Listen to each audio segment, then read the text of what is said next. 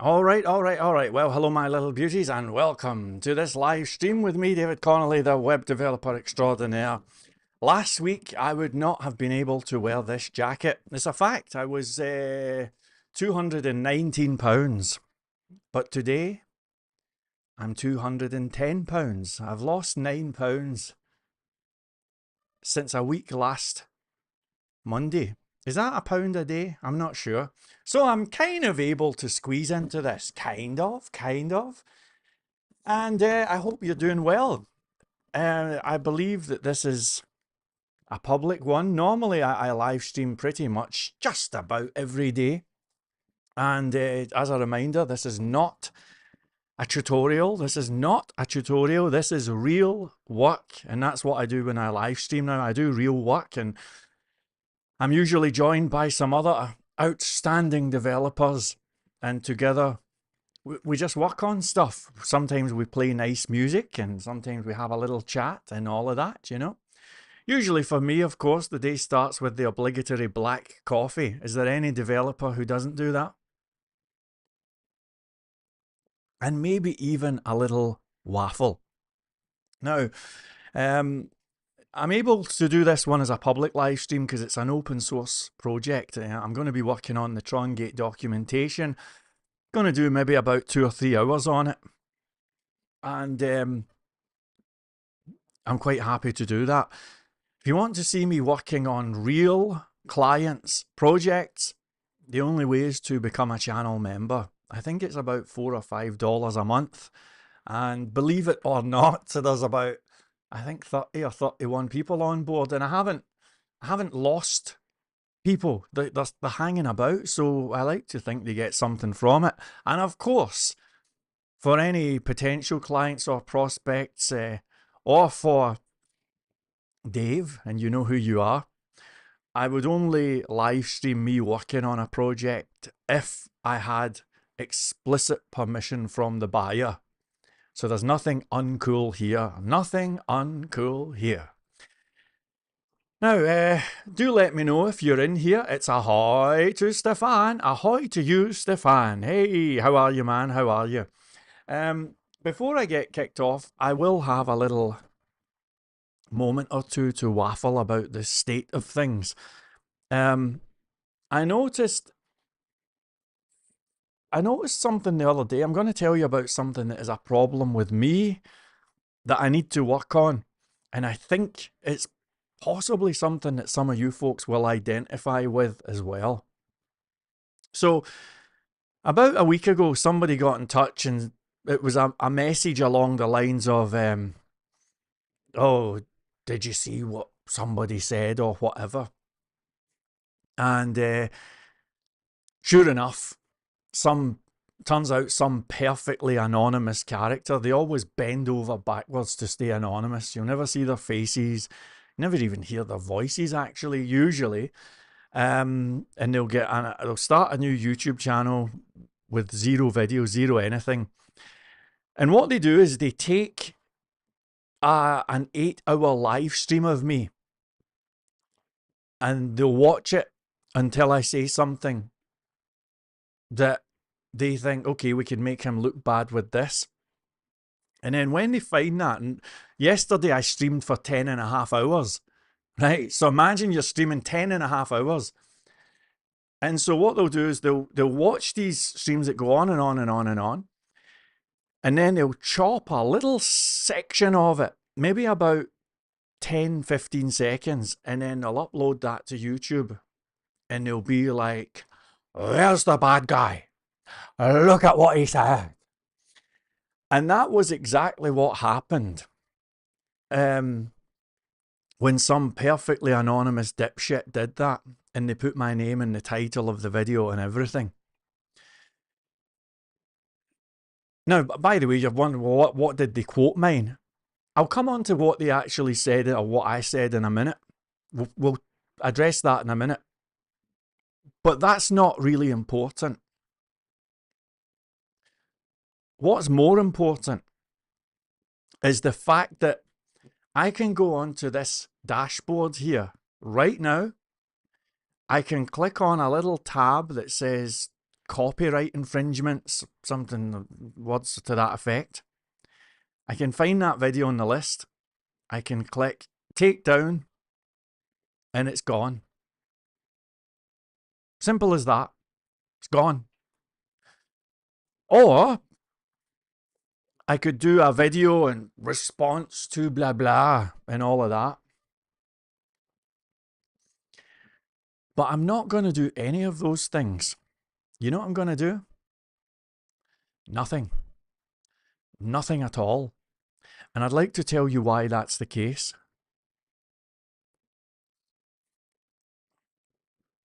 See, we live in an age where intelligent people stay quiet so as not to offend dumb people.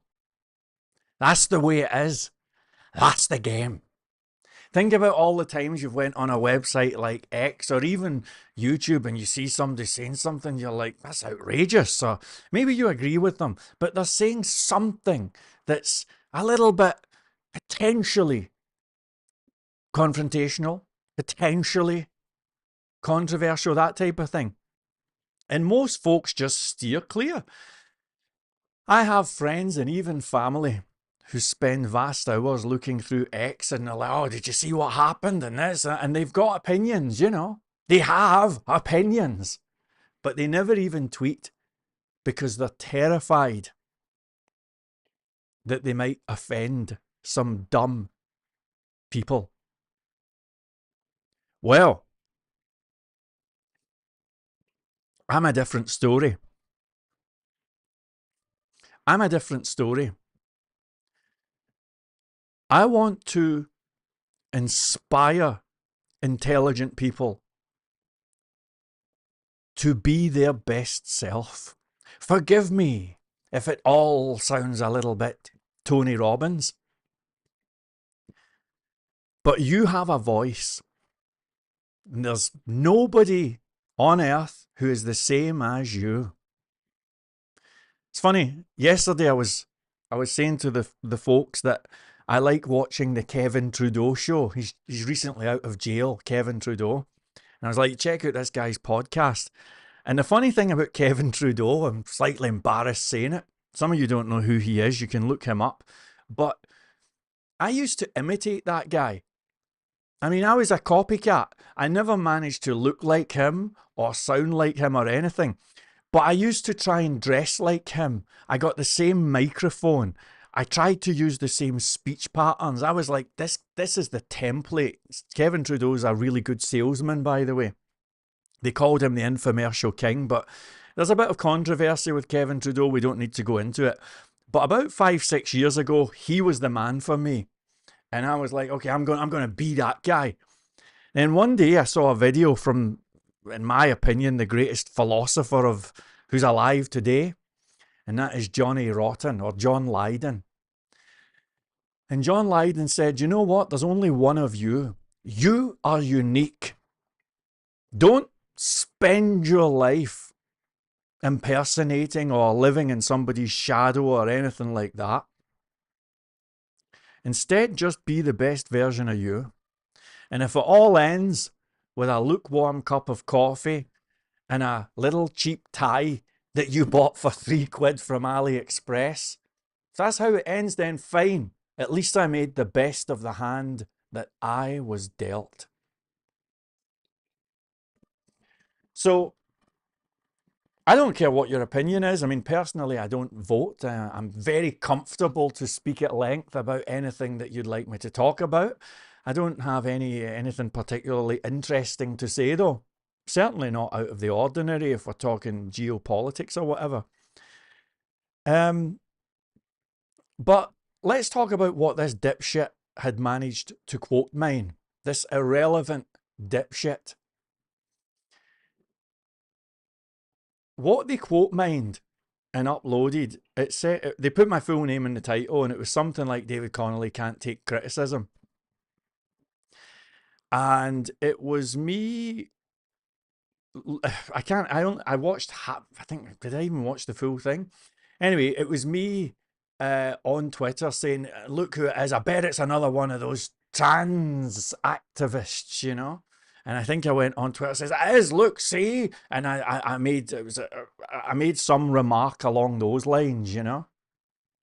Um, and I'm sure I elaborated, made a little joke or two.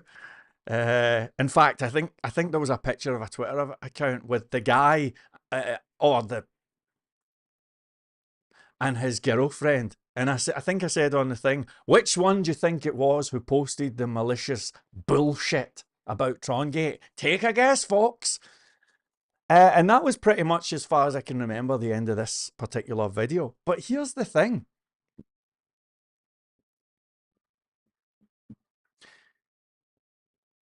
You are far too damn intelligent. I may not have a big audience, but I've got a very intelligent audience. And there is no requirement whatsoever for me to elaborate and say, well, let's put it in the broader context. At the time, I had this person, that person, and that person posting demonstrably false claims about the Trongate framework. Here's his name, here's his channel, here's his podcast, here's the event that he speaks at, boo, boo, boo, boo, bam. There's the guy, and it was him, and it was the guy there who does work for Penguin Books. These are not randoms, by the way. And here's what they said. One of them said that I had been refused a job for PHP Fig. This is preposterous. Why would I want a job with PHP Fig? Another had said, oh, the Trongate framework's not secure. Nothing that they've said sticks. They said the benchmarks are fake. Where's the expose? We've all been waiting on that video for ages and ages, and nothing that they say sticks. Nothing. And what became clear to me quite early on, actually, is that all of this soap opera actually had nothing to do with SQL vulnerabilities, of which there are none, or whatever other bullshit they had dished out. It was nothing to do with some technical thing. It was because, and I made a video at the time, there are segments of the PHP community that are being taken over by radical, wokist whack jobs. I will never apologize for saying that. And by the way, I think the tide is turning. I think the tide is turning. Probably about maybe 4 or 5 years ago, if I had made a video and said, guys, you know, if Mike Tyson decides to declare himself female tomorrow, and then he goes after the women's title, I just wanted to make a YouTube video and let you all know that I think that's kind of ridiculous. Every single one of you would have agreed with me. Every single one of you.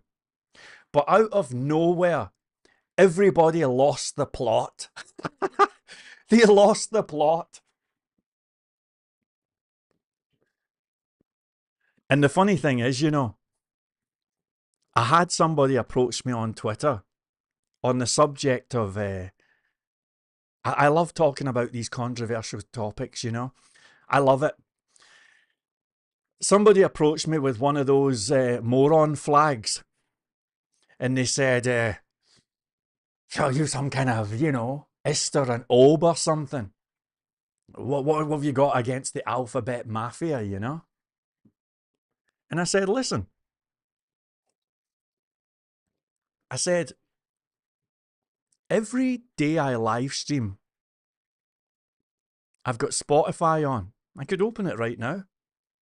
And you'll see the playlist. Maybe I can show you my screen and show you this, right? Maybe I can show you this. What's at the top of my playlist? It's actually just been overtaken by Peter Gabriel. It's Lou Reed. It's Walk on the Wild Side. Do you see it? Do you see it? Do you know what Walk on the Wild Side is about? Well, I'll let you go figure it out yourself. And if that's not good enough, the other musician that is, I mean, Lou Reed is literally my favourite musician, by the way. That's my favourite. I put Lou Reed above Queen and Led Zeppelin and everybody. I love Lou Reed. But another one I like is David Bowie. And I have one or two videos where I do my incredible David Bowie impersonation. And I can do that. And you look at Bowie's catalogue throughout the 70s. He had songs like Oh You Pretty Things. What do you think that's about? It's about trans people. Not only you school leavers, not only do I play the songs, not only do I cherish the songs and discuss the songs, moreover, when I left school, I sang the frigging songs in the street in front of hundreds of thousands of passers-by who surely must have said, look at that nutcase. That's right, I was a busker. I was there with my little acoustic guitar singing, oh, you pretty things, don't you know you're driving your mamas and papas insane? I'm all out of key. I was singing this. I was singing Walk on the Wild Side. I loved it. And it was cool. And I was right there. And I says to this radical alphabet mafia nut job, that's where I was. Where were you? And the guy said to me, this was private on Twitter. The guy said to me, do you know what? Now I see that you're not, I repeat, you're not some transphobe or something like that. Now I can see that you're nothing of the kind. So have a good day. I'm going to leave you alone now. And this antagonist disappeared. And I was left all on my own, having successfully defended myself against this attack. And I had a moment where I kind of thought, well, that's a relief, you know. But then, after a few minutes, I thought to myself, do you know what? That joker is going to go and find somebody else. Somebody just like you, maybe. And he's going to give them the heat ray. He's going to chuck them on the chopping block. And he's going to, oh, you're an istanobe, you know. And he's going to start all of that. And what it is basically that I'm seeing here is a sort of playground bully mentality where people creep around the playground. I remember we had a little bastard called Joe Bone. There's his first and second name. And that little cocksucker used to go around the playground demanding 20 pences. He actually lined everybody up and said, give me 20 pence. And see those who gave the 20 pences? They complied. They're the ones who complied, who supported this bullshit. And I have to give a shout to my good friend Nicky, because he never complied. He lifted the little fucker up like a rag doll and threw him against the fence. It was fantastic. God bless you, Nicky. God bless you. And the point is, as this person headed off into the distance, now he's agreeing I'm one of them. Now I'm cool. I've passed the test. Oh, 3 cheers for me. Oh, hallelujah. I thought to myself, and by the way, I'm a real shit candidate for being a transphobe. You do realise I'm sitting here putting on makeup and everything half the time, you know? But the guy hit the road, and I thought to myself, come back. Come back. I actually like life more when I'm going head to head against these dipshits. I enjoy it. Sometimes I think I was made for it and I'm good at it. And I was like, that man, I wish I liked it better when he was my enemy. And of course, to state the obvious, this has nothing whatsoever to do with um, sexuality, left versus right, or any of that other bullshit. It's to do with a frigging cult. It's to do with the death of science, and it's to do with humanity losing the plot. Do yourselves a favour, ladies and gentlemen. Watch a documentary or two. You'll find them on YouTube. And go look up the Dark Ages. Go look up the Dark Ages. Because, spoiler alert, that's what's coming up. When you remove women's rights to things like private spaces and fair opportunity, when you turn your back on scientific evidence, when you shut down free speech, and when you normalise little semi-anonymous playground bullies creeping around in the shadows, quote mining, bullying and intimidating people, that is when humanity goes backwards. What do you know about the Dark Ages? Seriously, you should look it up. It's incredible. Imagine walking through a city, right? Imagine this. And you're going through this city, and the Dark Ages, right? And as you go through the city, there's mud huts, literally mud packed together. All right? It's a friggin' mud hut. And you've got little canals with raw sewage going down the street. And every day, somebody goes by with a big wagon and says, "Bring out your dead." Just like Monty Python. "Bring out your dead." And you bring your dead out and you stack them up. That's the Dark Ages. But what makes it so bizarre, and this must be there to complete the visualization, as all this is going on in the background, there's these big, beautiful Roman palaces, aqueducts, forts, and all of that stuff. All this incredible architecture in the background. But it's empty because humanity has gone backwards. And I can't remember the exact number. I think it was something like a third of the human race died during that phase. Of course, disease ran rampant, you know, plague and all of that. And we have to be really, really careful. The right to be an obnoxious loudmouth is really important. You know? And there's another side to this. The other side is that, let's do a little thought experiment. Think of your favourite actor or actress, if we still use that word. But think of who that person is. Touch the screen. Send that name to me. I can feel that. I can feel it. Now think of your favourite musician. Right now, think of that person. Put a name to them. Think of them.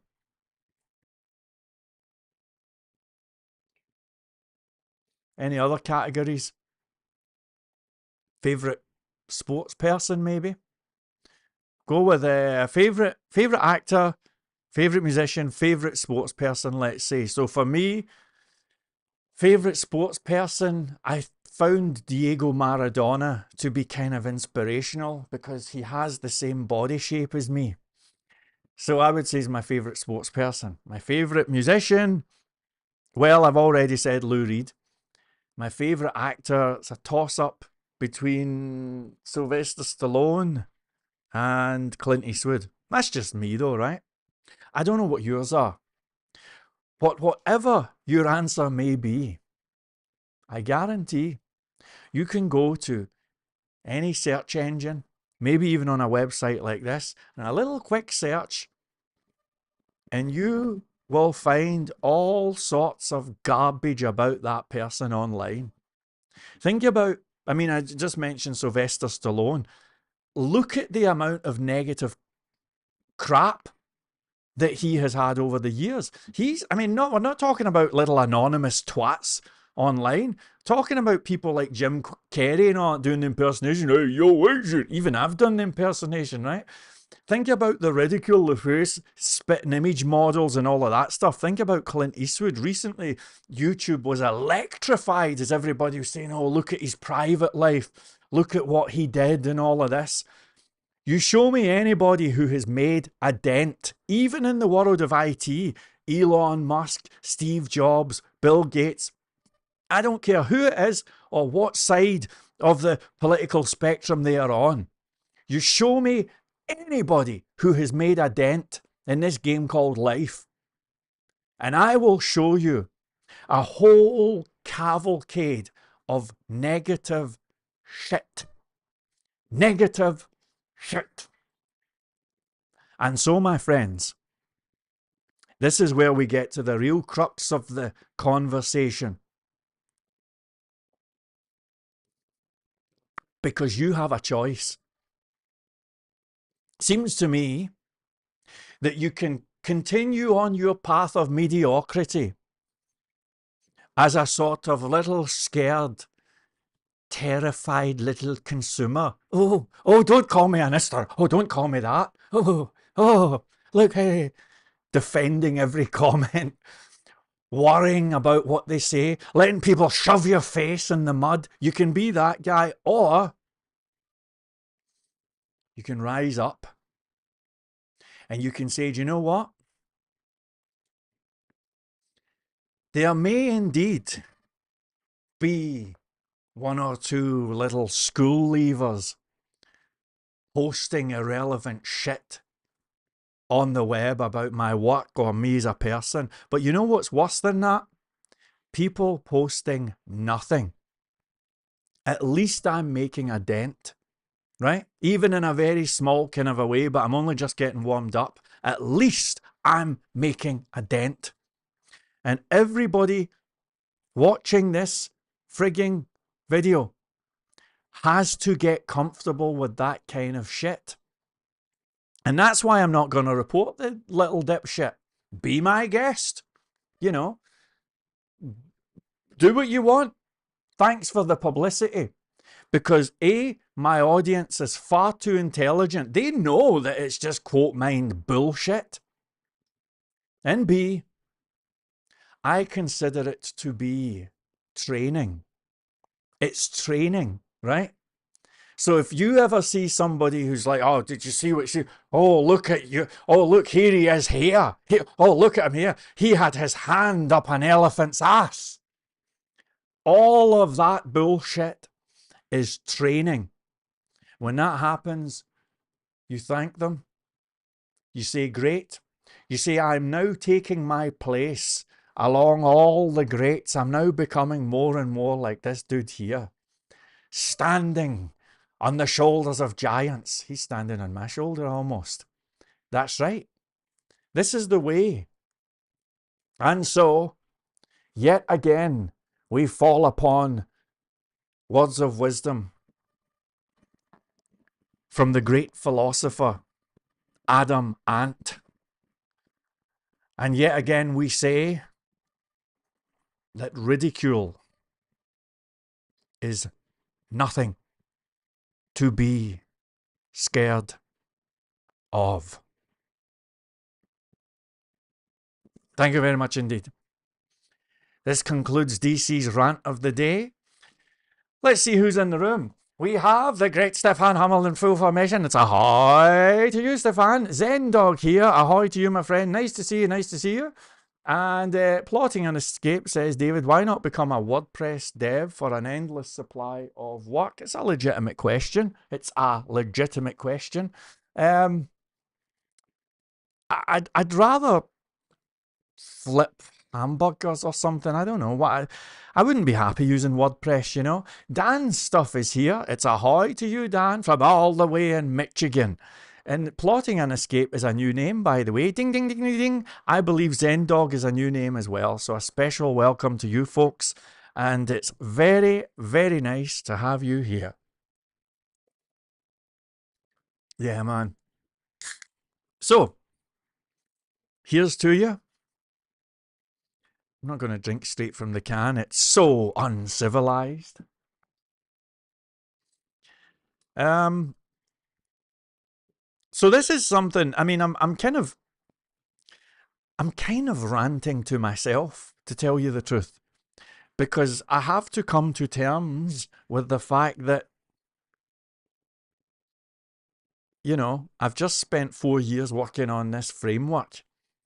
Open source, as you know, that's code for without pay. Driven myself to extreme financial hardship, but I'm climbing out of hell. I am getting back into the marketplace, very much so, and I'm optimistic, and I am going to be successful.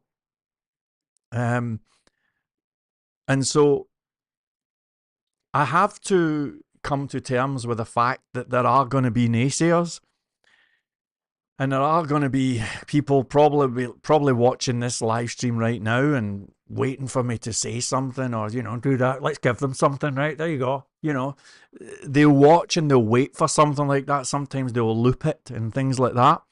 But it's all part of the journey.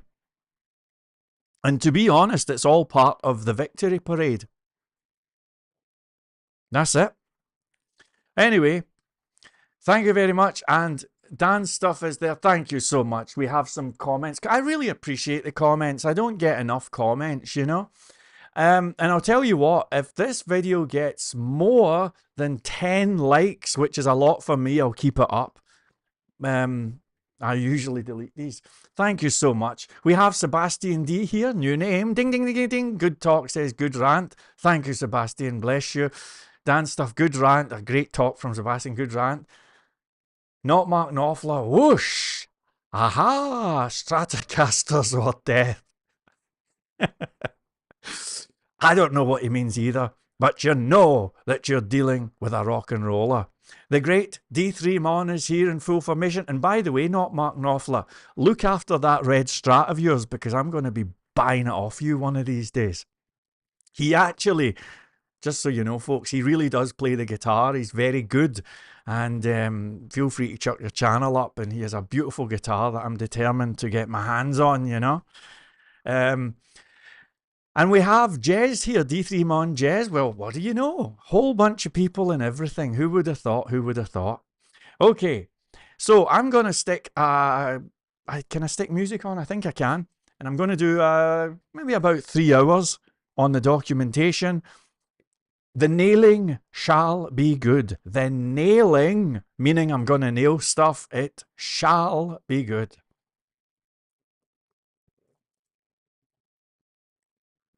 All right. So let me stick a wee bit of music on for you folks. Did anybody watch that video from Mr. Who's the Boss called The Internet is Broken? It's an excellent video. I'm going to be coding in a minute. The rant is over. I'm just going to be coding. I won't be offended if you go and watch it right now. The Internet is Broken, Mr. Who's the Boss. It's an excellent video. I watched that video and I cancelled my Spotify immediately, and I'm waiting on it to get shut down any day now. It was about a thing called enshittification, which is the word of the week. Enshittification is the process whereby online services gradually, they start off good, but they gradually get worse and worse and worse and worse, usually by introducing tiered systems, pay for no adverts and all of that kind of stuff. It's happening with Netflix, Uber, Amazon. It's happening here, there and everywhere. It's happening with Spotify, and it's just not on, you know. So I would highly recommend that video. It's called The Internet is Broken, and it's by Mr. Who's the Boss. Again, I won't be offended if you go and have a listen to it, you know. Really interesting video. And a non-political video, I have to say. Okay, right. We have, I'll tell you what, we have a few new names around today. Plotting an Escape. New name. Thank you. Jez as well, by the way. And look at this. Babylon Data Vault. How's that for a name? It's another, where's my new name? I'm going to get, do you know what? I'm going to get a bell And every time we get a comment from a new person, I'm going to ring the bell. Let me see if I can find one. Will you give me just 2 seconds?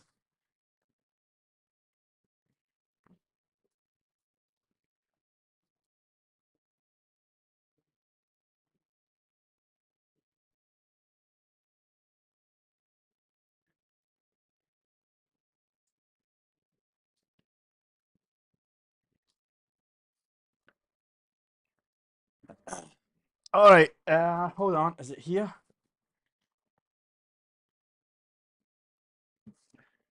I think it's gone. I purchased a ship's captain's bell when I was in France, you know, from one of the ships. And it was this beautiful brass bell, and I used to ring it when I got a new customer. I think I might. Oh, did I throw it out? I can't see the thing. Anyway, I'll get another one. We're going to get a nice bell here, and when we get a new name, we'll have a little ring or maybe something else. But in the meantime, it's Babylon Data Vault. Ding ding ding ding ding ding ding ding. New name. Not Mark Knopfler here says, I saw that video. It was brilliant. A real eye-opener. Well, there you go. Don't be afraid to chuck the link in if you want. I'm absolutely cool with that, you know. By the way, the minute I start coding, can you see the chart? Everybody's going to leave the room. It's fine. So by all means, chuck that on, give yourself a link and all of that stuff. Plotting an escape, new name. Ding, ding, ding, ding, ding, ding, ding. Says new name, but been watching long term. Michael Thomas introduced me to this channel many years ago. Well, Michael Thomas is a very cool guy. He's a developer from Manchester. And I like him. I like him a whole lot. Haven't heard from him for a while though. Let's see what else we got.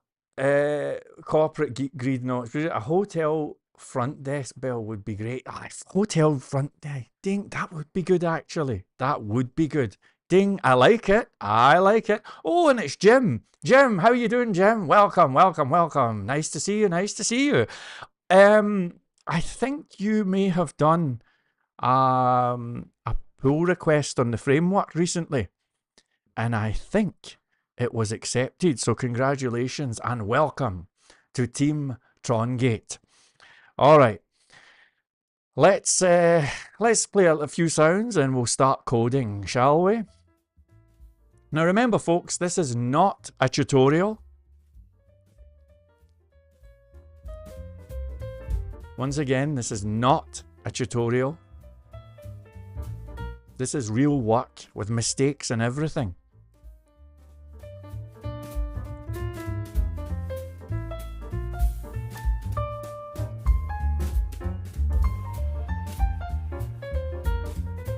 All right.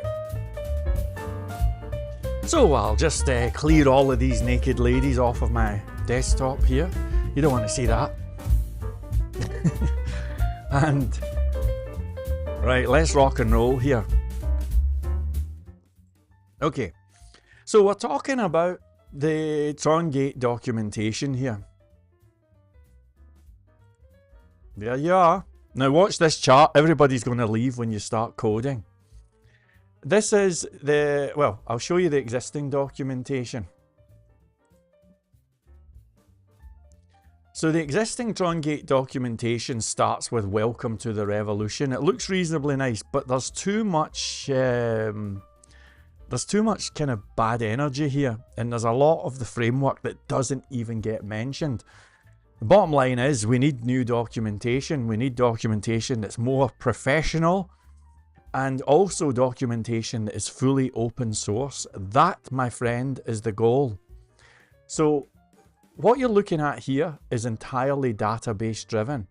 And what we've been working on is a new kind of documentation, which is all going to be hosted on GitHub. You can access this. Here it is here. It's got 3 stars. And what we're going to do is just have HTML pages. Here they are. See? Just simple HTML. And that's how these docs are going to work. The challenge is we've got 19 chapters, believe it or not. And it's going to take me 6 months to just do all of that stuff if I do it manually. Therefore, I've been working on a little script, and what it does is it reads the documentation from here, then it beautifies it, then it makes it into an HTML, actually a view file, and then it chucks it in one of these folders here. So if we click on this, look at the code, look at how it's all beautified. See that? Isn't that fantastic? And you'll notice that there's no class names or anything, so it's going to be just pure HTML, and you're going to be able to contribute. So that's what I'm working on, right? Before I get too entrenched in the code, I have to say a special word of thanks to Doranov.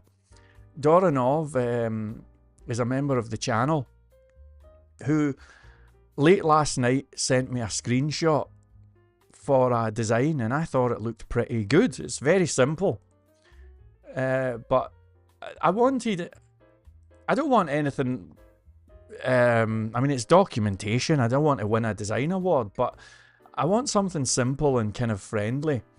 And he sent me this, and it's really simple, but I like it. There's something about it that I like. So I'm going to show you his design. Maybe you can tell me what you think of it. But I like it. And I'm looking, here it is here. There it is. And this is his design. This is what the new Trongate documentation could look like. I think that's it. Pretty simple. Pretty simple. Maybe we could do with a search bar. Maybe these menus can expand and things like that. But generally, I think it looks quite nice. I can imagine reading that and feeling quite happy, you know? So what do we think? Are we digging the design? Let's have a little poll, shall we? What do we think of, I'm going to just say, D's design? Cool. Use it. Uncool. Find another design. So this is the design for the docs we're talking about. For the Trongate docs, we're going to start the poll. Comments are welcome, by the way. I can see that Stefan's commented here. And my friends, this is the channel where you get to shape the web development landscape of the future. We need your voice. And I know that it's a simple design, but I want you to imagine yourself reading this for hours and hours and hours. How do you feel? Does it make you feel good? Let me know. We are having a little poll, and I shall respect the will of the vote. So whatever you say, I'll do it.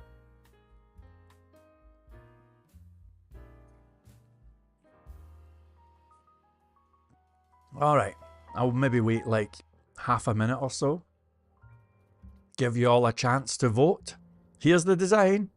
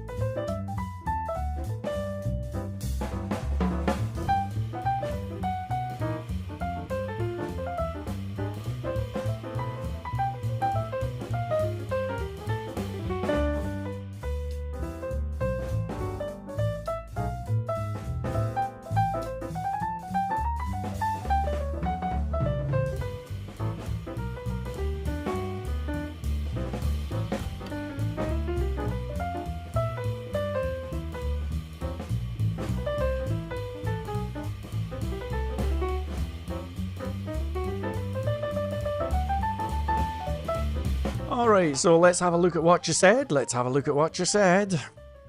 So the results are in, and 86% of you are saying use it, and 14% are saying find another design. Well, I really appreciate the vote, and D3 Mon here says the left hand side menu needs more line spacing. Well, you know what? This is going to be going on GitHub, and you'll be able to just go into the template page here or the CSS folder and do anything you like, you know. So let's have a look at this. Left hand side needs more spacing. Let's just see what that means. Yeah, it needs a wee bit of work. I agree. But I think that the general, I don't know what this rectangle is. Does anybody know what that is? Like, what does this represent? I have no idea. Could somebody tell me what that means, this thing? Is it scrollable or something like that? I have no idea. Anyway, that's pretty cool, and I am going to respect the will of the vote, so thank you very much indeed. So let's see if we can bring this design to life, and let's do that right about now. So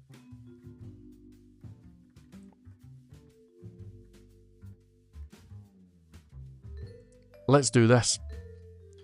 So we're going to start by going into docs template. I'm going to rename that to docs template old. Going to make a new file called docs template. It's a PHP file, this one. And if we now just open a new window, and there you go. Okay, so let's bring this to life. We are gonna have some icons that get used here, so we'll bring in Font Awesome 4, and we're also going to use Trongate CSS. So that would be, and I have to get this right, yeah, Trongate CSS, and also the docs. This is not, by the way, using the Trongate framework. It's a sort of, just a little bit of PHP, but mostly HTML here. Okay, now I'm just going to say Trongate docs just for the moment. And I'm going to just say, ahoy! Alright, so there's what we've got. Now, let's go into the CSS here. We'll rename the docs to docs old. And we're going to bring in a new docs.css, save it. We'll do that. And just to make sure that we have a gig, we'll say background color cyan. There you go. So we have a gig. Yes, we do. And everything's beautiful. Now, the first thing I want to do is match up the font here. Trongate's free forever promise. So let's have maybe a little section with a class of container, an H1, and we're going to say Trongate's free forever promise. And then what have we got next?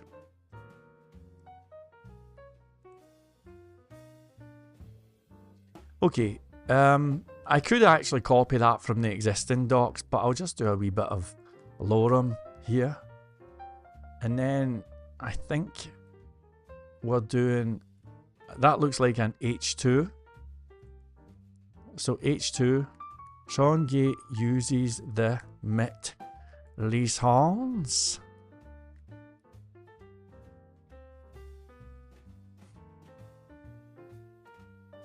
Whoops. So then it's got a little paragraph.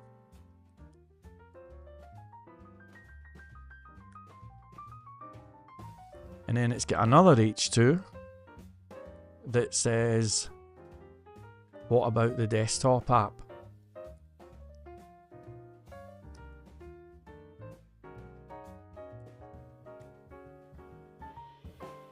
Okay, so our first task is to make this page here look a little bit like this page here, at least the fonts, you know. So we'll start with the fonts, and the question is, what on earth is the font that is being used here? So I'm going to have a close look at the A shape. I'm just looking at it. I'm looking at the T. A, T, they're kind of similar. Let's look at the E. Very similar. Let's look at the question mark. The question mark's different. The question mark is a little bit different.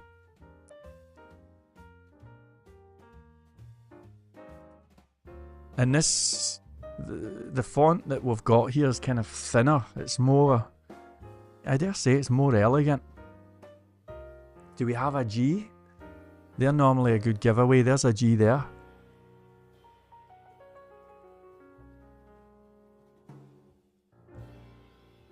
Okay. I'm going to take a little trip to Google Fonts.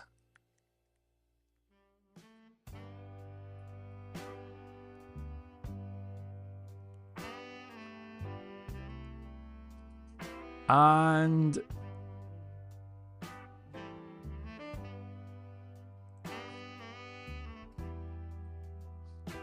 let's do a search for Intel, or what's it called again? Is it Inter? I think it's Inter. So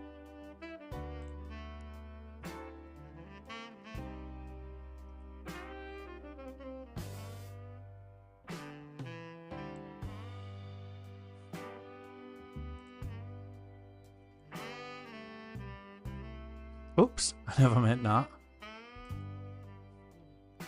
Hold on. So Inter, previewing the text. How does that look?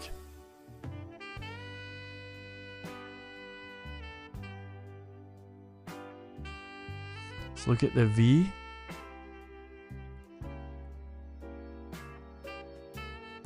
The R. I think that's close. So let's get that font.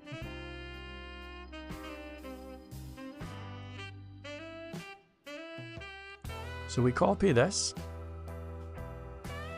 We go to our head section, paste in a little indentation, and then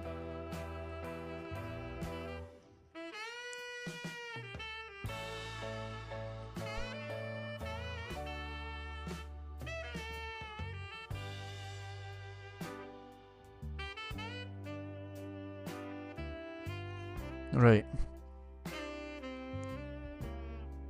So we'll just say body font family Inter. Now let's refresh the page and tell me if you see a difference here, right?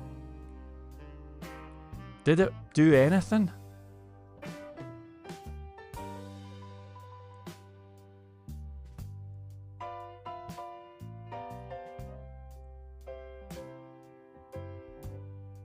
I think it did. Let me break it. I see, that's thicker.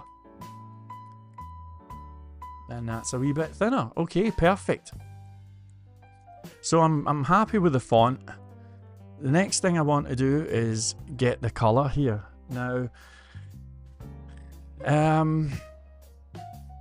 I'll take a screenshot.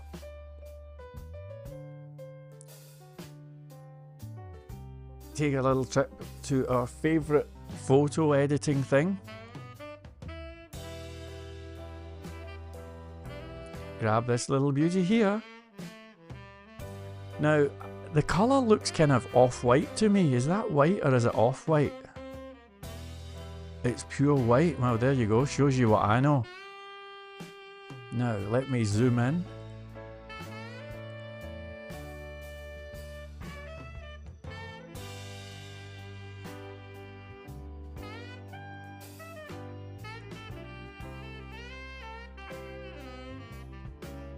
Okay, you see this blue here?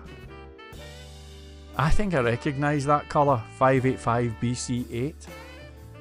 I think that that is...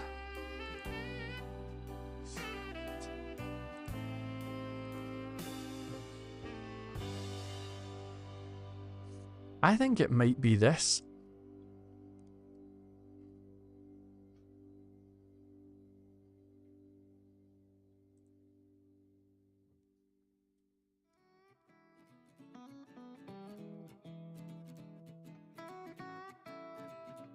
Nah, it's a bit darker.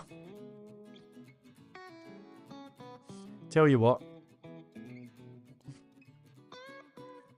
I'll go with this dark blue just for the moment, right?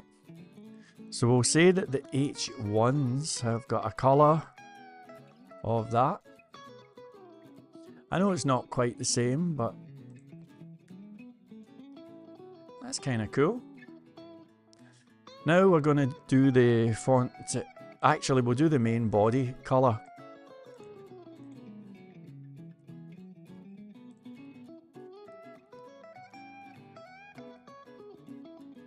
Just darkened it a little bit there. And then let's get these font sizes happening.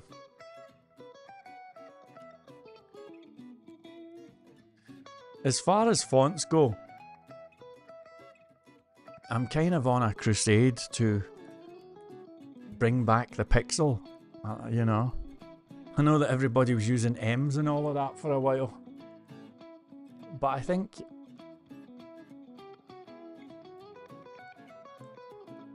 we've reached a stage where we can go back to the pixel if we want. Let me just say font weight normal. Ah, now that's kind of nice.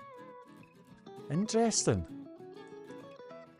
Now let's say that the H1 and the H2 and the H3 and the H4,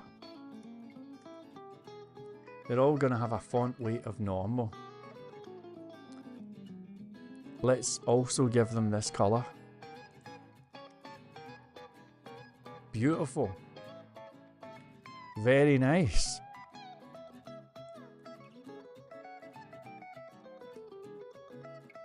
So now I'm going to say that the H2 is going to be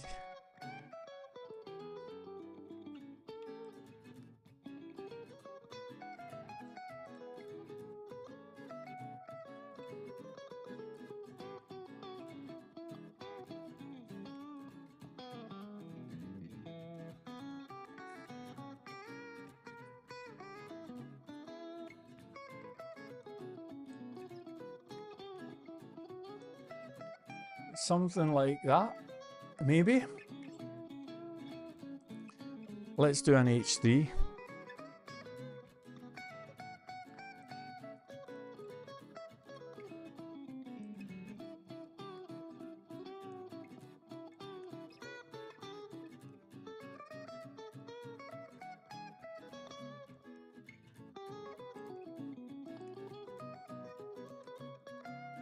All right. So there we've got an H3, there's an H4. The H3 is not too bad. It's not too bad. I kind of like it.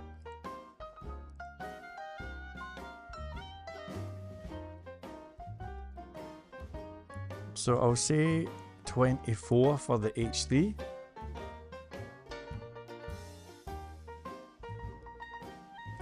Maybe 23. And I'm pretty happy with the H4, but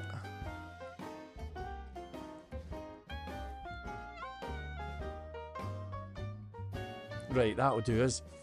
So there's the font. At least that's the font just for getting out of the starting blocks, you know.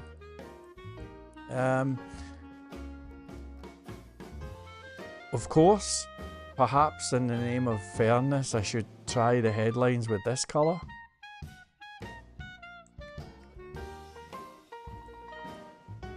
Geez, that looks better, doesn't it? And you know what?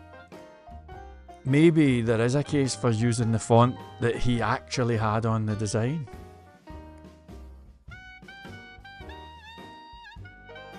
I think That's quite good.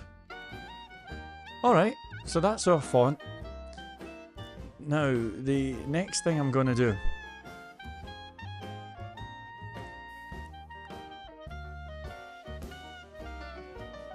right, you see this colour here? This colour is going to be set as a CSS variable. Some of you did not know that this was possible, but it turns out you can declare these variables, so we'll call that one primary. Now this is a nice time to take a trip to colours on the web wizard. So I'm going to put this in, and this is our primary colour. You can see it ends in 7D1. So it's here. And then you can see that we've got a tint that's darker here. And another one here.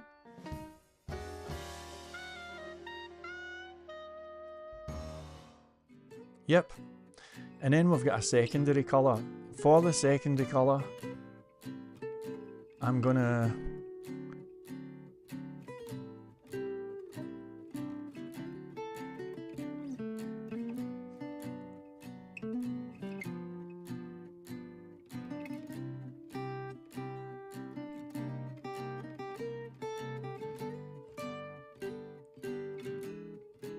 let's go with this one. Okay, so you see how we've made this primary? Now we can say that those H's are using var primary. So we use these variable names to reference the different colours and whatnot, you know? And that is it. Alright, now before we get stuck into the actual docs, I want to do a couple of page elements and just make sure that they're looking alright. I'll start with some buttons. So primary.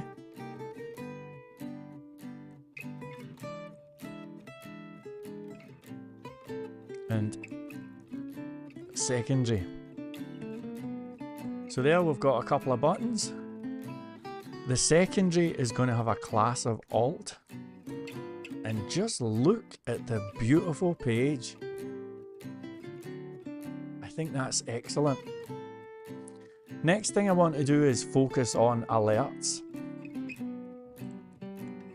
So let's have a div with a class of alert and alert info, and inside here I'm going to just have a paragraph with something like that. So we are going to have these alerts, you know. Now the next thing we're going to do is add in a little bit of JavaScript onto our page here.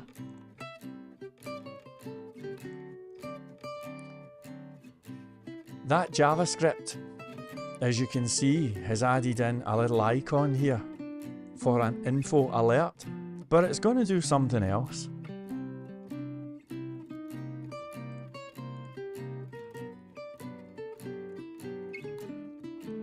We're going to have this code here for alerts. Paste in.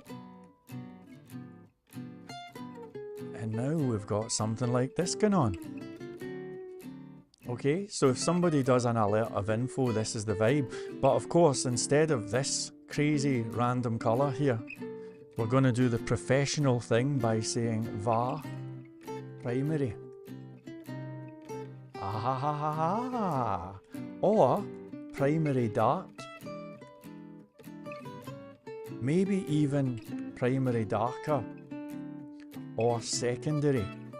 Remember I told you that we made those variables? I actually like secondary. So I think I'm going to go with that, right? Now, the border, you know what? Let's go with primary darker. Yeah. Oh, hang on. Right, let's go with primary dark, but the border for these alerts is primary darker, like that. You can hardly see it, but it's there. We've got a wee bit of text shadow.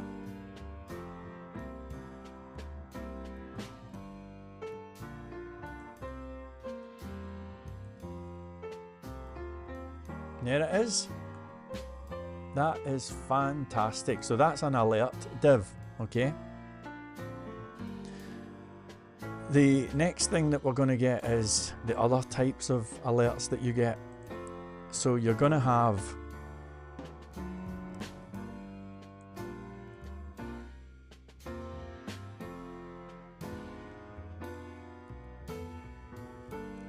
a warning div.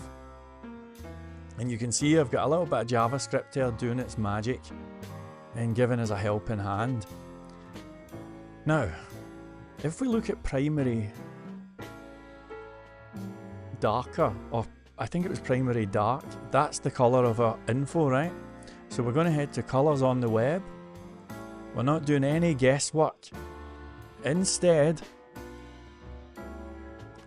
we're going to choose colours that are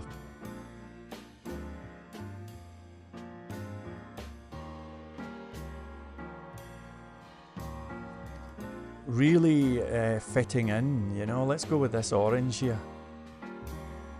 So here we go.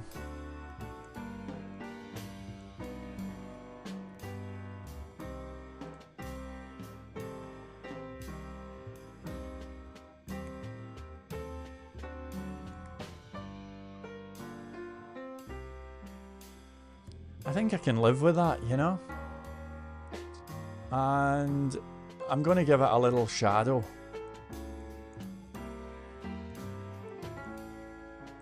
Oh, sorry, I'm going to make the border a bit darker and we'll have a text shadow as well. So the way that we do this is we just click, drag down. There it is. So there's our border.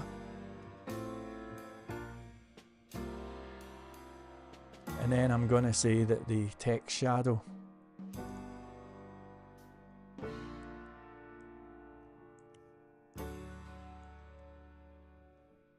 there you go. So we've got an info, which is did you know, or maybe I should just say additional info. Then we've got a warning thing here. You can see we've got a little warning icon. Now we're going to have an alert for danger.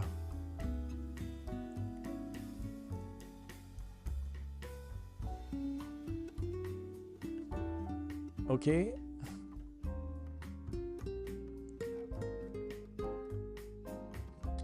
So for danger, we'll copy this one here. All of this stuff works, I mean, mathematically speaking, right? So we're not just plucking random colours out of thin air.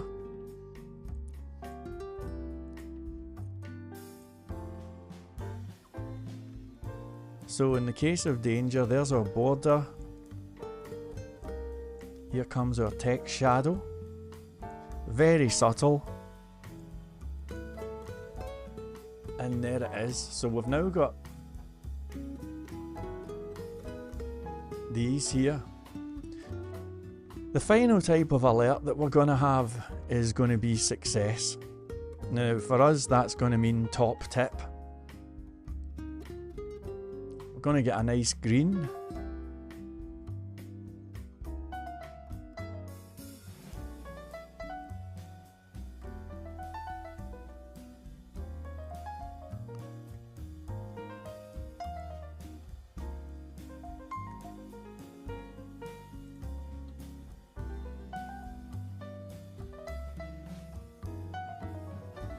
I feel as if the green is a bit on the strong side.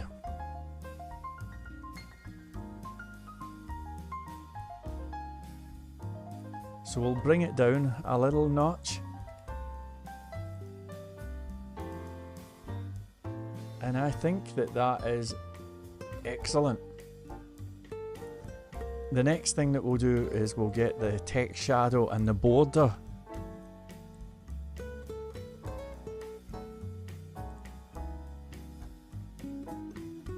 There you go. Doesn't have to be pure science. Success.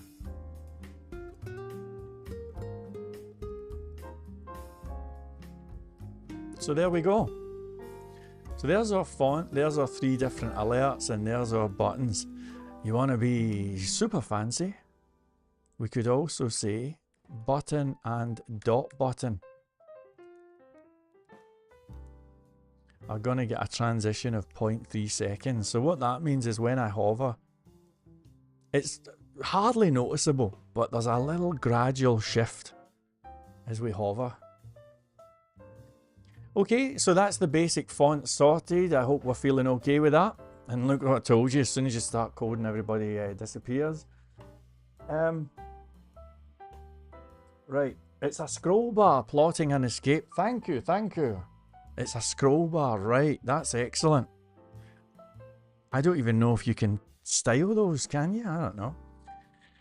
Not Mark Knopfler says, just thinking, have you thought about putting the text and titles? Have you thought about putting the text and titles, etc. of the docs in a database rather than static text?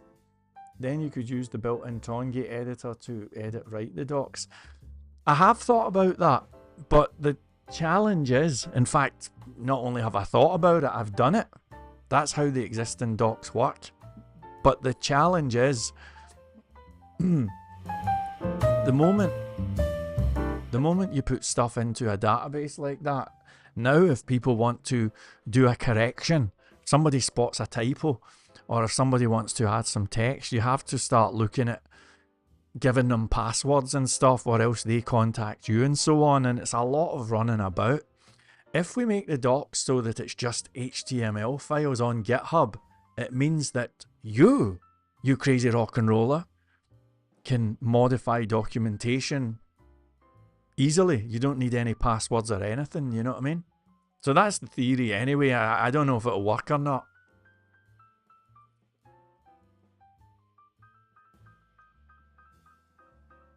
Anyway, I have to say, I think that I mean, I'm Doranov there, and I think he's in Australia. Full credit to him, because I think that this little design of his is going to be a winner. And it's so simple, you know.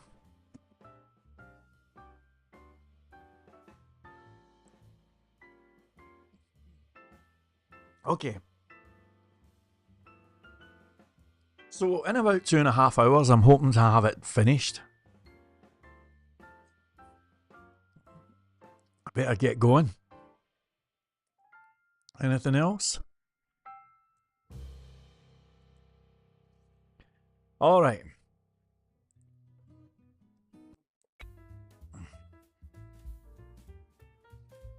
So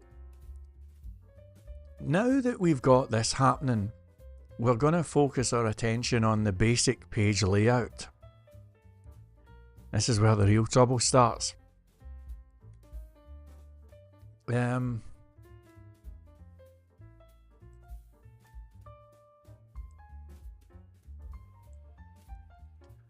going to just do something like that so I can focus on the main content, right?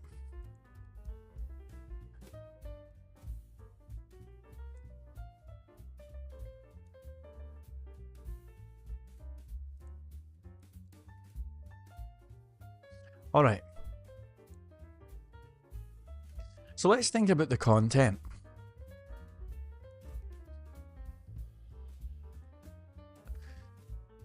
So we've got what looks like a big strip along the top.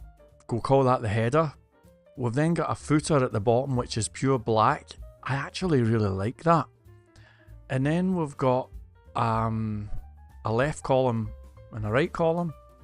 And the whole thing seems to be inside a sort of container.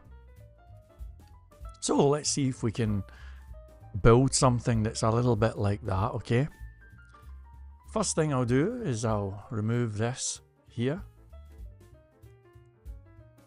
So everything's now going to be full width for us.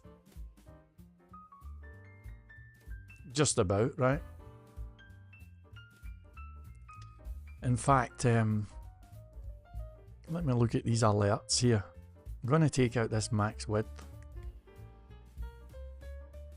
Okay, there we go. So everything is full width, right?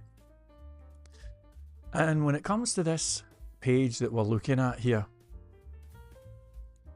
I'm seeing 3 sections. I'm seeing a header section. Incidentally, the header section is going to have a header large. But we're also going to have a header for small screens, which will be different for mobile devices, right? So that's all going to be part of the header. Then we've got an aside, which is going to contain our left-hand side links, maybe even a search engine. Then we've got a main area here, and the main area is going to contain all of this stuff, the actual content.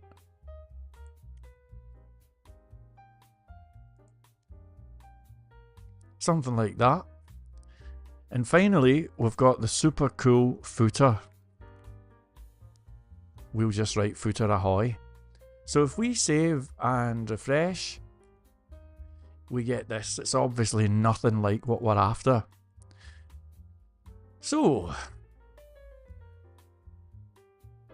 let's just say header is going to have a background color, and I'm going to make it var secondary.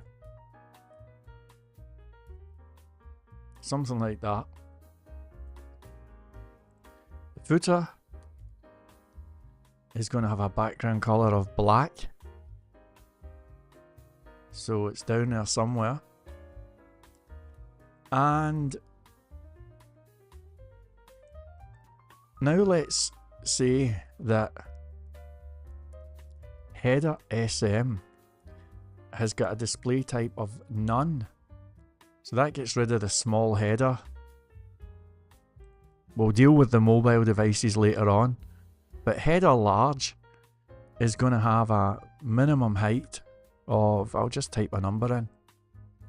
Something like that. And if we want to be super accurate, we can always go back to this thing and just do this. And you can see right there that the height's 85. I guessed 80, I was pretty close, but we'll call it 85, right? So there we go. Now the header is going to have a default color of just off-white. And let's now have a look at the actual header. Okay, so you can see that the header has got the Trongate logo here. I think I'm going to put a search box in, but for the moment we'll just do the logo.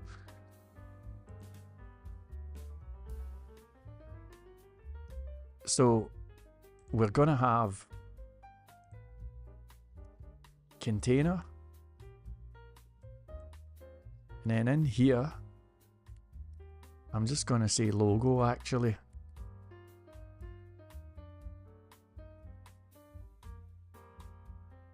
Something like that, you know. Now another thing that we can do if we want to be super cool is border 1 pix yellow solid.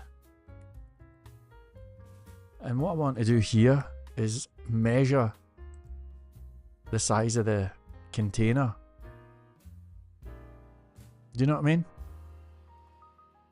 So if we look at this thing here,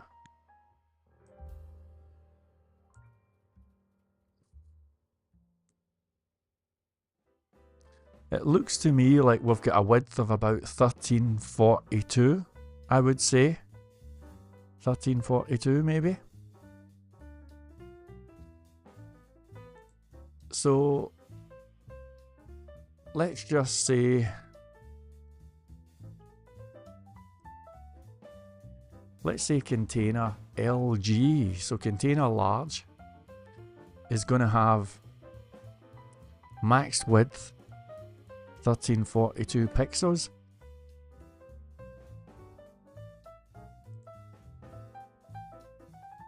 And how about a little crazy background color just for the moment? So this is inside container LG. Pretty cool. Now if I say container LG, it's then inheriting the margin 0 auto from the container class. But now we've got this container LG thing happening for us here. Looks pretty good. Looks pretty good. Now here you can see that the logo is kind of centered vertically, that is. So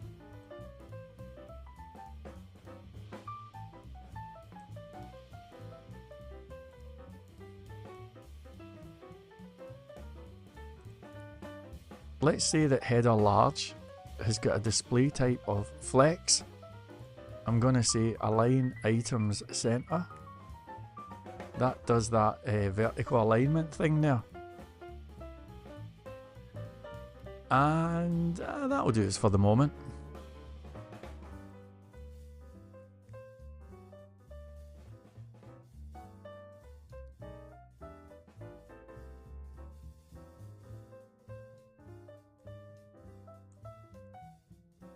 There we go.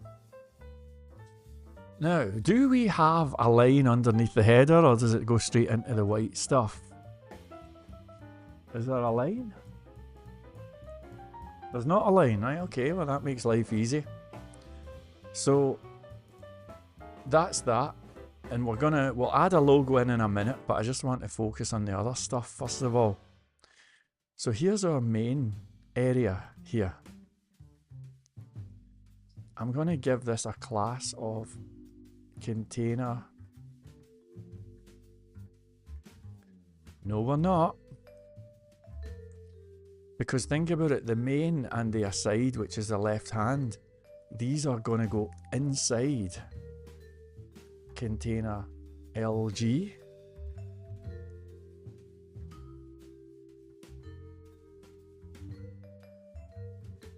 Copy. Pasting in. And a little indentation.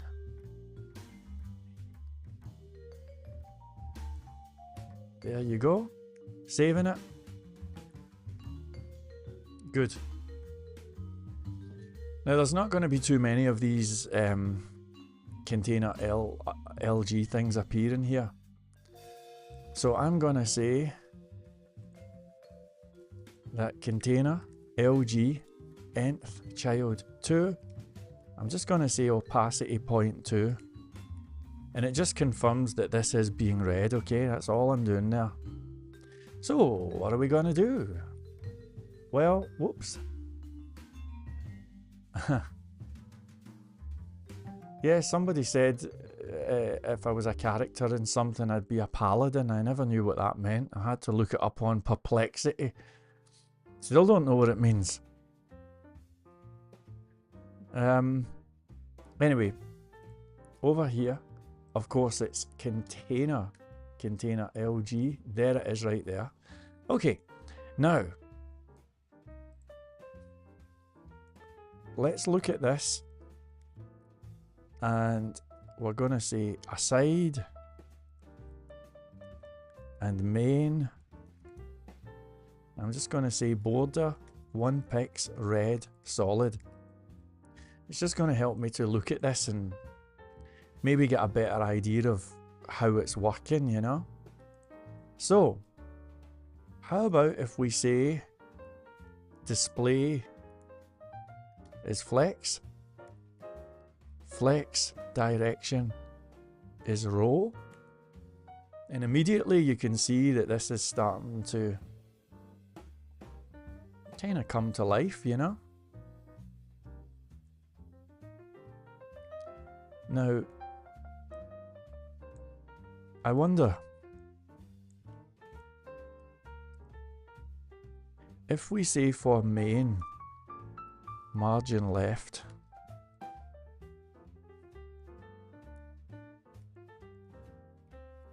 I really need to check something here. Alright, that's cool. So that works. Now the next thing that I'm going to do is go into this aside thing with the left hand links here. And just going to make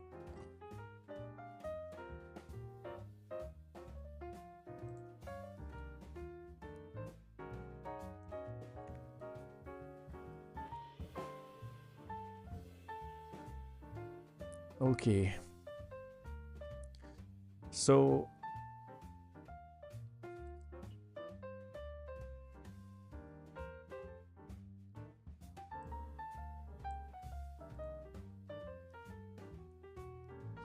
I'm doing a wee bit of experimentation. Flex grow 1 does nothing. Okay, width is min content.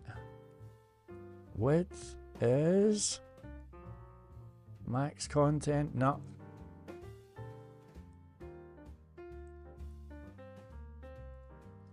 How about minimum width? Let's just go back here instead of trying to be clever.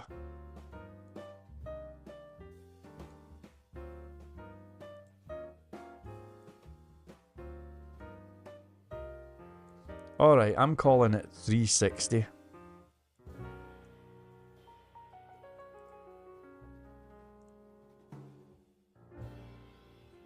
That's pretty cool. I think that's quite close. That'll do for me.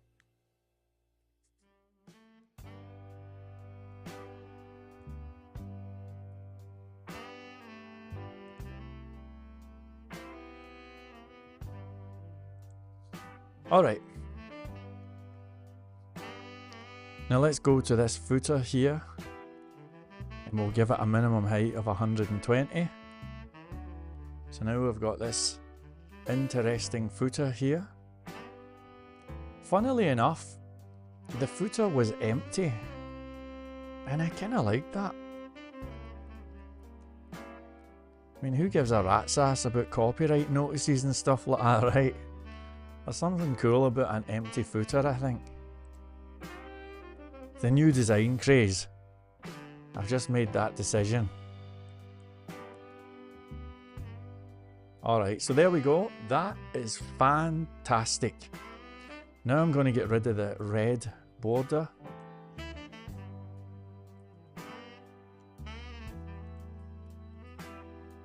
Beautiful.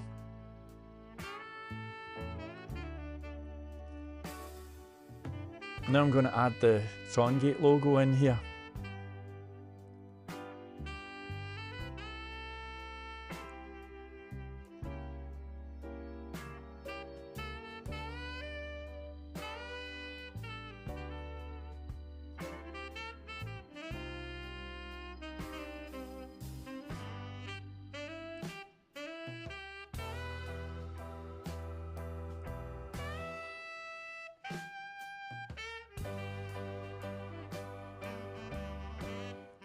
Alright, I quite like this logo here.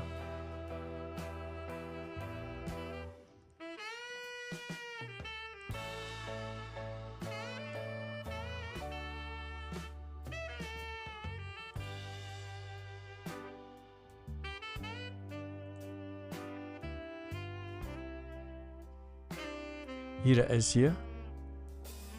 So copy outer HTML. And well, we've got our Trongate logo thing here. We'll paste in this. Little bit of beautification for the nation.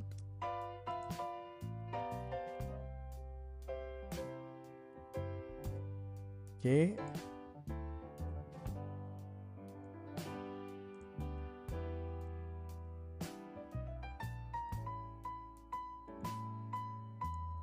Okay, that's excellent.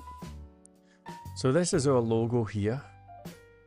Now it's not going to display, of course, it looks pretty garbage. but that's okay.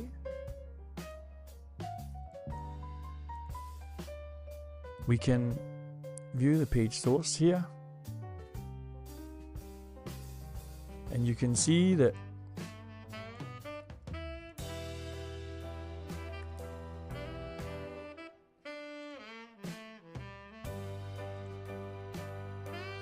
yeah, do you see how we've got a Trongate font here? I'm going to copy that. So down, actually we'll do it up near the top. So, we are going to reference a font called Trongate font, right? Which we've not really done yet.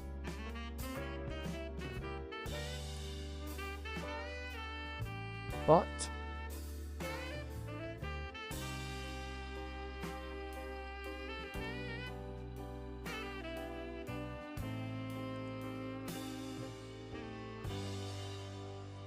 you can see here that we've got a little definition for Trongate logo paragraph. See that? And indeed, if we look at Trongate new.css and search for this logo thing, I'm seeing a few things here that appear to be potentially mentioning the logo, so I'll copy this. I'm going to paste in here.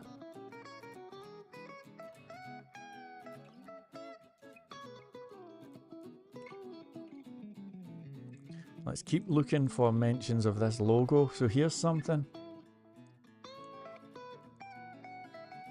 Look at this. Little animation.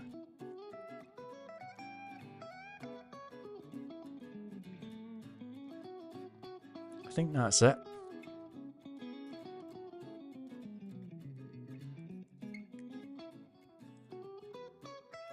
So now we've got our animation in the top left. All we have to do is get the space age font in here. And everyone is a winner. So,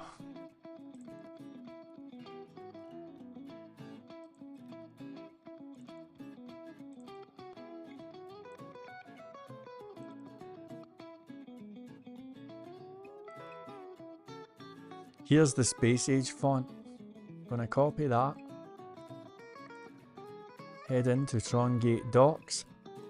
We'll make a new folder called fonts. And we'll paste this in. There you go. And there it is. A fabulous logo. And special thanks to Simon from all the way in Australia who made that animation. I think it looks excellent. So, not too bad, right? Not too bad.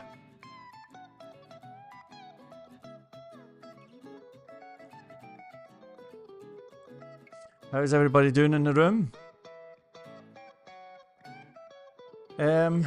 Carl is here. Carl, new name. Ahoy to you, Carl. It's a hi to you. Ding, ding, ding, ding. New name, new name. Nice to see you, nice to see you. My best friend was called Carl and I haven't seen him for about 3 decades. I wonder if it's you.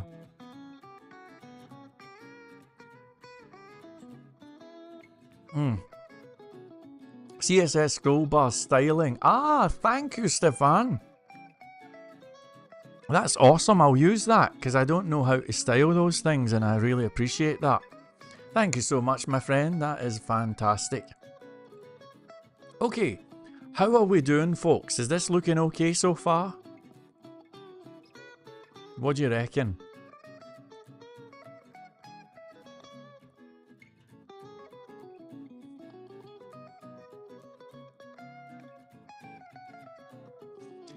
One of the things that we ought to be a little bit cautious of is if somebody has a page with hardly any content in it.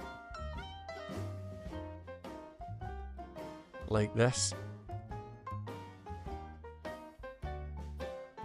Because as you can see, the footer moves up to the top and the whole darn thing is basically ruined, you know?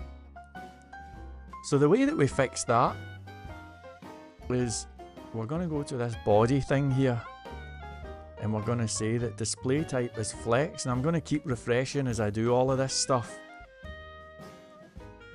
So we say flex direction column. There you go. And then I'm going to say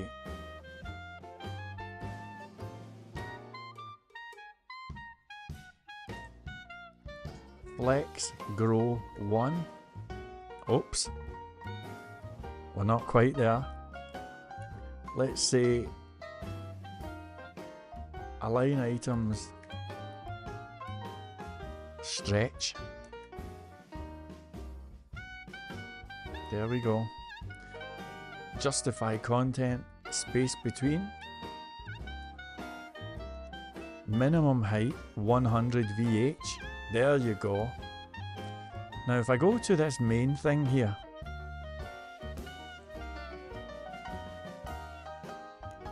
I'm going to give this a background colour of orange so that you can see what's happening. So there's our main section. Now, if we add flex grow 1,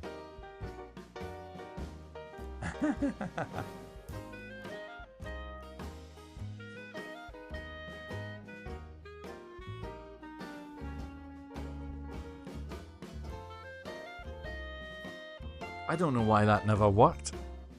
Oh, do you know what it is? Do you know what it is? Let's not give this a background colour of orange. Let's give this a background colour of orange.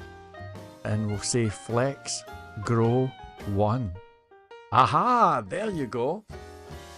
So that means that if there's any extra space, flex grow 1 is going to make that middle one expand, so we don't have any floating header problems. It's kind of a cool trick, isn't it? See? Alright, so that is looking excellent. I'm really pleased with this. Now the next thing I'm going to do is, I think I'll test this scroll bar idea that Stefan's just given us. So we can bring this back. Something like that. And I'm going to just do a crazy for loop.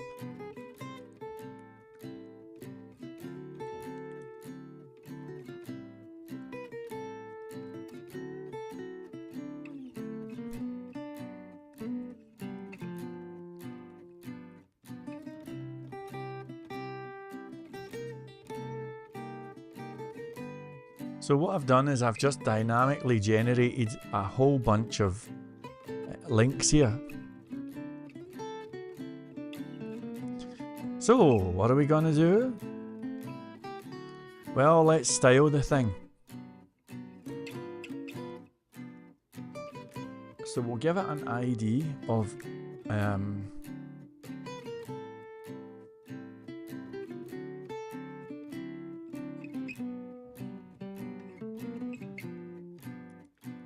I'll call it chapter nav.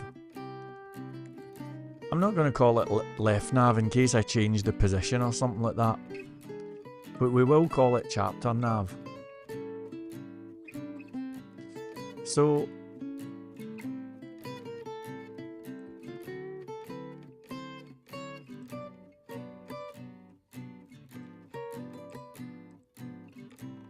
okay, so for chapter nav, we're going to give a background colour of red just for the moment. In fact, do you know what? I'm an idiot.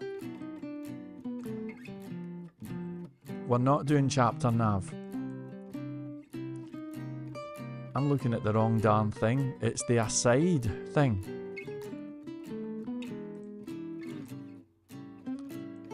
So this gets a background colour of red. Okay, so we'll reduce this to like one item. Okay, so you can see that this thing is expanding to the size of the page, which is kind of nice. Kind of nice. But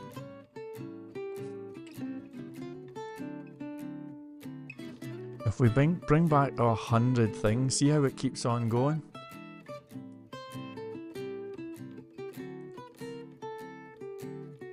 So let's say overflow auto, and then max height.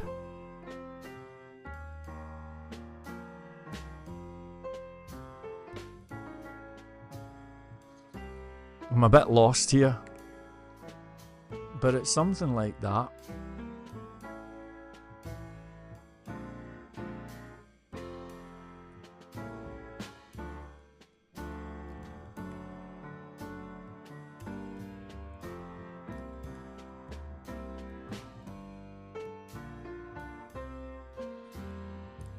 Is it something like that?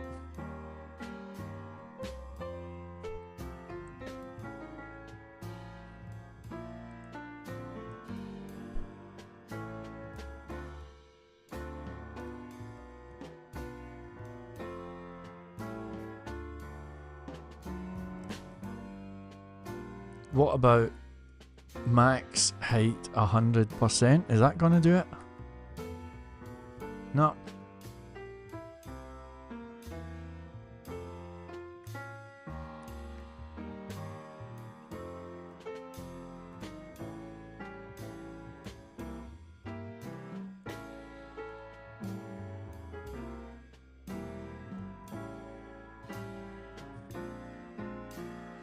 Alright, let's check out Stefan's link here.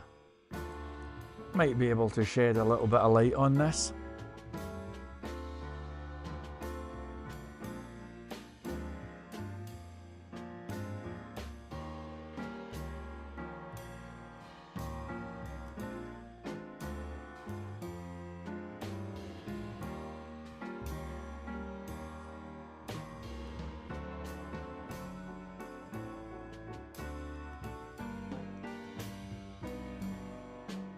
Okay.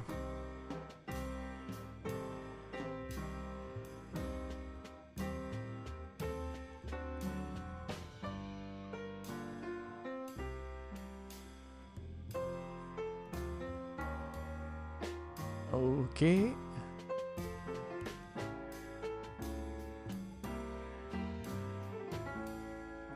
So let's look at these options.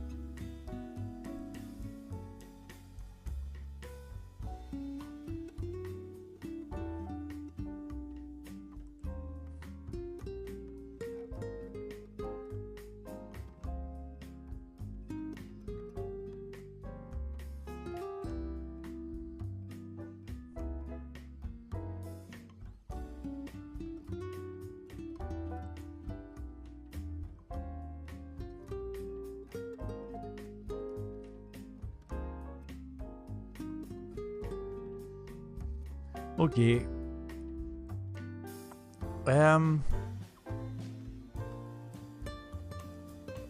I'll make it so that the scroll bar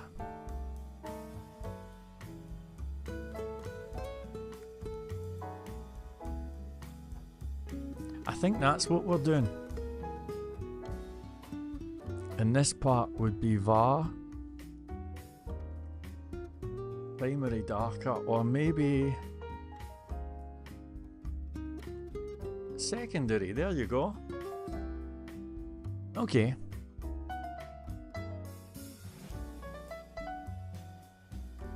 I think that's it.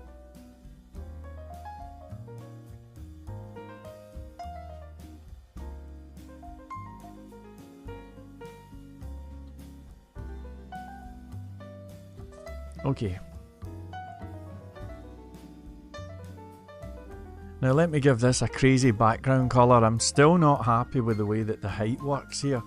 I want it to occupy all of the available space. So I'll add in Flex Grow 1. Does that help? Nope.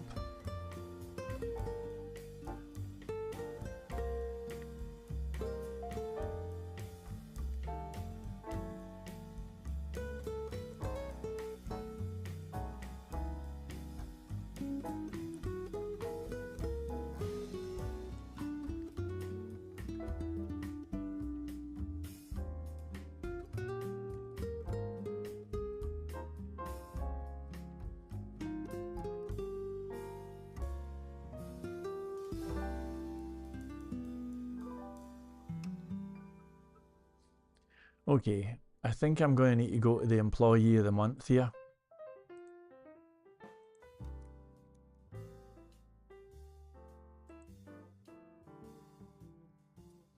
I have a web page with 2 columns.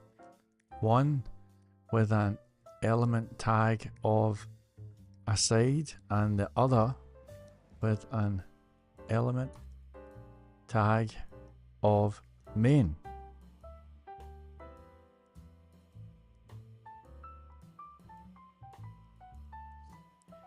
The aside column contains navigation links within a UL element where each link is represented as an LI list item.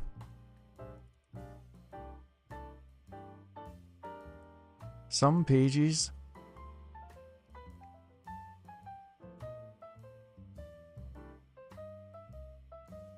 the aside and main elements are both stored inside a div with a class of container LG. That container LG div is of a display type flex and has a value of flex grow 1. Adding flex grow 1 means that the container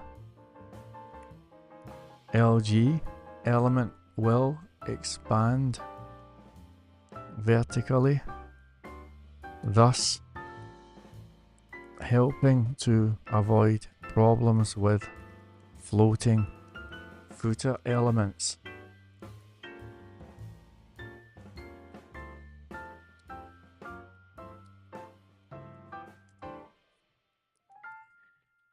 Here's my question. How can I modify the left hand navigation so that it has a vertical scroll bar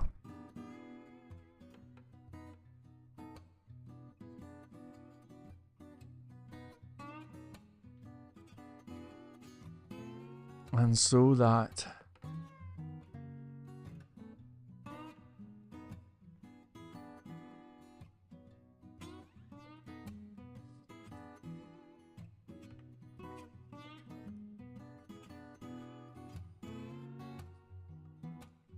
it has it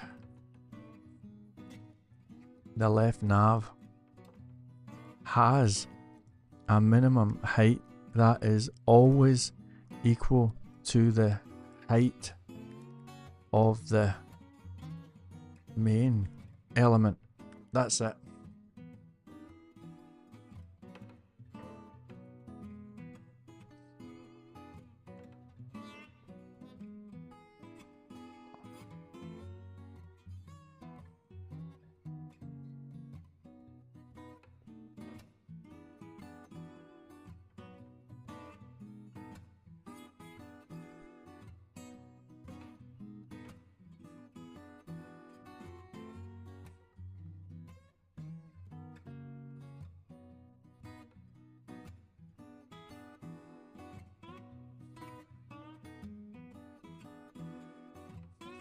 That's not going to work. So they're saying do a minimum height of 100%. Well, mind you, it's the maximum height that's the problem, innit?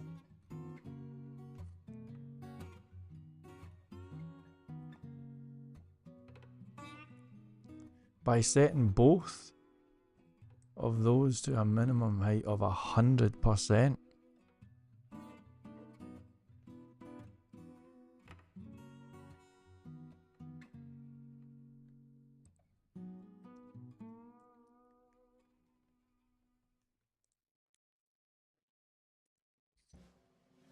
Fair enough.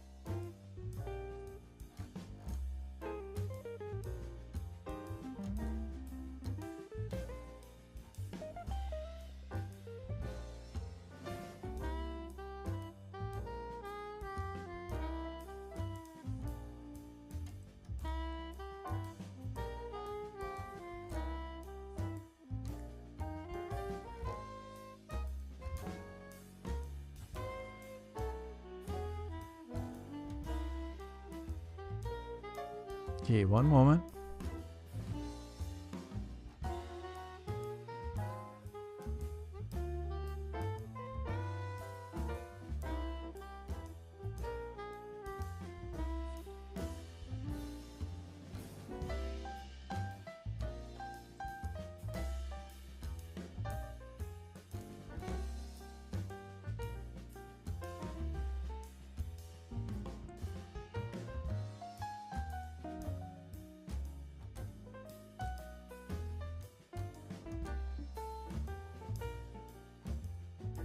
Your solution does indeed guarantee that the left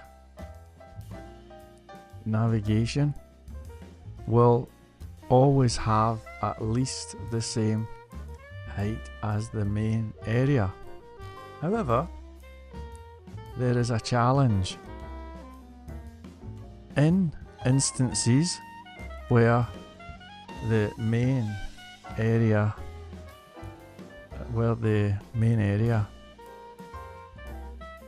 has a small value for height, perhaps due to a lack of text content, the left, in instances where there are lots of left-hand links,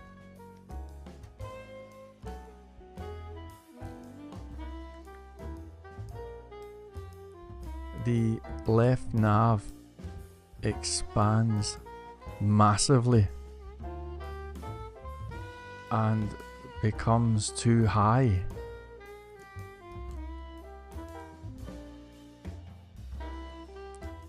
Can you recommend a strategy for preventing this?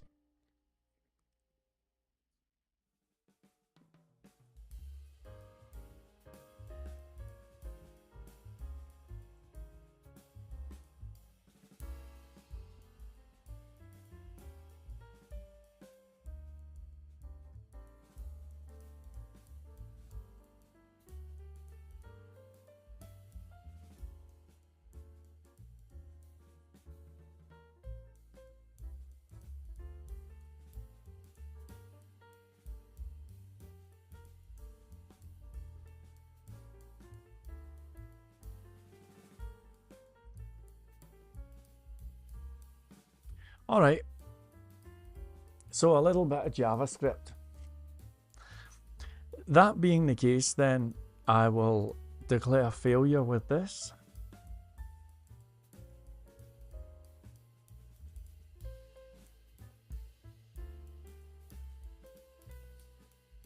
And I'm just going to say, well, I'll just chuck something in.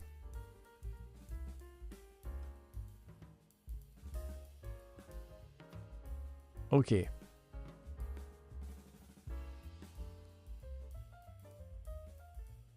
So something like that.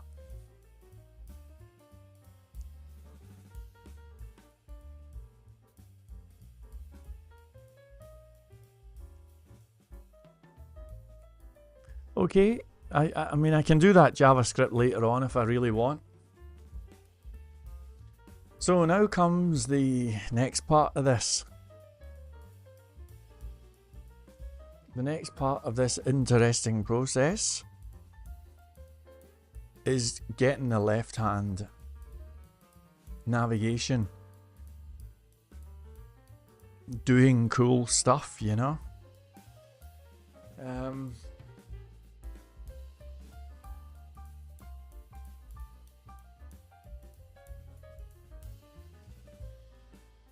So let's think about how that's going to work. I had actually made a thing called Chapter Nav previously that does this.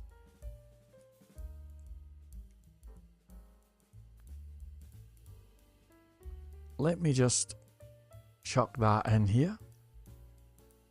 Have a little indentation.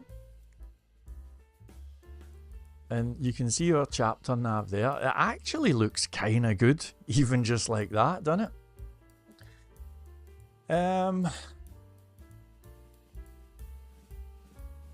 And you know what?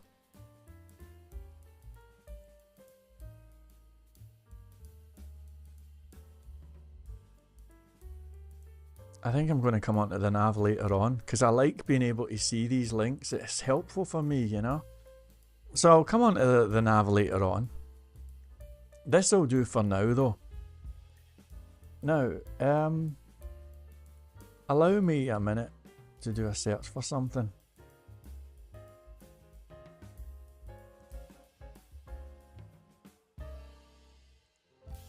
Okay. So we've got a thing here. I'm going to add in fonts. So do you remember we added a fonts folder in? This is just reading the folder structure. And so I need to tell it, look, if you see a folder called fonts, ignore it. So that's what's happening there. All right. Now we're just about ready to get this thing activated, as it were. So let's now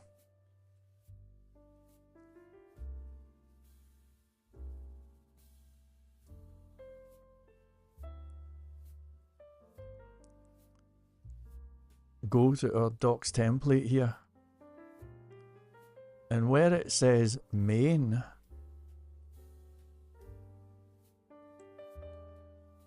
we're just gonna require a little view file. So just look at this beautiful page here. I think it's looking excellent. Isn't that great?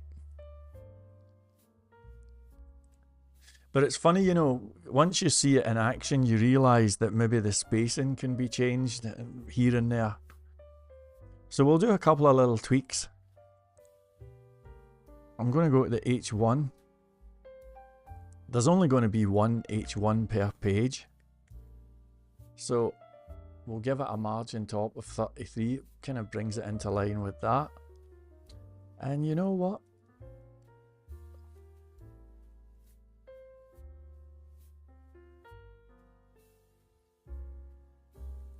Of course, the shorthand way of doing that would be this. I think that's pretty cool.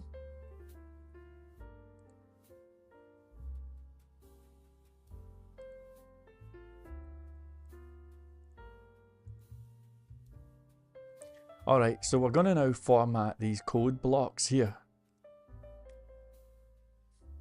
It just so happens I've got a little bit of code here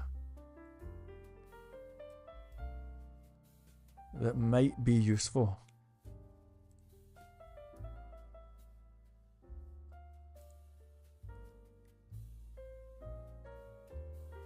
Pretty good, pretty good. I'm going to make the code block a bit darker though.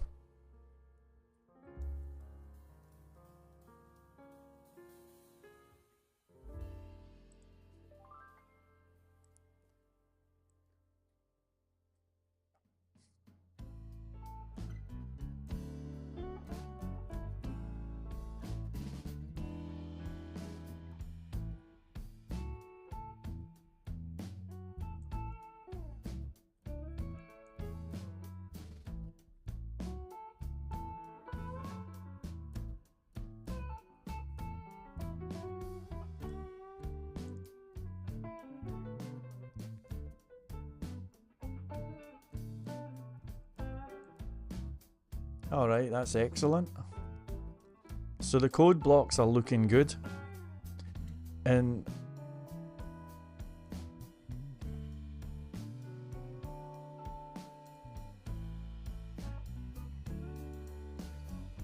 okay, now I'm going to do a wee bit of work on the images.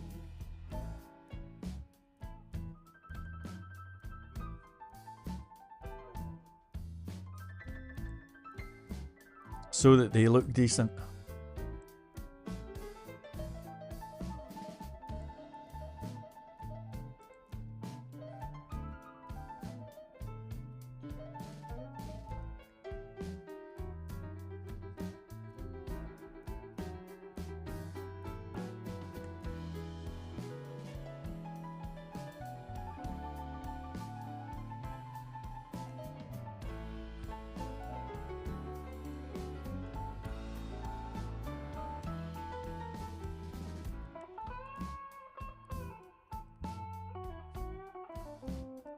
It's kind of cool.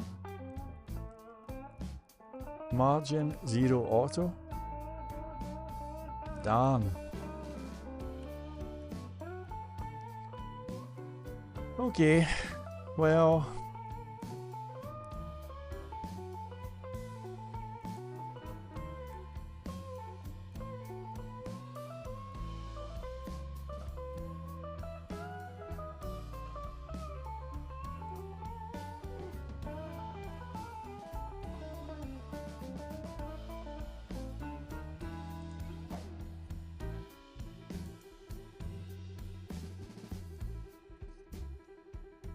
Okay, so do you see this paragraph here? If we add text center, it brings the image into the center like this.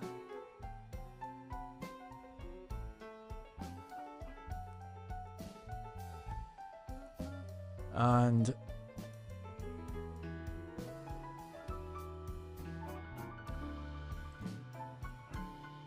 let me show you something that's kind of cool. If we search for this, we can go ka-ching.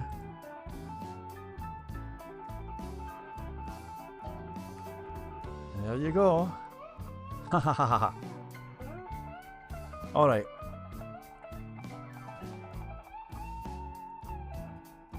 HTML code, figure, caption. I should learn about this stuff.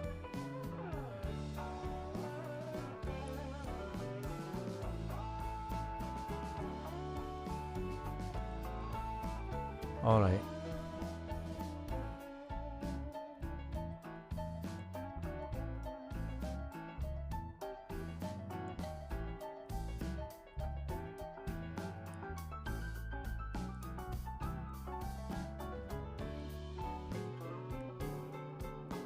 I'm just kind of curious to see what these figures and captions look like.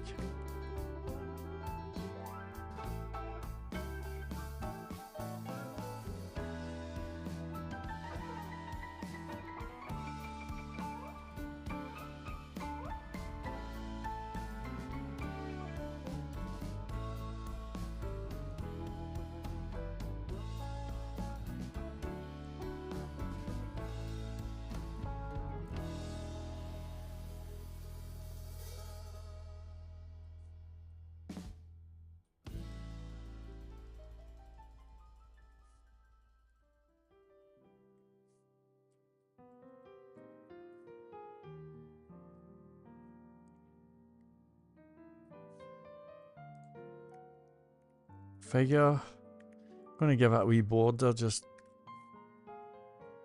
for the moment. Okay. Max width is 100%. Max width is auto. Oh jeez. Well, you know what?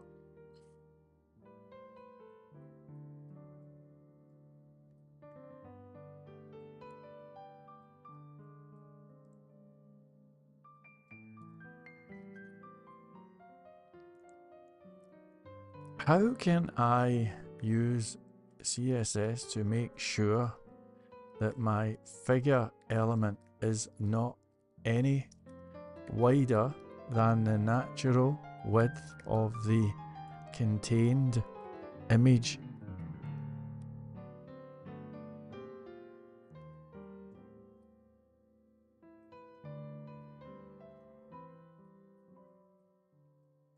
Ah, display inline block. Let's try that.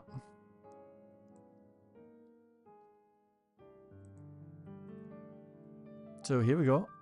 Oh, that's good. Very good.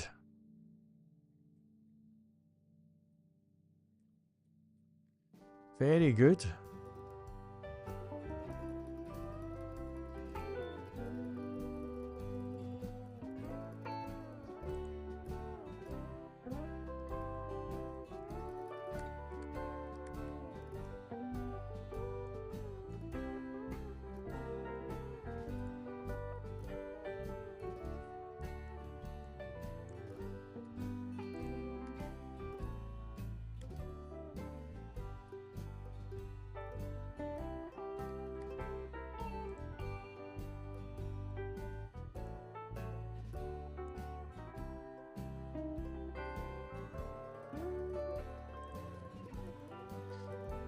Thank you. Now my figures are always aligned to the left. How can I horizontally align them to the center?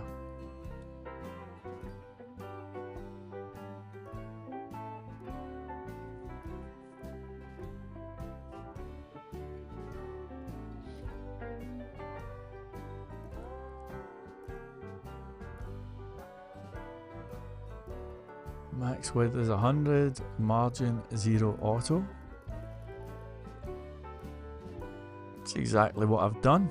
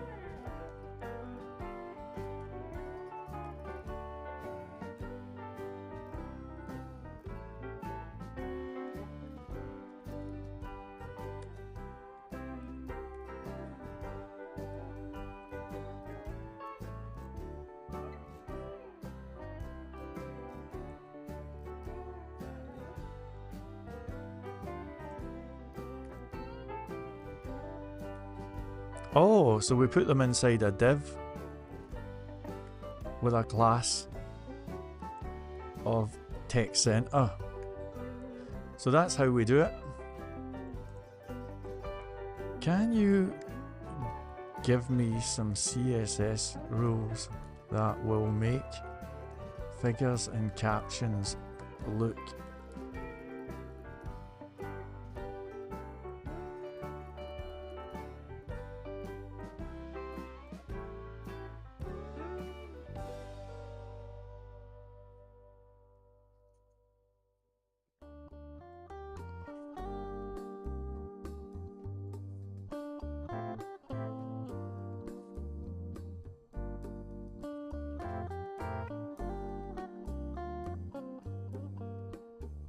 All right, let's see what we got here then. So this is our figure stuff. Take that out of commission. Oh, that's quite good actually. I like it.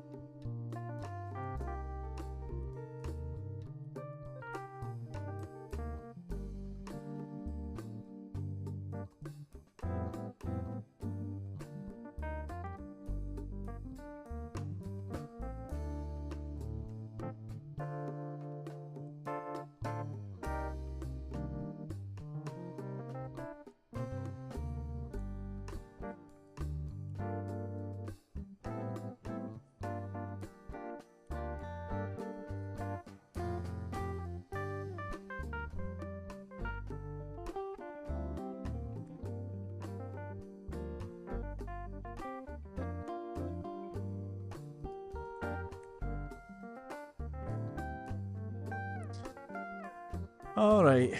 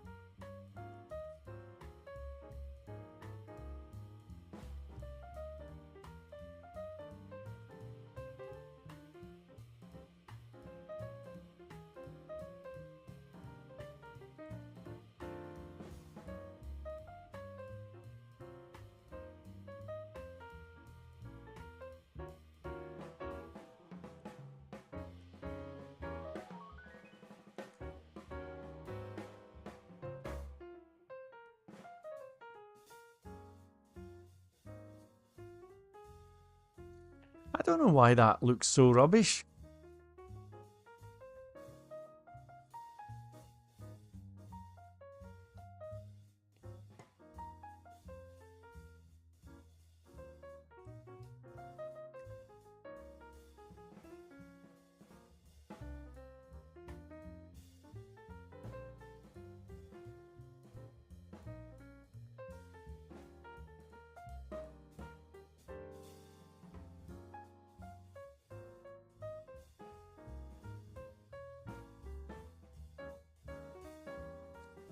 Alright, well the figures and captions are looking kinda rubbish here.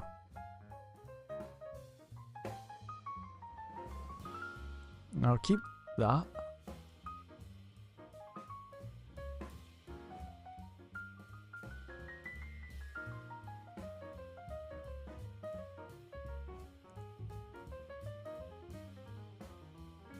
Alright.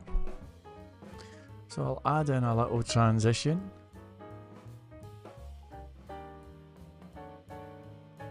I think that's it.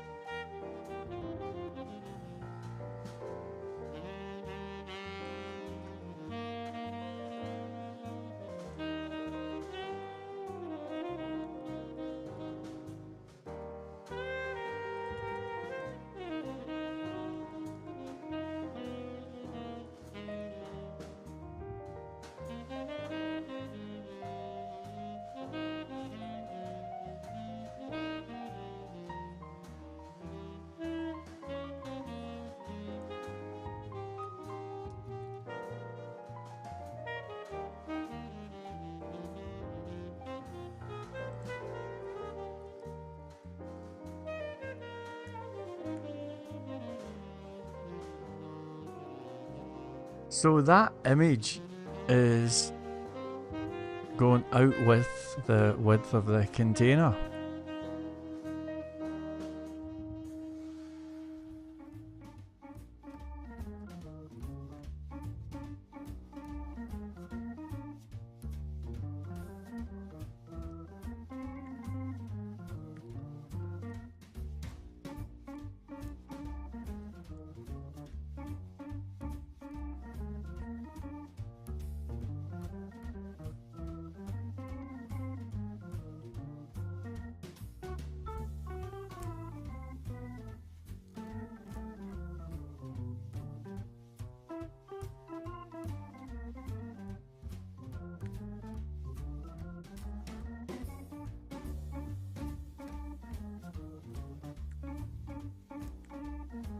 So there's your answer. The problem was happening because I have these borders going around the images, you know. So we finally figured that one out. 3 cheers for us.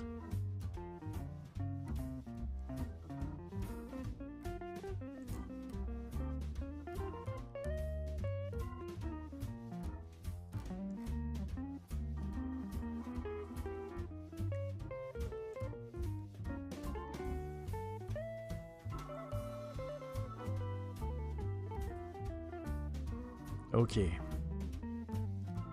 Now I'm gonna say figure. Oh, you miserable thing.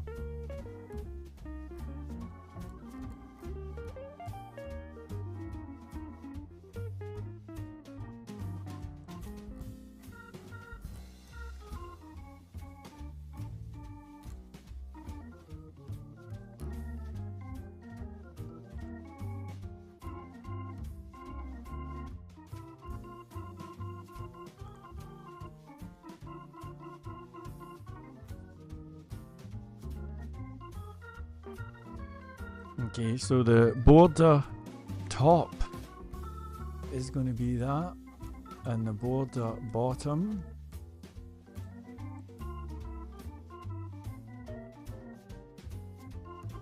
maybe not.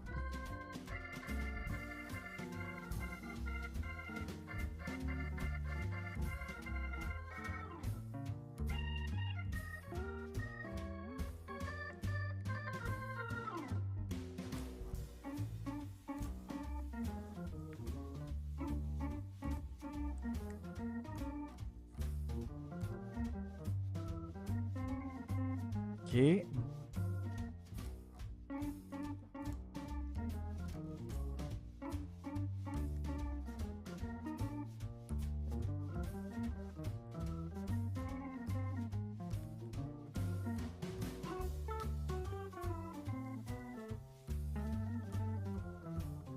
It's getting there.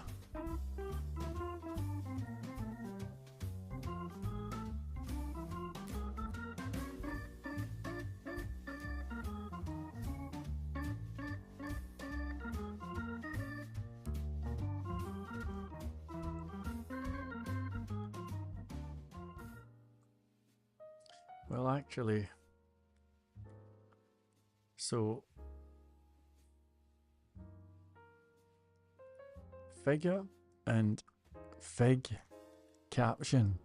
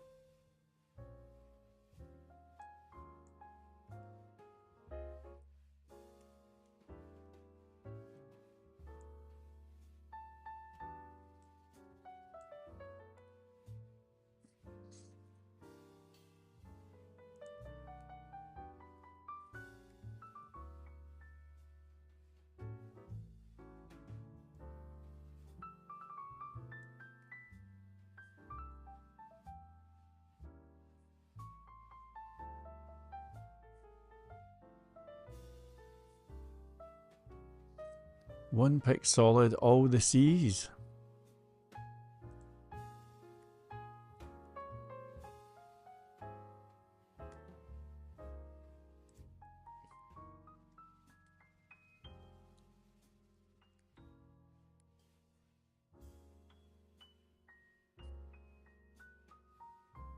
That's it.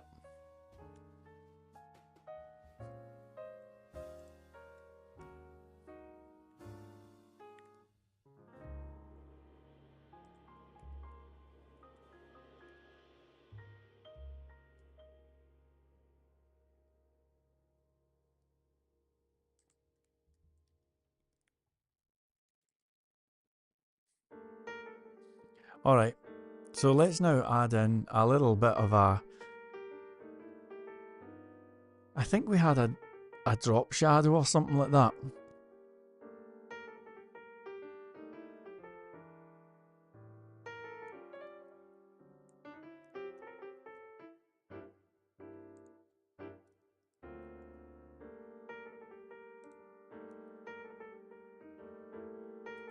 Something like that.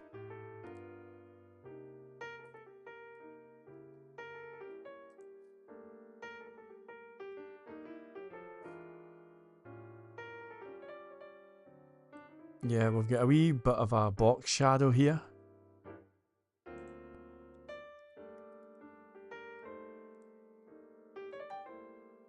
Very slight. Okay, I'm gonna try something else.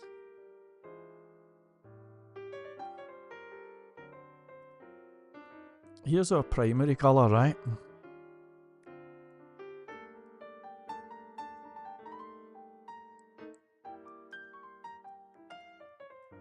So obviously that looks a little bit crazy. But if we add opacity, now it's starting to look kind of cool.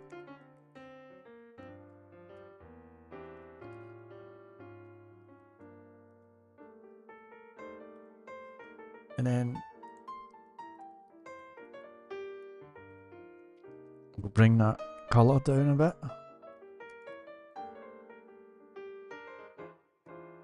Maybe even make it black.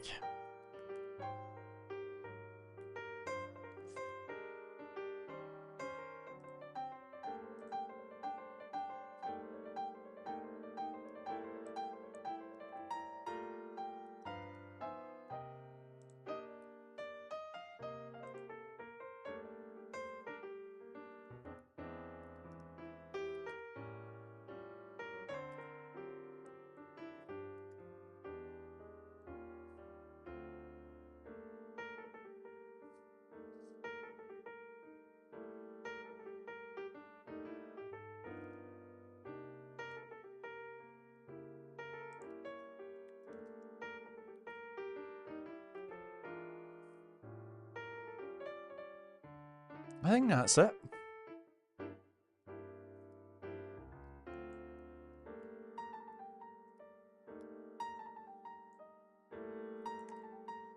I'm fairly happy with that.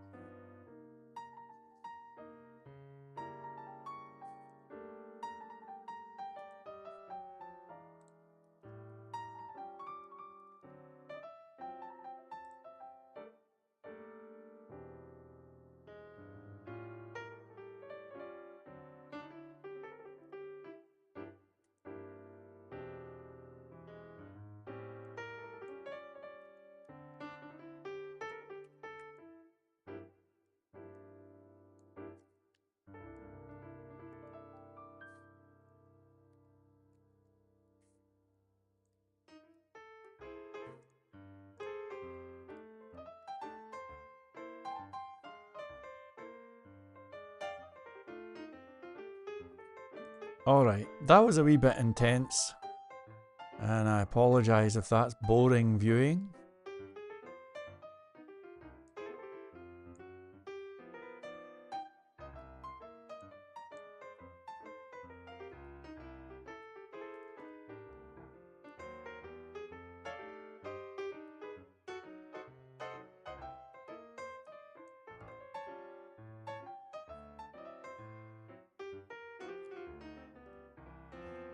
We can add a little drop shadow.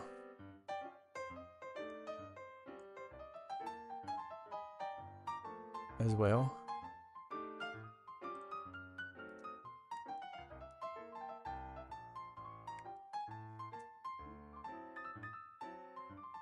So what is this thing doing? I think it's saying, right, this is probably opacity in it. I see how we're getting this shadow here. So we bring down the opacity. Oh, that looks good.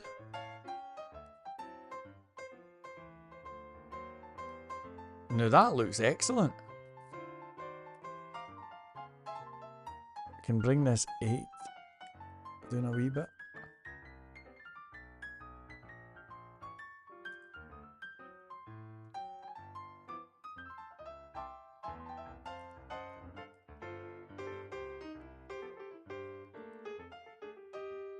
Alright, that's the vertical.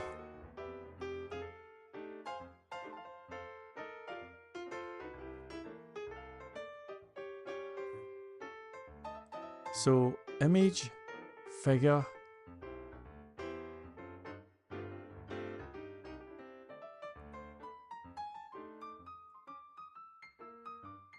Ach, I think that's close enough. I'll be here all year if I keep on going.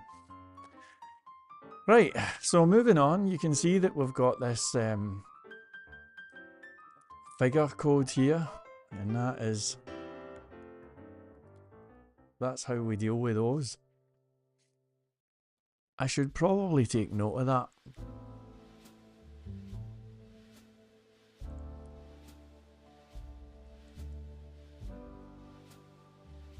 Gonna add a little junk folder.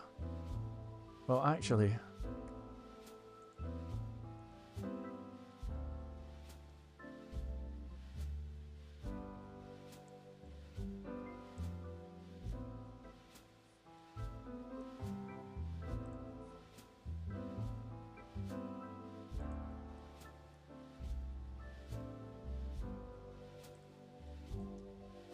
alright. You can see that it's included junk in this thing here. So we're going to find fonts and add junk to our ignore list.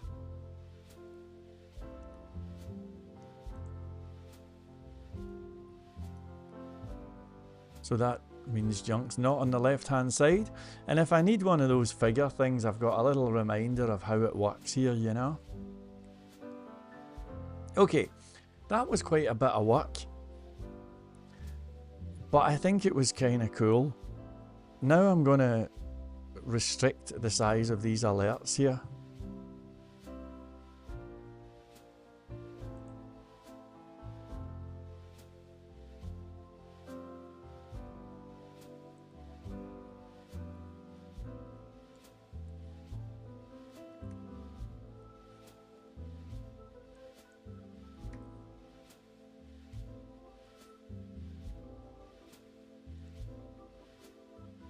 Yeah, I think that's cool. I'm happy with that. And I have to say, I think this page is starting to look quite good. Here's our main area. I'm going to do a whole bunch of padding on the bottom of this.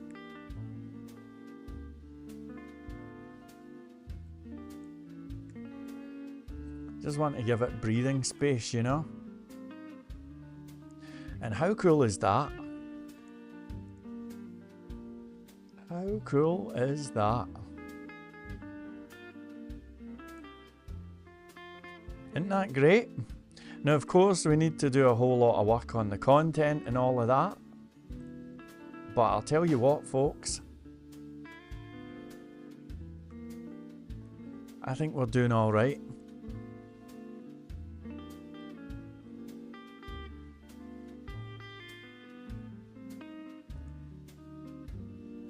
I mean, just look at those code blocks. You know what's nice about this?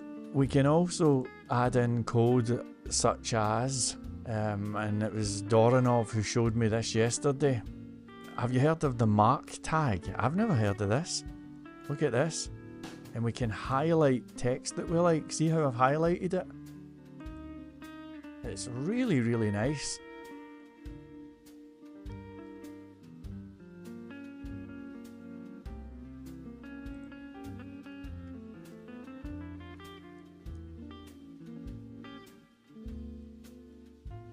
Alright, so I'm feeling pretty darn pleased with myself. Even though, I must admit, that stuff took a bit longer than I thought it would. Story of my life, and there he is, it's the man of the moment. Doronov's here. You can try outset instead of solid. You have a double border in your CSS. I saw that. And I don't know how to fix it.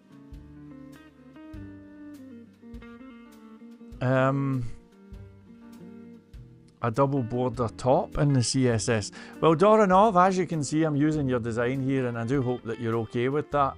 I'm happy to give you as much credit as you want, and you just tell me what you want. Nicely spotted. You know, you can have a signed autograph. Actually, would you like your name here? Web design. Anything you want. I'm eager to give credit. But how am I doing? How am I doing? Is this the kind of... I mean, obviously the left side needs work. Is this close to what we had imagined? And it's ahoy to the great Perkin here. Valuable work on the docs. Thank you, Perkin. Good to see you, and it's ahoy to you, my friend. It's ahoy to you. Okay, tell me how I'm doing, folks. Is this all right? Especially Doronov. Is this? That's the old one. That's the new. What do you reckon? Is that okay?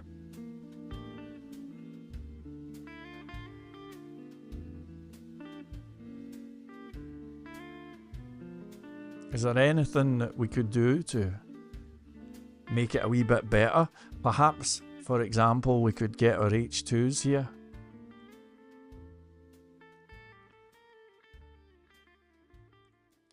And how about a little margin top?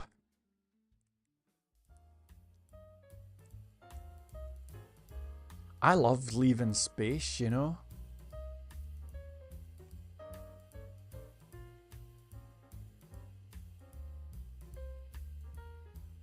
I like space.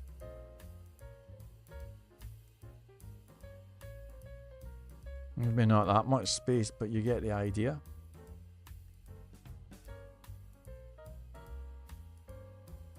These alert things are, well, they're kind of good, but maybe they could be better.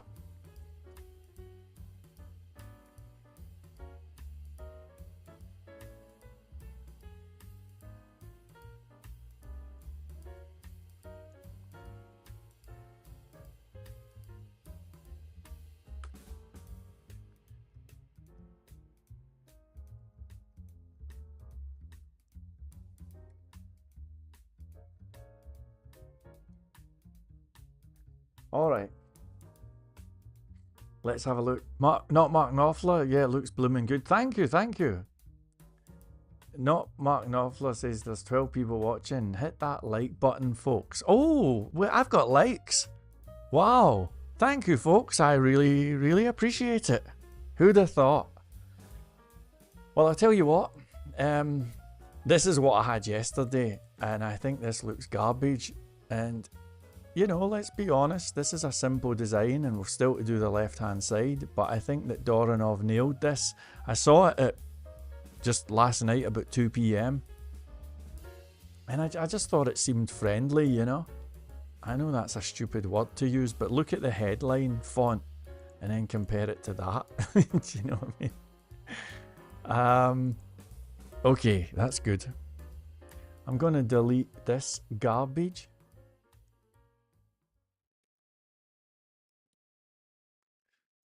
And this here is going to be the home page of the documentation.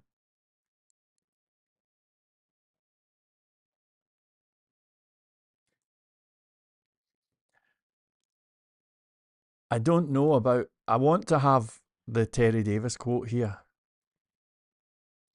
but I don't know about the picture. So let me play around with this for just a wee minute, will you?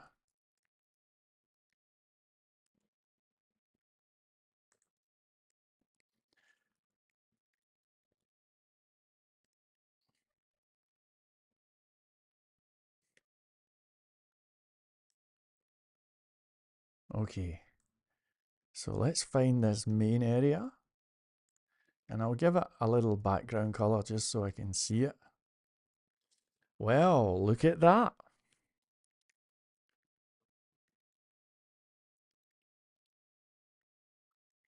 That's cool. So now if we go here, all we have to do is add a class of text center. That's what we're talking about.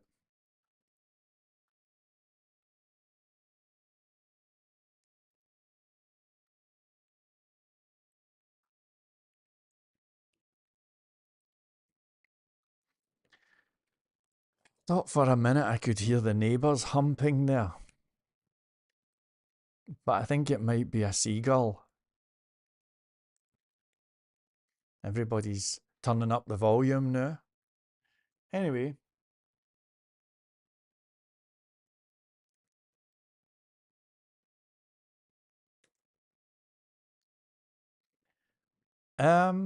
I kind of like Terry Davies a whole bunch, but I don't know if his picture. Let's have a little vote on this one, right?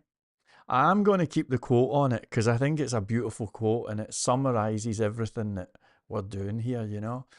An idiot admires complexity, a genius admires simplicity. And he actually, I think he made that up himself. I cannot find anybody else who said that before him, and it really is a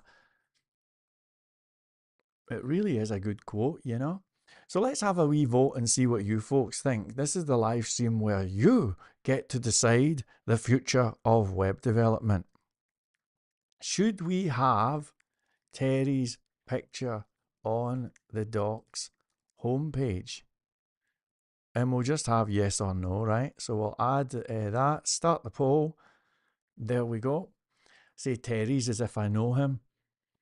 I'll give you folks a little minute to vote on that, and I shall respect the decision of the vote, you know. So let me know what you think. Oh, pardon me. Let me know what you think, and I'll be right back.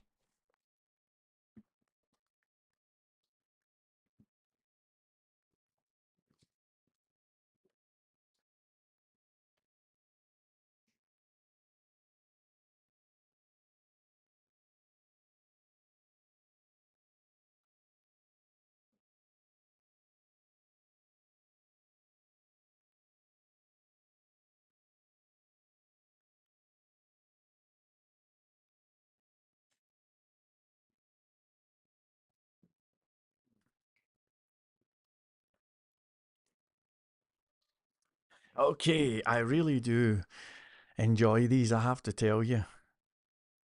And every time I open one of these, I get 500,000 into my bank account. If only. Anyway. All right, here we go. Here's to you. Here's to you. So let's see what you folks are saying on the... Oh, it's a close one. It's very close. It's 60-40. And we're asking the question, should we have the Terry Davis picture on the Docs homepage? Otis here. How you doing, Otis? Nice to see you. Nice to see you. He says, use a pic, but try to find a nice pic of him looking smart and proper. Fantastic. Show me the pic. Show me the pic, Otis, and I'll do it. You know? Okay. This is a very, very close vote here, folks. And I really need more than a vote. I need a comment as well, actually. It's very close. Not Mark Knopfler here says, I'd say lose the picture, but maybe make his name linked to a web page about him in case of people that are curious. That's a great suggestion. The link, I never thought of that. The only thing is, I'm not a fan of Wikipedia, you know? I mean, it's the obvious place to link to, right? I know what we could do. There was a nice video put out by Linus. Cracking suggestion, by the way. Yeah. This is it here. And I thought it was quite respectful, you know? I'm not linking to Wikipedia.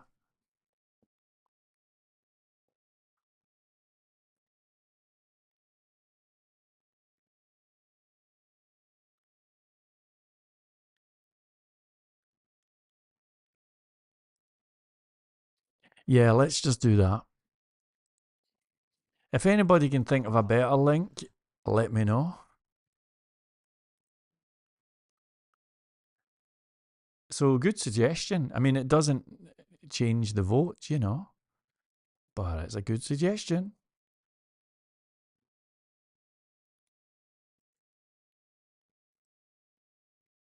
So, once again, we're...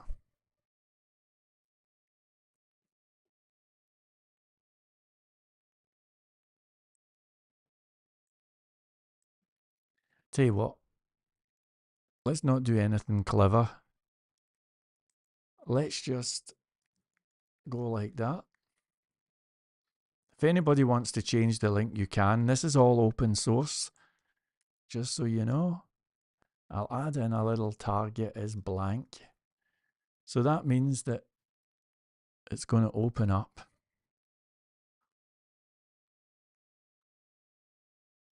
Nah, it ruins it. It ruins it.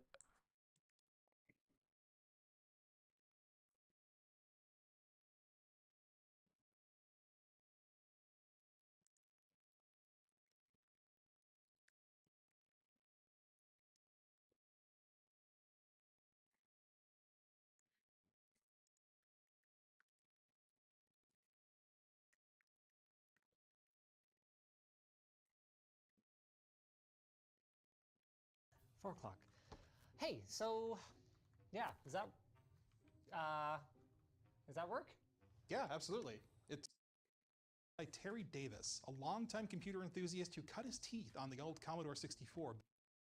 Yeah, You have got to be kidding me. you might notice that. Okay, I think that's quite good. I hope it's good.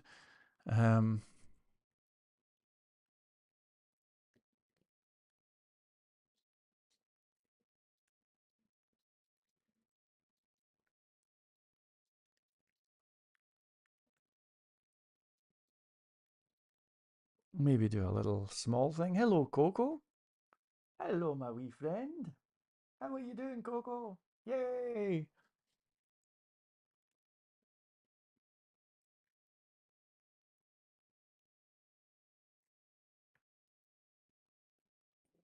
Okay, what's up? Are you gonna moan? Are you gonna moan? You know, the other night I gave Coco this chicken that was really beautiful for the shop, but she won't eat anything else now, and she's on a kind of hunger strike. You know, it's just a high maintenance cat. You know. 4 o'clock. Yep.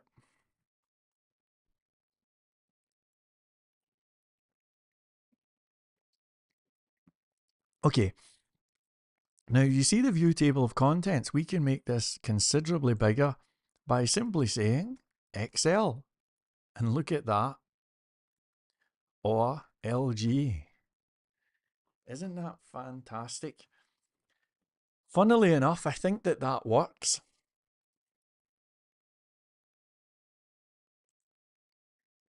It's an incredibly close vote here, folks.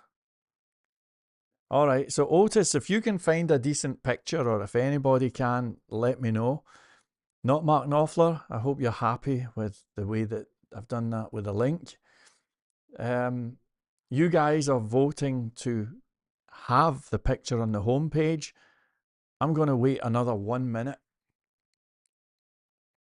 In fact, I'm going to time it. And then that will be the vote. I said that I would respect the will of the vote, and I shall. And I shall. Check the fake tan. My computer's freaking out. It doesn't know what to do with the light. That's apples for you. Yeah. So we'll see what happens. Do you like my new water distiller, by the way? I got rid of the silverware and I thought I would replace it with something far more practical. This is a water distiller, and it produces 4 litres of the purest carbon filled water known to humanity. Highly recommended, you know. Anyway, let's see what we got here. Any more votes coming in? There's not. Okay, I think you're all done.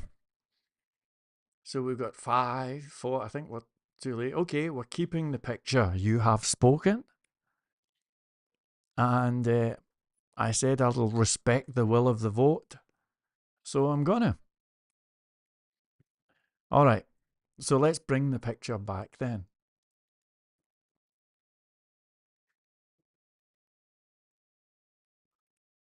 Okay. So we now get that.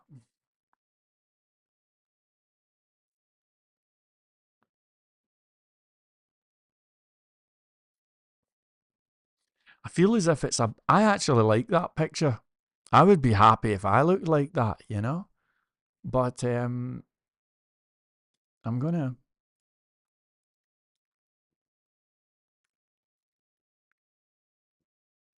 Maybe bring it down a wee bit.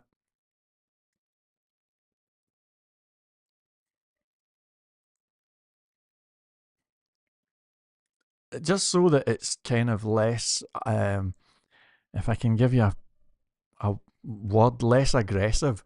Somebody who visits this, I mean, they're going to think, oh, is that the guy that made it? Or is this an ego trip? Who's he? And do you know what I'm saying?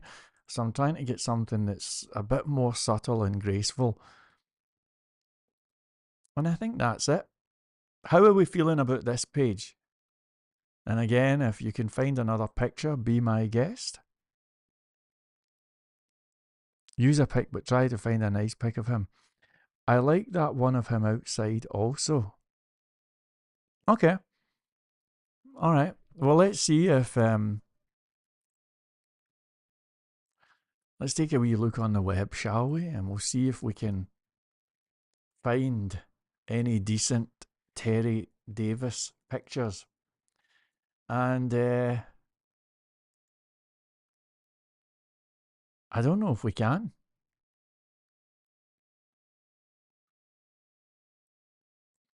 I don't think there's anything as good as what we've got, you know? So here we are.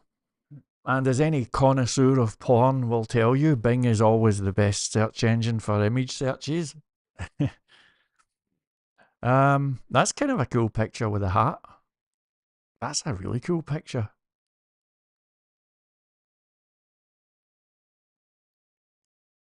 But let's do the guy a favour, you know? Let's do the guy a favour and we'll get him looking at his best. I mean, at the end of the day, he certainly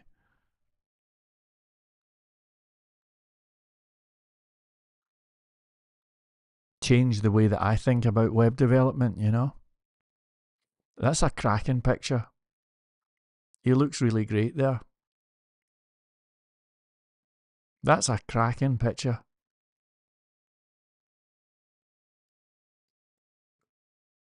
And he was a very far from perfect person, you know. Sometimes, I mean, he was, let's face it, he was batshit crazy. But there were moments of genius, that's for sure. That is for sure. And there's somebody done a comparison. The guy that plays the Joker, he'd actually be good for playing the part of Terry Davis. That would be an amazing movie. They could do a movie. Secret acting career. So I'm thinking if it was me, I kind of like the other picture, but that's a beautiful picture right there. That's a really great picture. He looks friendly and happy. Let's compare it with what we've got. He looks stressed.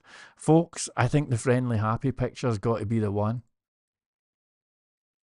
Friendly, happy.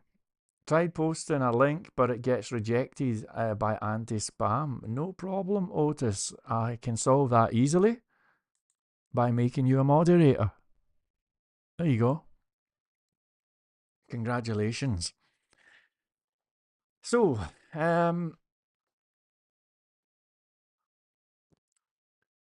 oh, here's the link from Otis. Right, okay, cool. Yeah, it's okay, that. It's okay. It is okay. He looks a bit like Yuri Geller in that one. I tell you what, let's put this to the vote, okay? Let's put this to the vote. So we're going to choose between 3 pictures. Here's picture 1. Here is picture 2. And you know what? I'm going to put friendly, happy one in here. And I'm going to call it picture 3. So, 1, 2, and 3. Let's put it to the vote. Thank you for the suggestion. Let's do it. So we're ending the last poll. starting a new poll. Which picture of TD should we use? So we'll just say 1, 2, 3. Start the poll, and we'll give this 2 minutes, which I'm going to time. So it's going to be a 2-minute vote. I will cycle through the different pictures here so that we're very clear about what is being asked here. Okay, so I'm starting the clock now, and it's over to you. Here is picture 1. This is the picture that we've already got. Here is picture 2. I apologise if the sizing's all a bit mad. And here is picture 3. Try and ignore the sizing if you could. So picture 1, 2, 3. Let's see what you think. Please do vote, because the vote shall be respected.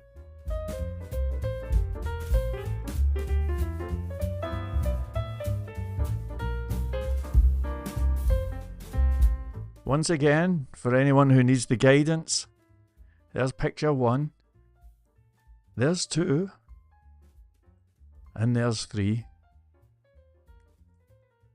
Let me know.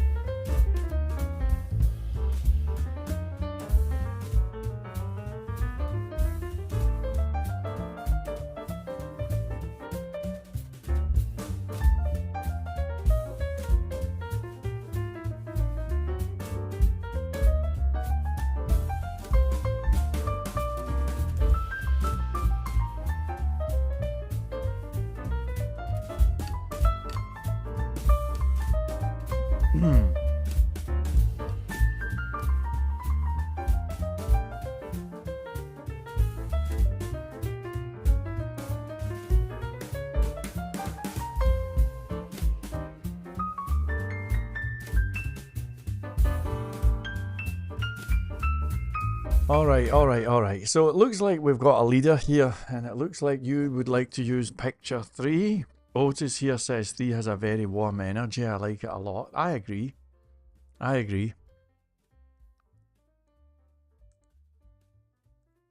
It does. Now, I don't know whose picture this is or anything, and I'm fully aware of the idea that I should perhaps ask if it's okay if I use the picture. So afterwards I'll lean out the window and I'll shout, "Hey!" like Stallone. "Hey, yo, is it okay if I use..." That wasn't Stallone. "Hey," oh, forget it. Anyway, if they want to come and get me, they can sue me. I'm certainly not making anything from this framework, that's for sure. So let's have a little look at what we've got here.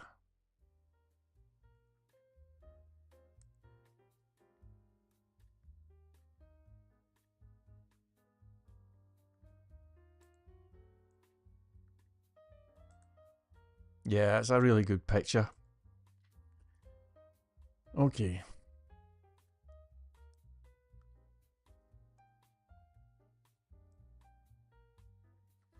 I think you voted well. I agree entirely with the decision that was made there.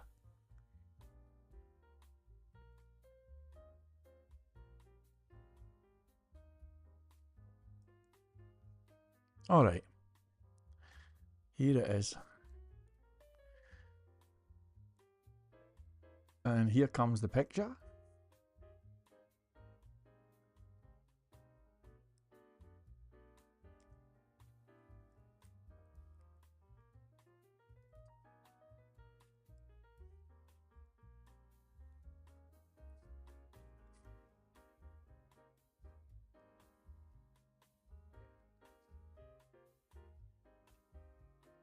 Where on earth is it? Have I pasted this into the wrong thing?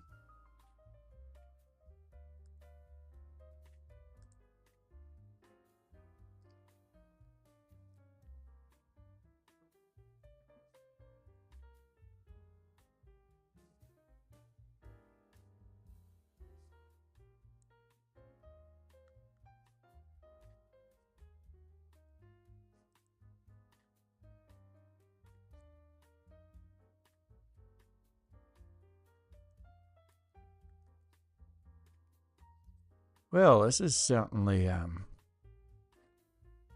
bit of a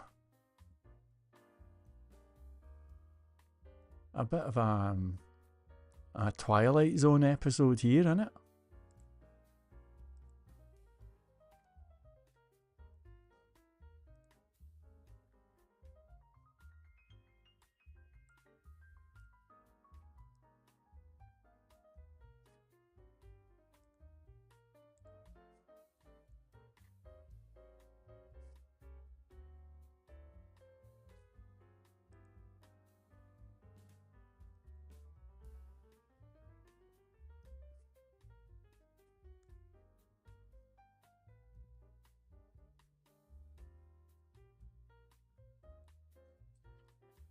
Ah, jeez.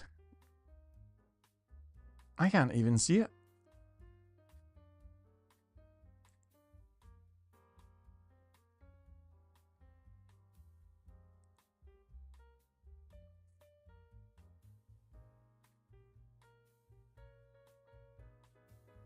Do you know what? I'm wondering if this is some dodgy... because it was a hacker site. Have I just downloaded something that is ghastly?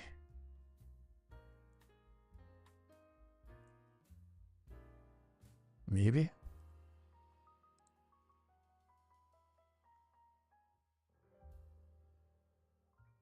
That's really weird. That is real Twilight Zone stuff.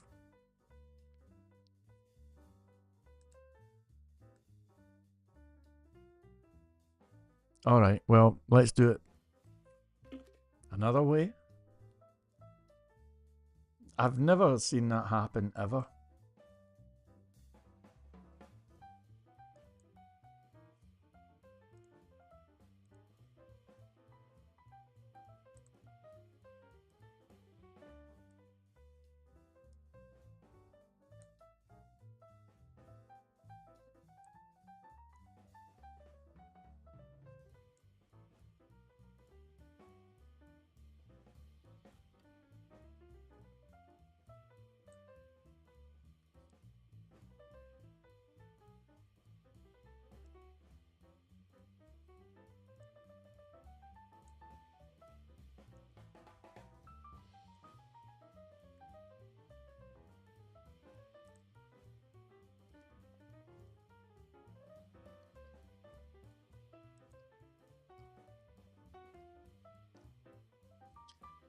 Okay.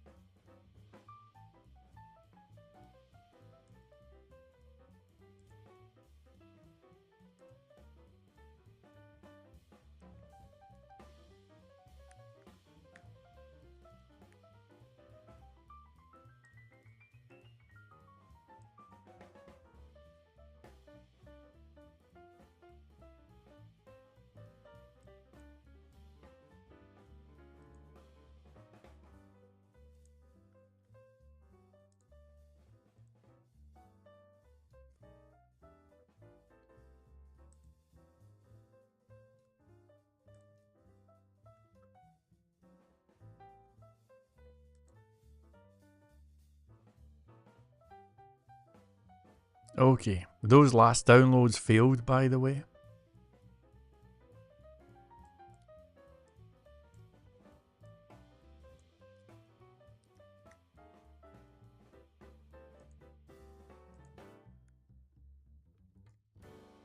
There we go.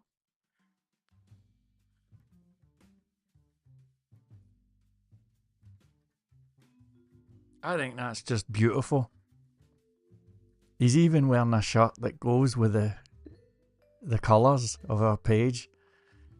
Well done, folks. Well done. I think that's really, really great. I think we made the right choice there. Really, really great. And what a beautiful tribute, you know? And it's respectful.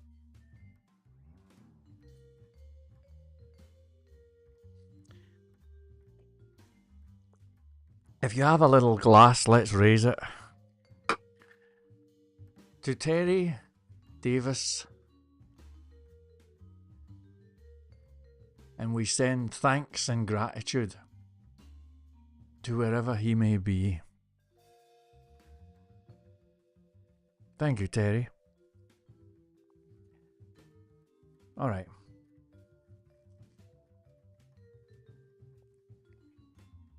All right.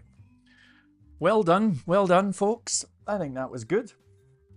Thank you. Michael Levitt's here. Thank you, Michael. And not Mark Knopfler, screen, love the quote from I think about it all the time. Yeah, it is. It's an incredible quote. I was thinking about it even when I was choosing a watch the other day, you know. It's an amazing quote, and thank you for that, Michael. So we've got rid of this picture, which was kind of good, but we've now got this one, and I think, you know, the funny thing, I feel as if these documents are becoming more friendly. And is that not exactly what we wanted? Friendly docs, right? Friendly docs. I'm loving it. Now I'm going to do a little margin in the top of these alerts here. So let me do that, and then we will import the data. And we're going to see if we can... Let's go with 3M auto. Okay, so 3M auto, 1M auto. There we go. Alright, so the docs are just starting to look really great, you know. So now, showtime at the Apollo. Alright. It is indeed. And yesterday, I managed to create what might just be the coolest little bit of PHP code ever.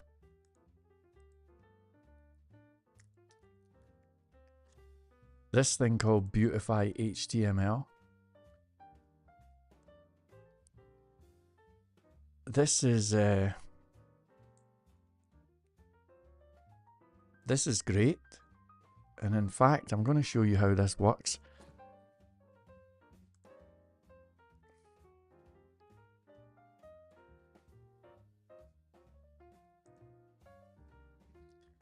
I'm going to make a new jeez. Okay, so this is the Trongate website. I'm going to make a new folder called Beautify. There it is, Beautify. Inside here, controllers. We don't need views, but we're going to have beautify.php. Standard opening. Class Beautify extends Trongate. And I'm going to make a little thing up here that says test.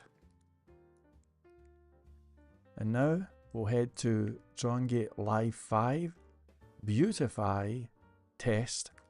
You can see that it says Ahoy. Now we're going to have our function here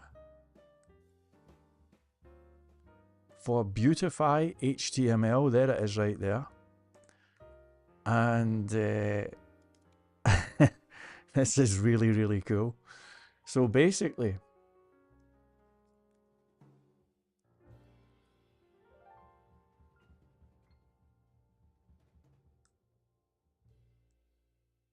okay, so I'm going to go, maybe we will have a views folder. Okay, and I'm going to do a new folder here. I'm going to say source code. Alright, so let's imagine that we've got some source code. It can be anything at all. Maybe...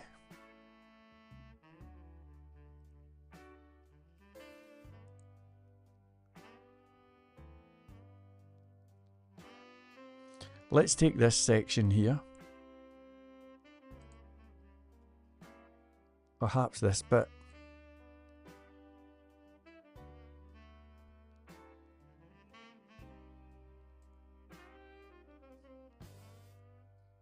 Alright, so here's a wee bit of HTML.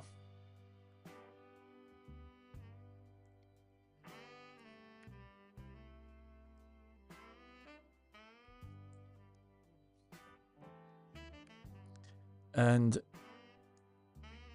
what I'm going to do, I think, is I'm going to mess it up.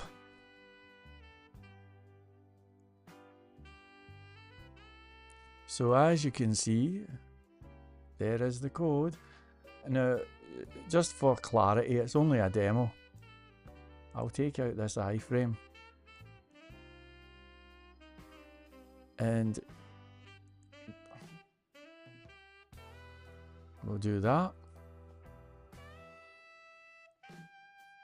There's our H4. Here's our list. Now let's really mess the list up. So we'll do something like that. Maybe space. So I hope you would agree that this is messed up, right?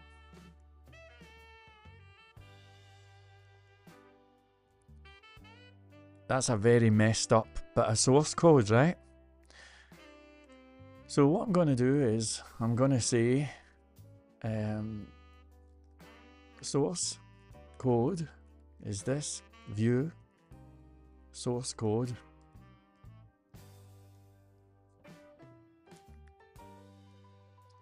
Now if I echo this source code, we're going to head back over here. This framework is so easy. It's so easy to use. Now we know that's going to be okay, but look at the page source. It's all messed up. So what are we going to do?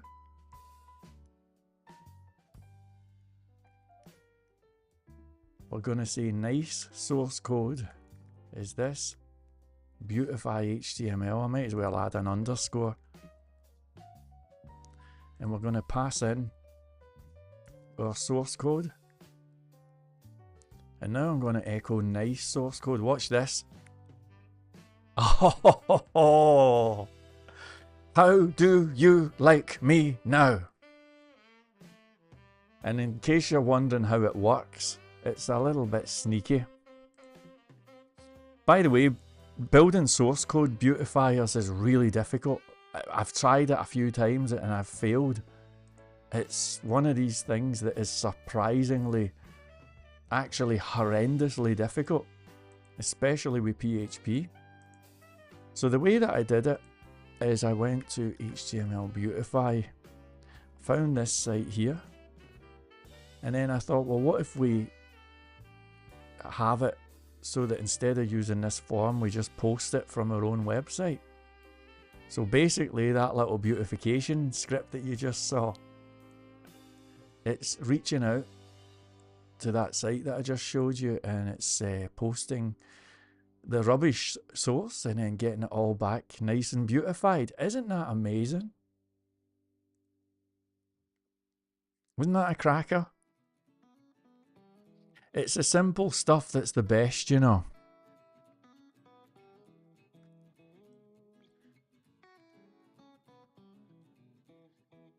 Okay. So I just wanted that for the future. If any of the channel members would like that module, let me know and I'll give you it. Channel members, see what I did? See what I did? Alright, thanks for voting on that one, folks. I really appreciate it. Okay.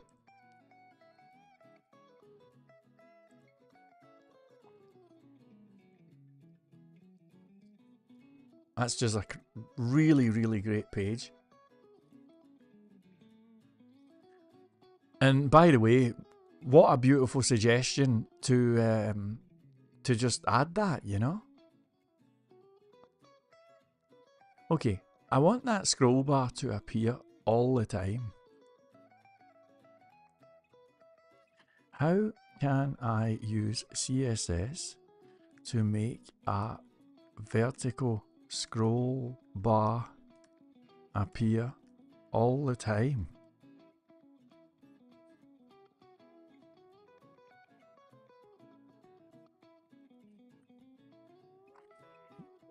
It looks like it's overflow Y auto. So we'll quickly jump over to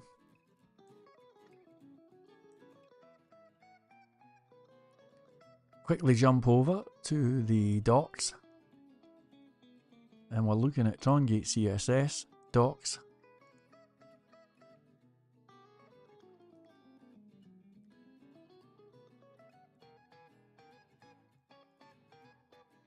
All right. Done.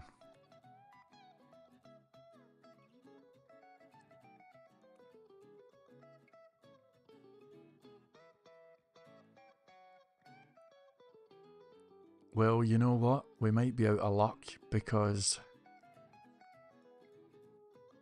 that scroll bar.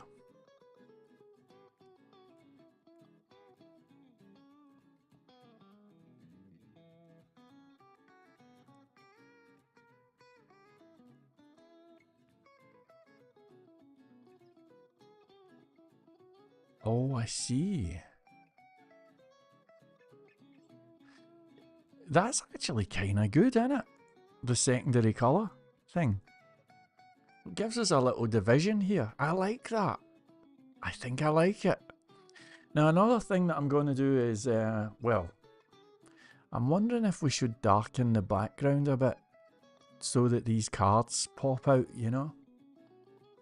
Let me just see how that looks. It might not be good, but I'd like to try it. So, the way that we do this is we take our blue background and we're going to say background color is this. So you see it's gone all blue, right? But then we're going to say card gets a background color of white.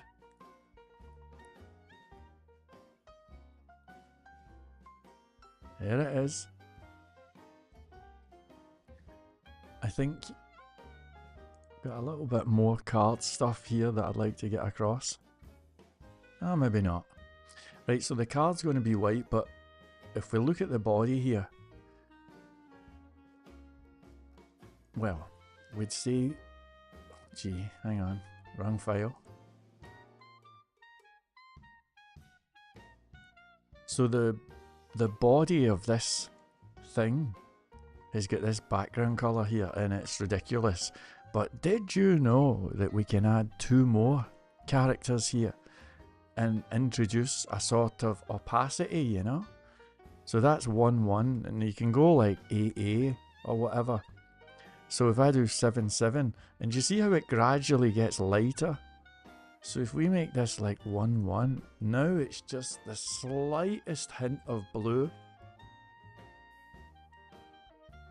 And I don't know if that's a good idea or not. Perhaps you could let me know. It might not be a good idea. Leave a comment, tell me what you think.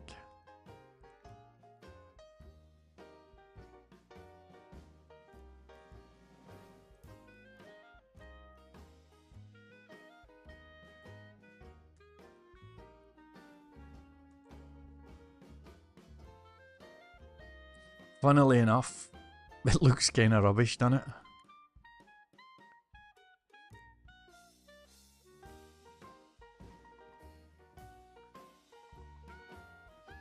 Right, so maybe what we could do is lighten this even more.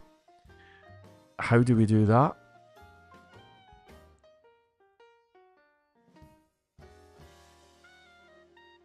I'll show you how. Take a little screenshot. I'll head over to Photopia again. I mean, if it's gonna work, it should be just barely even perceptible, you know? So there's our colour. Oh geez.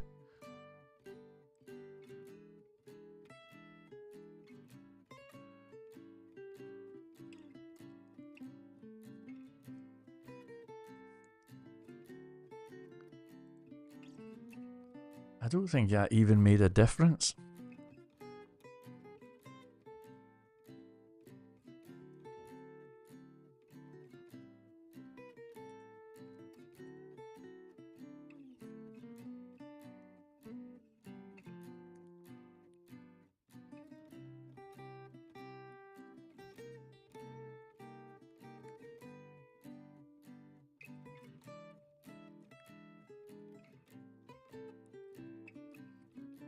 I think I've just ruined it.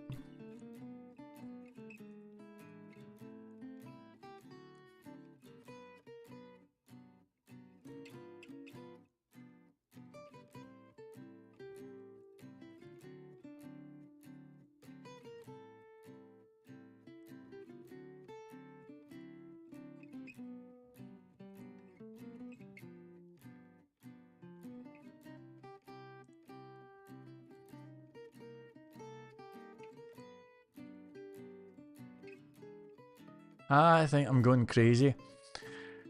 I'll just, man.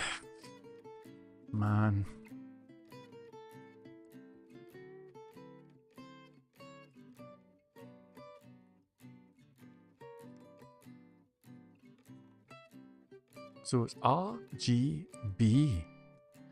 That would be all the Fs. Maybe FE. Yeah, that might work. Okay, I'll go with that. If somebody wants to change it, they can.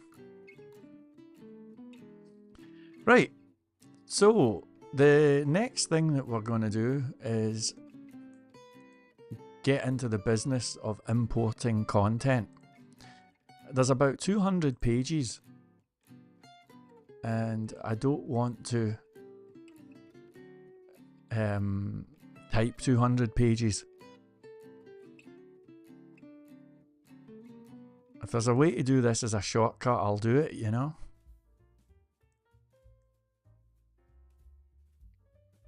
So let's have a little shortcut. Alright. So I've got some pages here that look kind of interesting. I'm not entirely sure about the colour of these alerts, but we can deal with that later on. Okay, so here's what we're going to do. I've got this page I made called Docs Builder.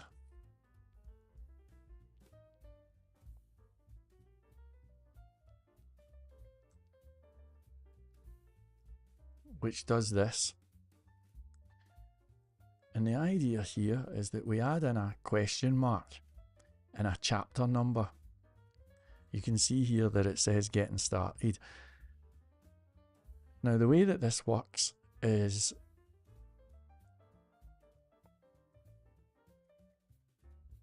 if I take you to Docs Builder here, it starts by calling a thing called Establish Target Directory, and it does a GET request to this URL here, which returns all of the stuff on the, well, all of the documentation, which is from a database. That's from the Trongate website. Now, let me open up this.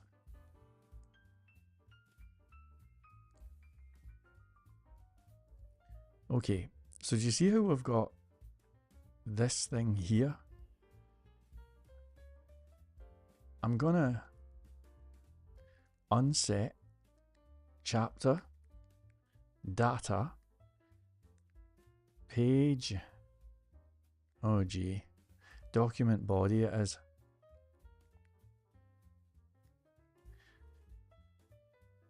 Oh, you miserable thing. Let me do that again.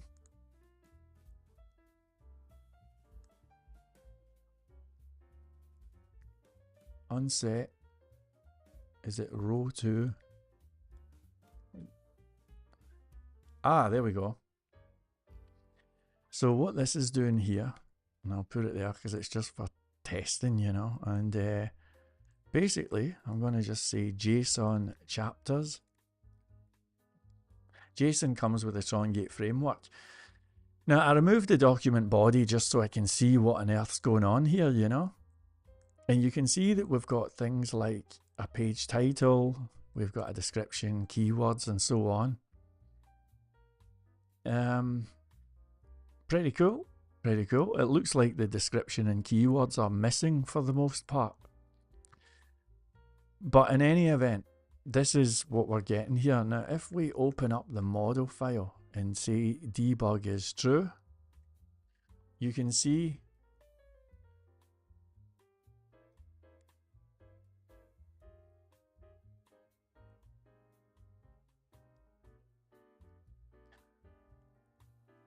the query that's happening here.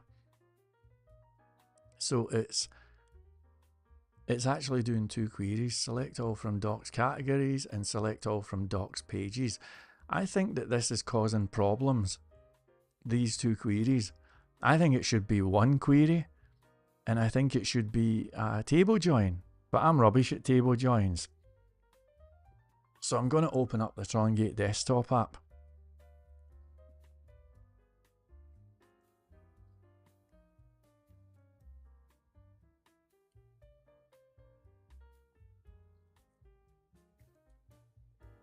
And I'm going to modify Trongate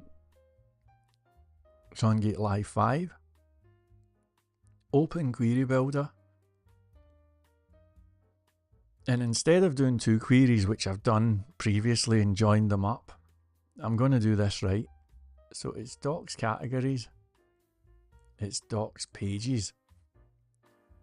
And we're joining them where that ID gets joined here. And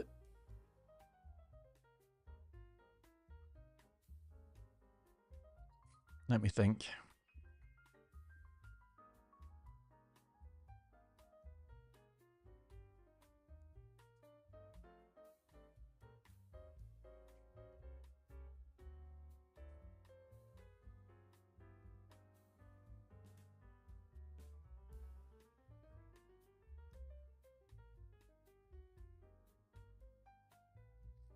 I'm not sure of the type of join. It's either a right it's either a right outer join or an inner join. I'll try an inner join. And we're going to return. Well, let's think about what we are going to return here.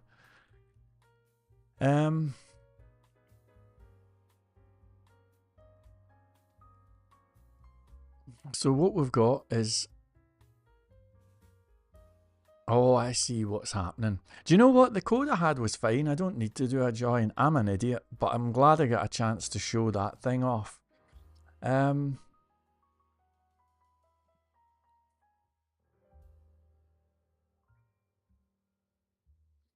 I've got getting started, basic concept.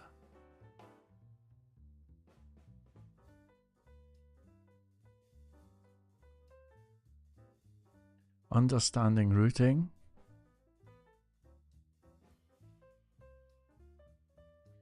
Five, 7.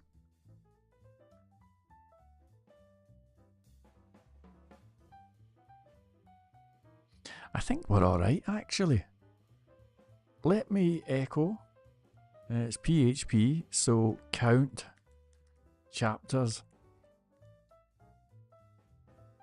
20 chapters. You know what? The code's alright. The problem, the endpoint is fine. I'm satisfied with it. Let me go right back to the way I was a minute ago.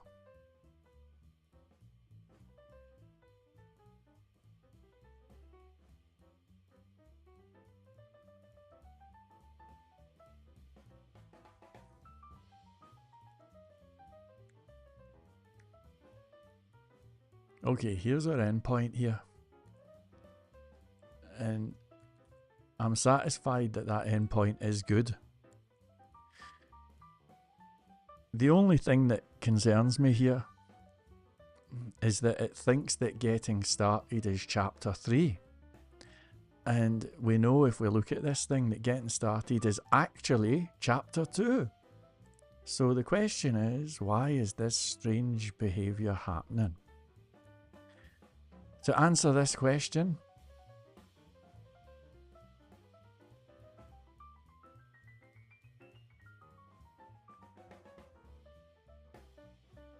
you can see that this is fetching all of the chapters. Now, when we do that, I'm going to just console.log hello and a little return statement. I like to make life easy, you know. So you see how it says hello? Okay. Now, instead of hello, let's console.log http response text. So it's bringing in all of those chapters here. The next thing that I want to console.log is, do you see how we've got a target chapter number?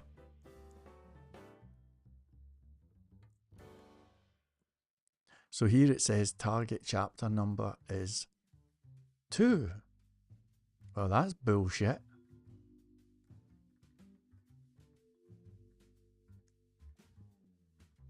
Because I had said that the target chapter is 3. So let me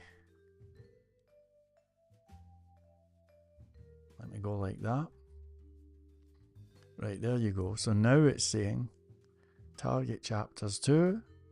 There's target chapter is 3. So at least we now know what the target chapter number is, right? Now here it's taking in this thing called all chapters, doing a json.parse, and I am gonna json.stringify all chapters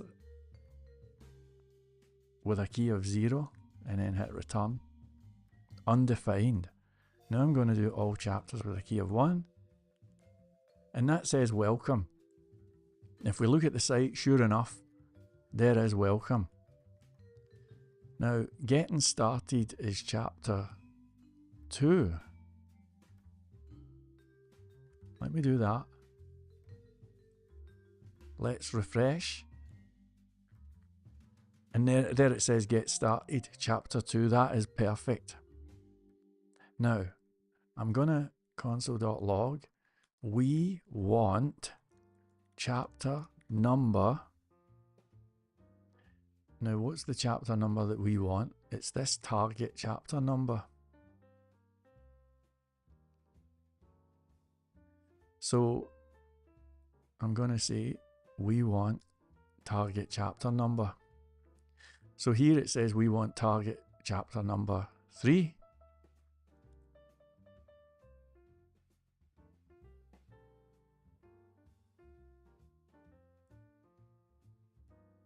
And if we put in target chapter number, well, now it gets interesting because it says basic concepts and so on, which looks right. This is going to say getting started. Yep, that's perfect. So that's a really great matchup here.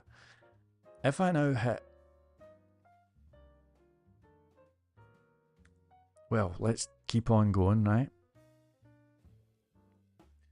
So I'm going to go like this.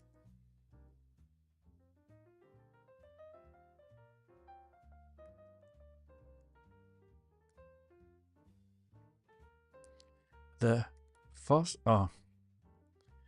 we have a chapter of, I'm going to just say chapter number. I really need to see this working. So it says we have a chapter of 1 all the way up to 20.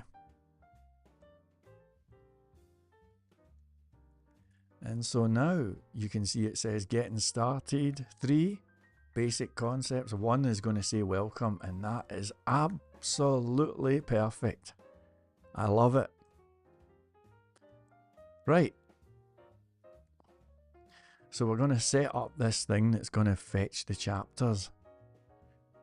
Now, here's our target chapter number.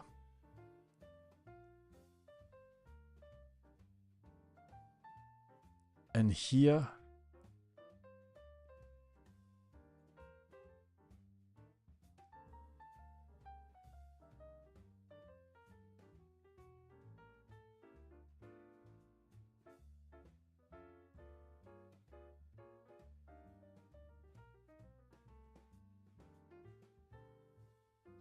okay, this is sending in some parameters, which I'm now going to just return. So if I hit start, there's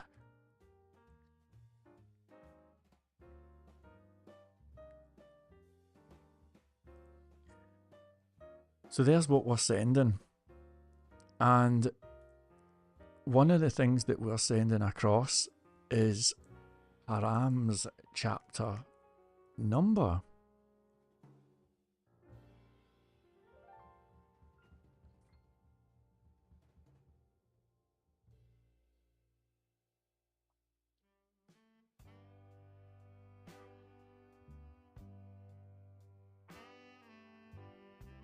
So let me console.log params chapter number. I have to be careful here. And it says the params are 4. That's actually wrong. The params should be the target chapter number, not this. So now when I do this, it says the params are 3. Perfect. So that is going to get sent across to this docs chapter builder,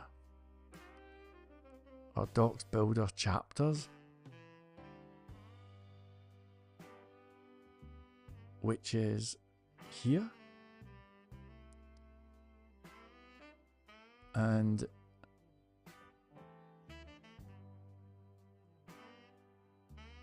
this is going to attempt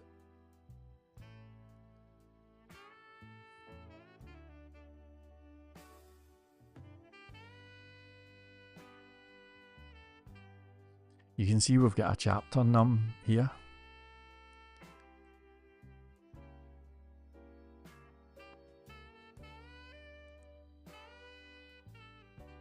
You can see we've got a chapter number ID here. I have no clue what this is. You know what? I'm feeling a little bit crazy.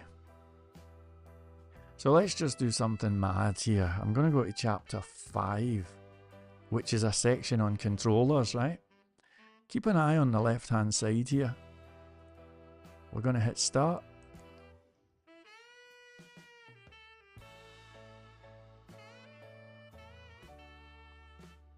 Come on. Darn. But at least it opened up a thing called controllers.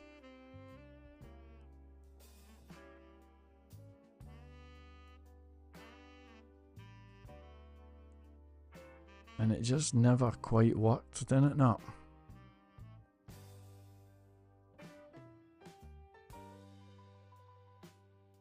That's not what we expected at all. What we expected was what is a controller and stuff like that, you know? So this needs a little bit of work here. So, let me open up the terminal.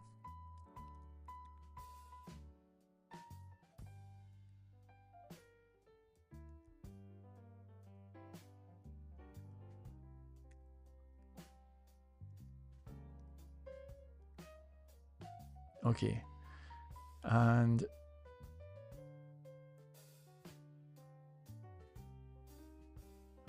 I'm going to remove that directory.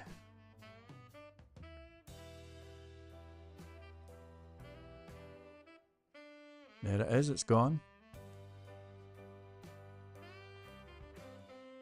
Okay, so let's see if we can figure out why that never worked.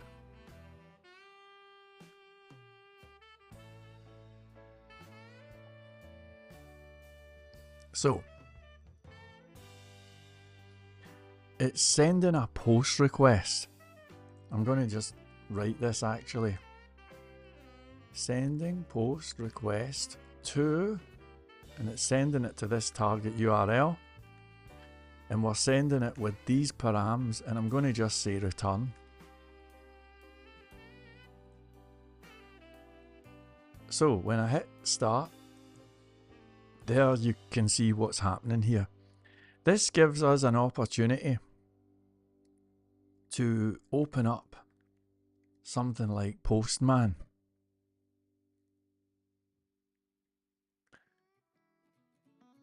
And here we are in Postman. And we can recreate all of the stuff that is now being sent across. So I'll copy it. Might as well head to the best JSON viewer. There it is. Okay, now I'm going to copy that. Paste in. Now, this is interesting. You can see that it's got a chapter title of controllers, but it's returning a page title that's to do with the database. So whatever is going wrong, it's happening early on in the process. So let's go back to the endpoint where we fetch all the data from. Here it's here.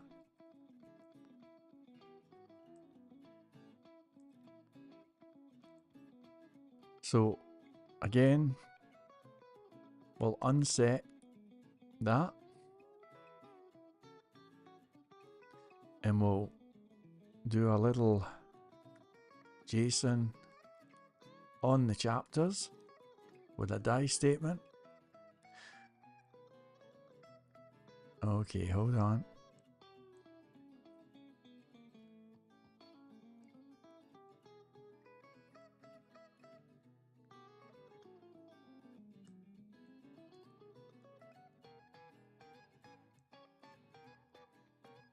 There we go. Right, so what on earth went wrong there? I'm seeing these ID values happening.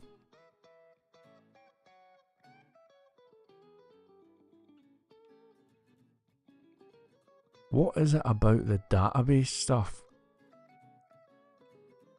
that made it get picked up there? I mean, we're not even... Well, look at this. Docs categories ID is 5. That's the problem.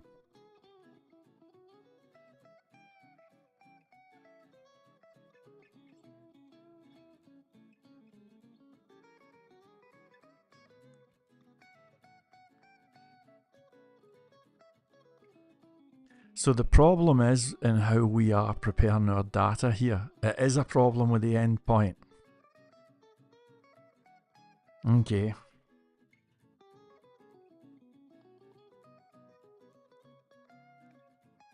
Alright.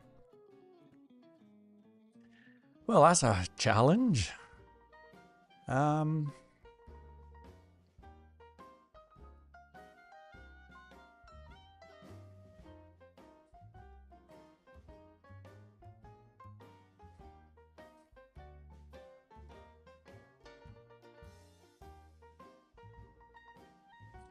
Right. The point... Do you see where we've said chapter ID is counter? This is the problem.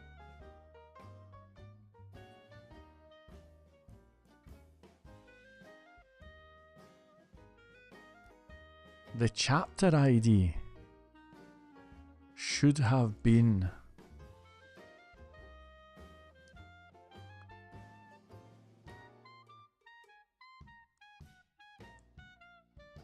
row ID, and I'm smiling because I think I've got it. I've got it.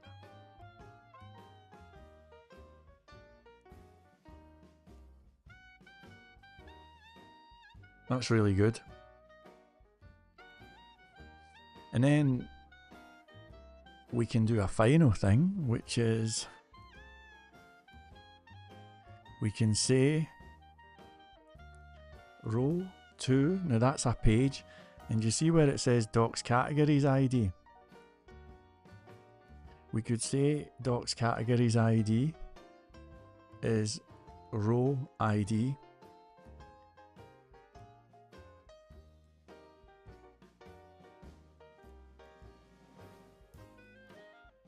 Where is it?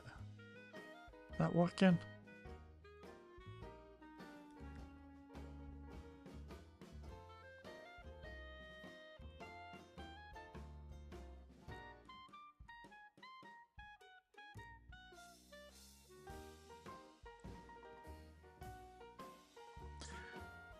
Alright, so 1, 2, docs categories ID, done.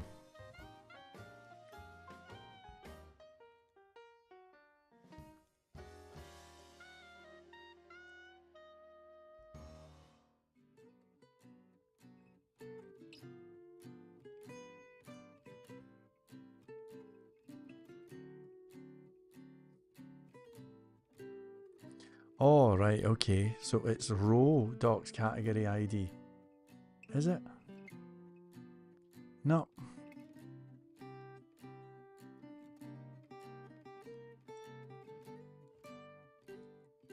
Jeez, I don't know what's going on.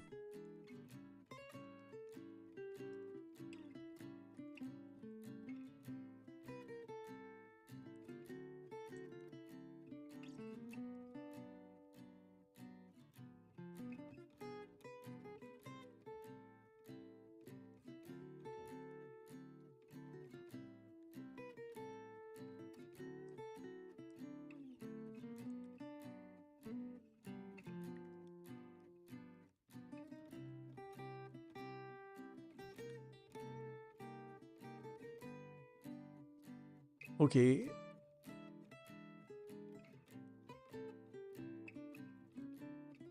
So this is going to equal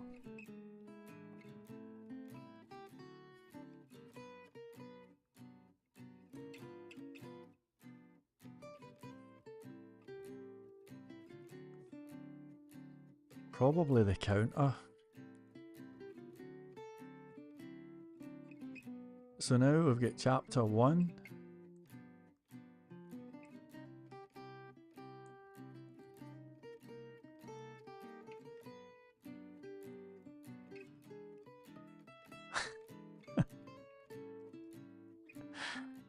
Right, 0 chapter ID is counter. Counter, counter.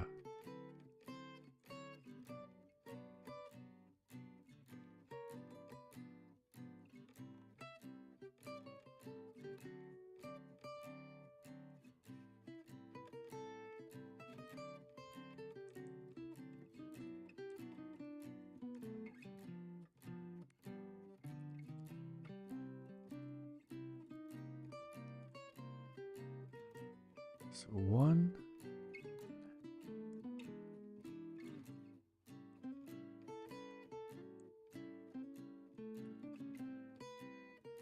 Right, hold on.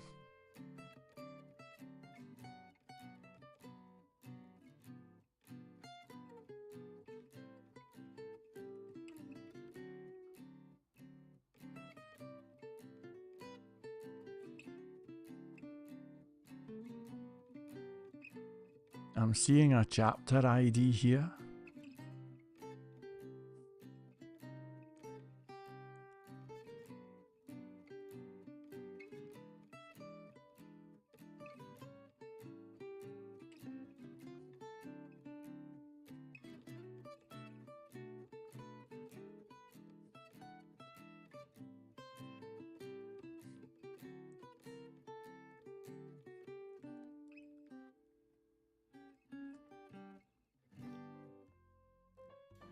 So the chapter ID is 11111. Chapter ID is 22222. See. So that's all working.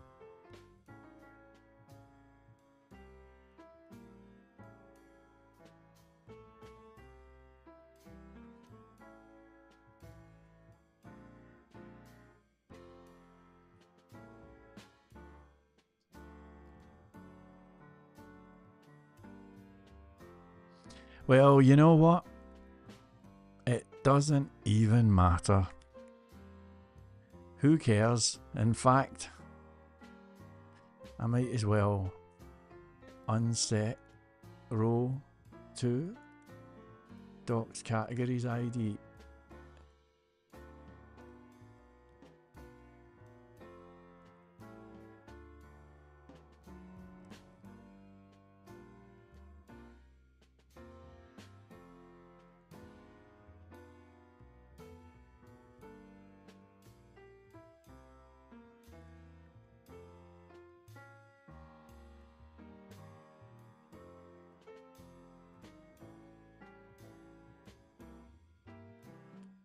What's this? Undefined property docs categories ID on line 40.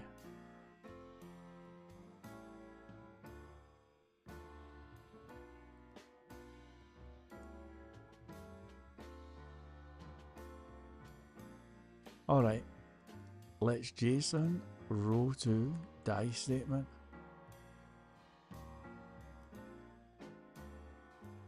Well, I do see a docs categories ID, that's for sure. So let's var dump row 2. It's an integer of 1.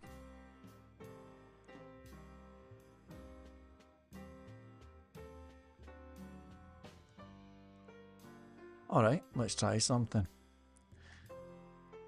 If not is set, row 2 docs categories ID echo not set die statement.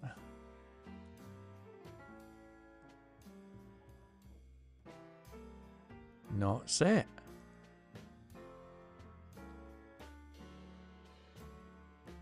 So let's elaborate on that.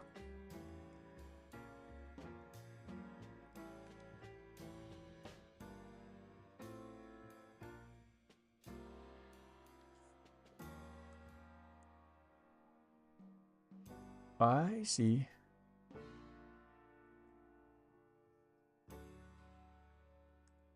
So let's just say if not is set row 2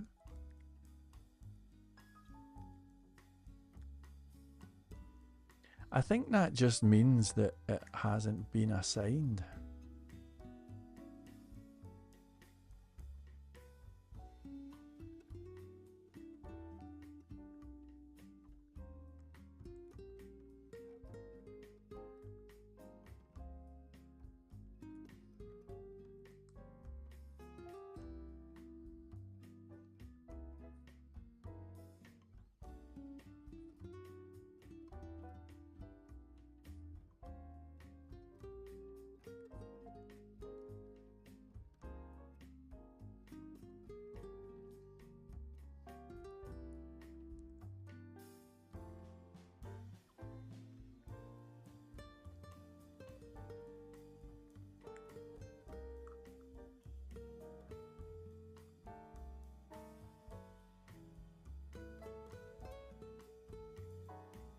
Alright, how we got here is a wee bit of a mystery, but it seems to be working. So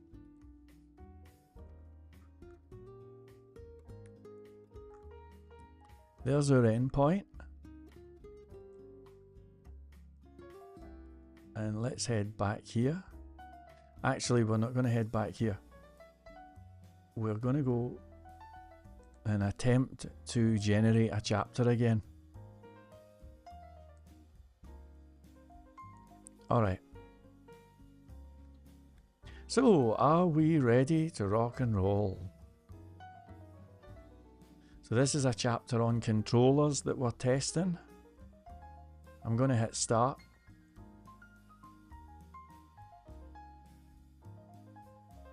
Downer. So, document body on 431.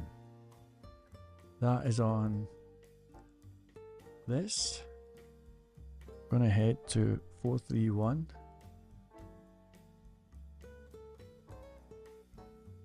Oh, well, of course I unset the document body so I could read the endpoint, remember?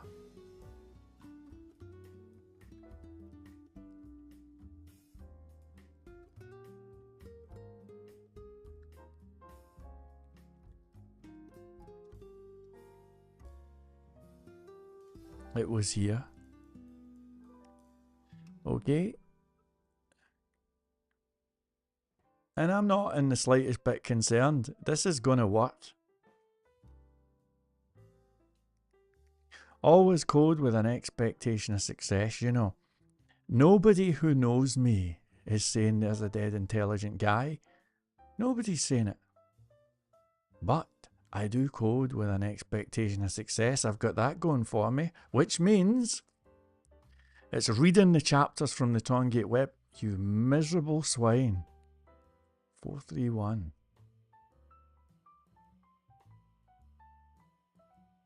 Okay, there's a challenge with this endpoint that I am going to have to look at. Unfortunately. So allow me just a minute.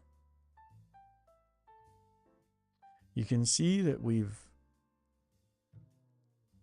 unset document body. There it is there. Okay, we're back. Okay, so as we look at our thing, now again, as a reminder, in case anybody's wondering,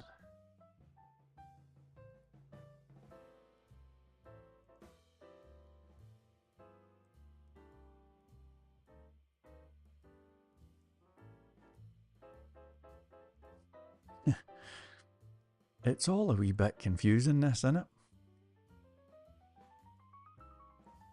Anyway.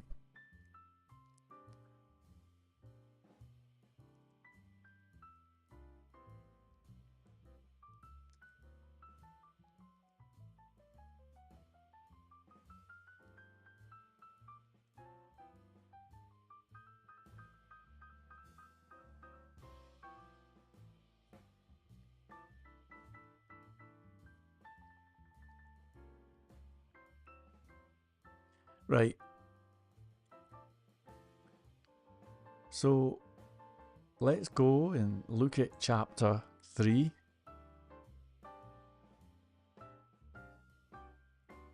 That's okay.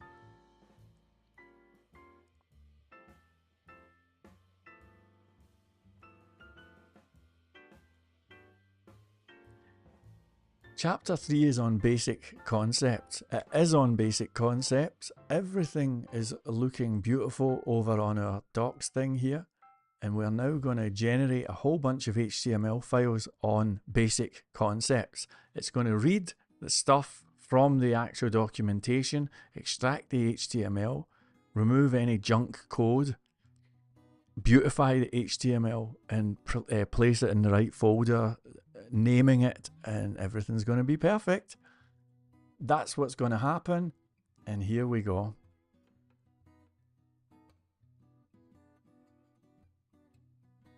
Good. So you can see we've got a new folder that says basic concepts, and look at all of the HTML files that were named. And you can see that the code is just beautiful. It's all really nice. There's no junk. And look at our images. Look at that. Some of these titles might need to get changed, but you have to say it's a pretty darn good effort, innit? So let's now look at our new and dynamically generated chapter. If I refresh. Okay, we've got reasons to use Trongate. We've got regarding coding style. And just look at that. That was all done automatically. Now, of course, I'm going to need to improve the alignment on some images and stuff like that. But that'll be easy. That'll be really easy. Let's go straight on to chapter 4. In fact, you know what? Before I do that, I'll just quickly visually check it. So it looks good. Looks good. Looks very good. Yep.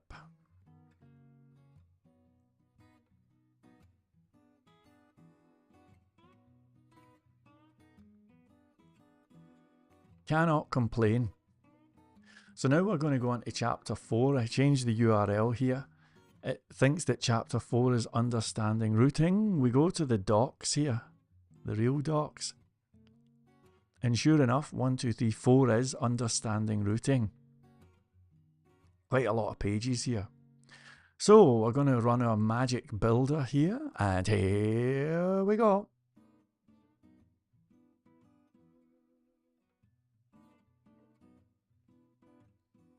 And if you look, you can see we've got a new folder, Understanding Routing. And I'm having a quick look through. Look at that. Even the indentation is perfect.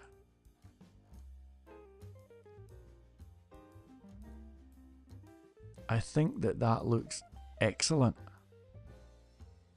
So, let's have a look at how that turned out with our incredible documentation. So you can see we've got understanding routing up here and here. I'm going to click what is routing. There it is. What is routing? Isn't that fantastic? Here's our images here.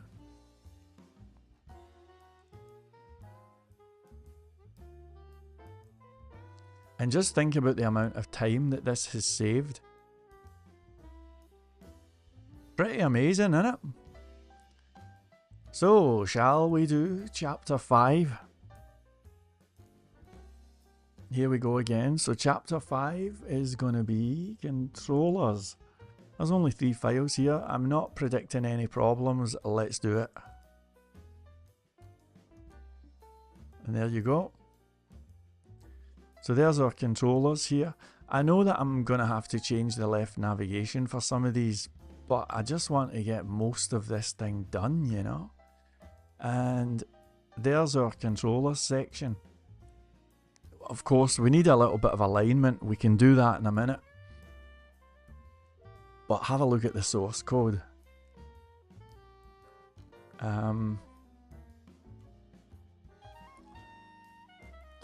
Okay, we've got an extra closing tag here. That is a little mistake.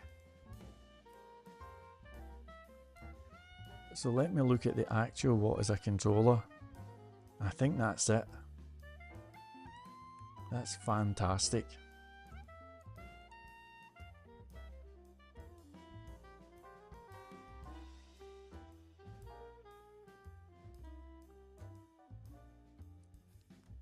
Okay, good. So that's the first one. What is a controller? Here's the structure of a controller. Now that needs a bit of work. PHP open long.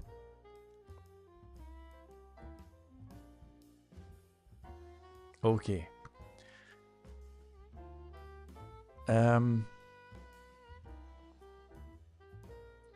going to go site-wide and search for PHP open long. I can see that this appears in a couple of different places.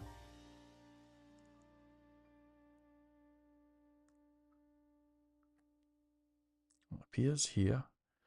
Now that is on advanced custom routing, which is here. Okay, see where it says PHP open long? That gets changed to that. There it is. And the other place where it appears is structure of a controller. Once again, we're going to just say and less than that. So structure of a controller. There it is right there. So what we're going to do now is modify it so that that does not need to be done ever again. So the way that this one works is we go like that. We're going to look for PHP open long. We're going to replace it with that. So that means that if we have those long things appear anywhere else, so it's just going to put in the proper PHP opening here. How cool is this? How cool is this? This is months and months worth of work being done really quickly. So here comes our docs builders views thing, and that is going to be this chapter here. There's 1, 2, 3, 4, 5 pages. Let's give it a quick try. Here we go.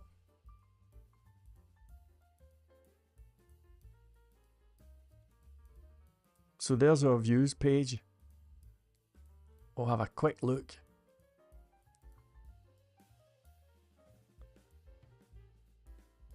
So there's nothing jumping out. Oh, hang on. Paragraph pre-code BRB. I'm not seeing anything there that looks too crazy.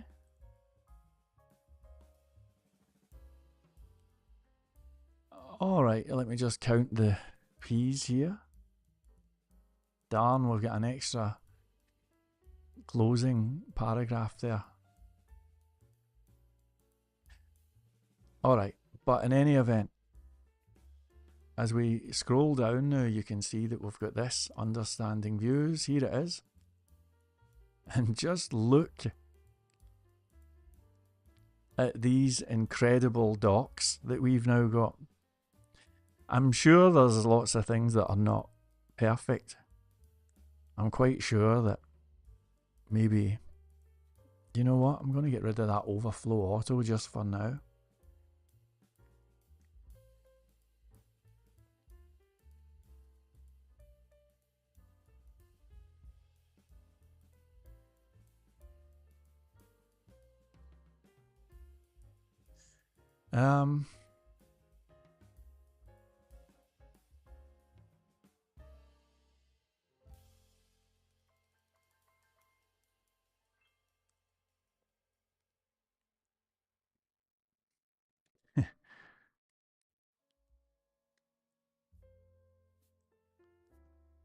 Let's just keep it. Right, okay, so we've got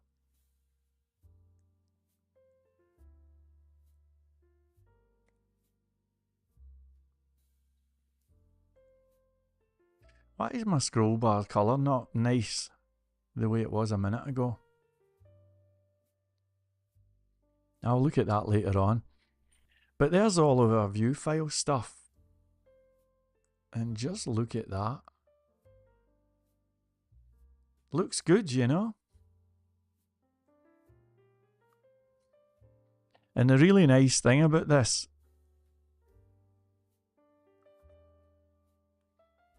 is that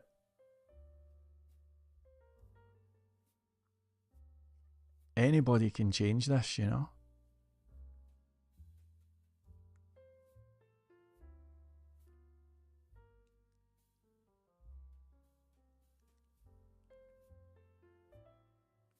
Right, I think that's better.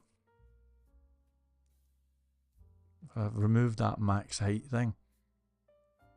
And just look at these pages. Pretty good, isn't it?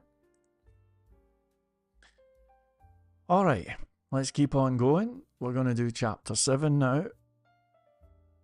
The file asset manager. 1, 2, 3, 4, 5 pages. Let's give it a try.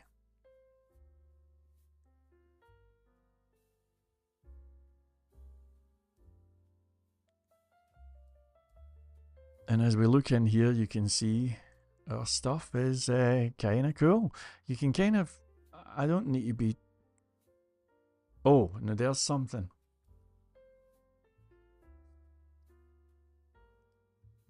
Look at that. Why we need we've got these two M's side by side. So, why we need, so that is something that we can lose, you know. Now I'm happy to just take it out manually on this occasion. But next time, we will not have that problem.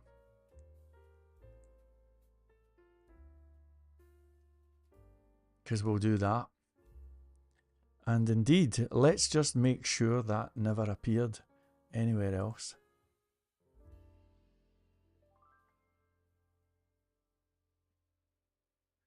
So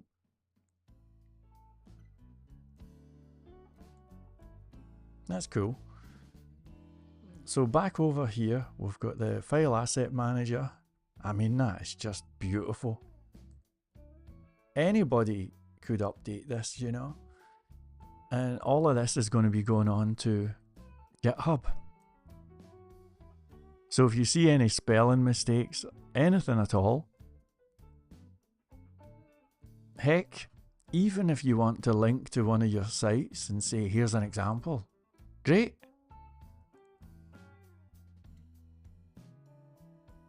This is just fantastic. I'm not 100% delighted with the content, but this is giving us a great start out of the blocks, you know.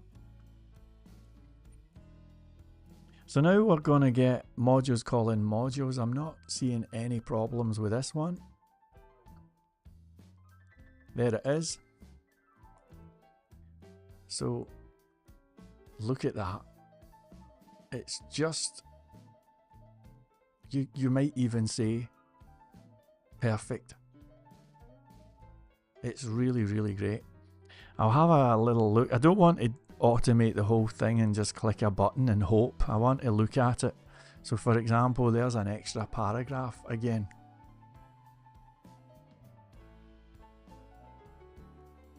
Have to watch for things like that. Oh, now look at this.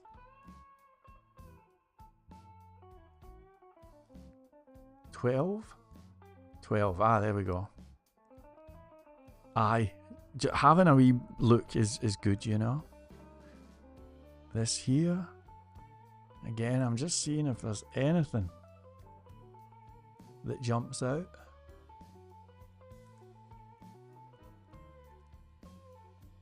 So that was our alert there. And if we look at this page, there it is right there. It's absolutely perfect. Okay, so let's move on to chapter 9. And I know that I'm doing it a wee bit slowly, but I want to do this. Now this one could mess up because this has got a video tutorial. Let's just see how it goes.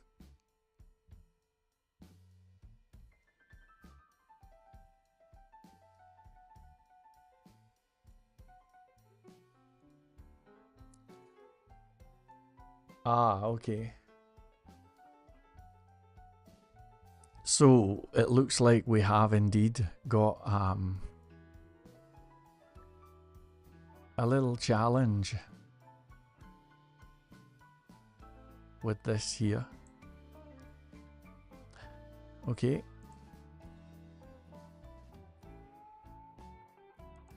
But the rest of it's good. Well, maybe this.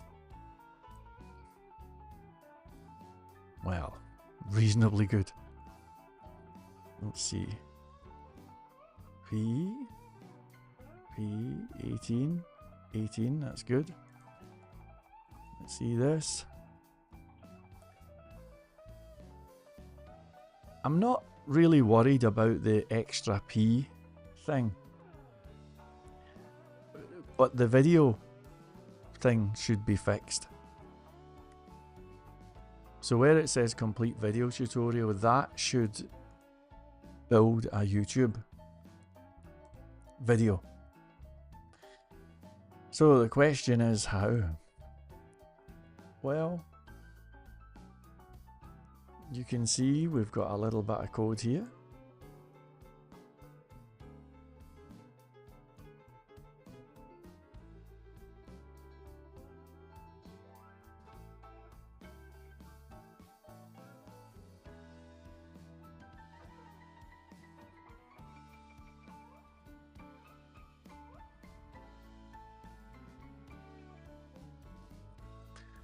Okay.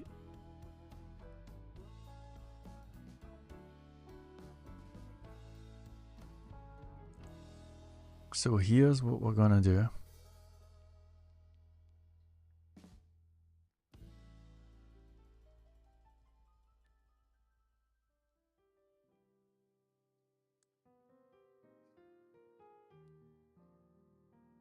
Nothing.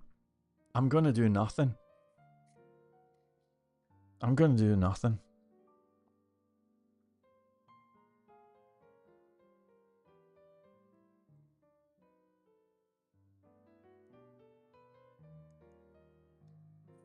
I'm going to do nothing. Because I think it's better to just paste this in. Like that. And then to use JavaScript.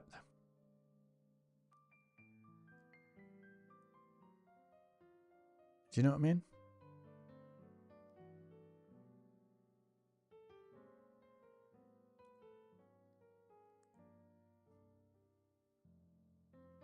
So we could go like this. I'll take this out. Right, so there's a little video iframe thing. Now it just so happens that the Trongate framework has got a beautiful CSS library. And part of this CSS library has got a section on working with YouTube videos. So all we have to do is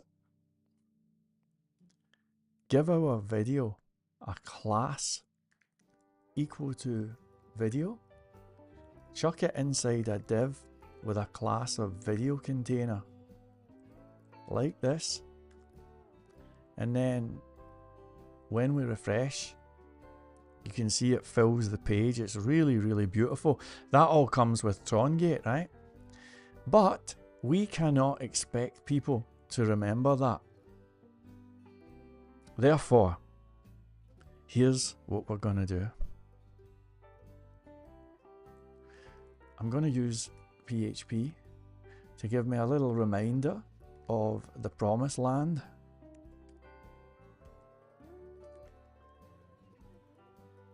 Oh.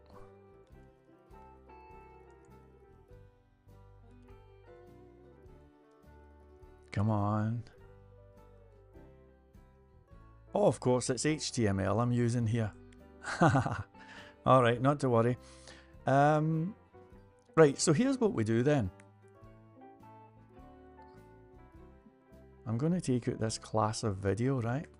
And that's what a typical embed thing is like when we get it from YouTube. Now, we're going to use JavaScript here. And here's how it's going to go.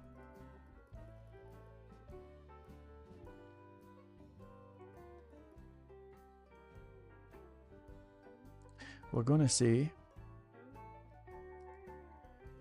const iframes is document query selector all iframe. Now I'm going to console.log iframes.length. If it says 1, it means that we have a gig. And you can see it says 1. All of those things are just Brave blocking YouTube's advertising. So there's no fault with this page. So we're now going to loop through these iframes. So we're going to say for each of the iframes, and I'm going to call it iframe element just for clarity, you know. And we're going to go like this. And you can see that we've now got this iframe element here.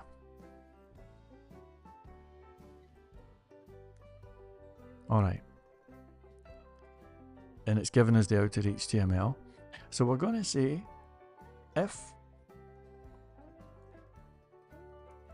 iframe element dot class list dot contains, and remember that in order to look nice, the video should have a class of video.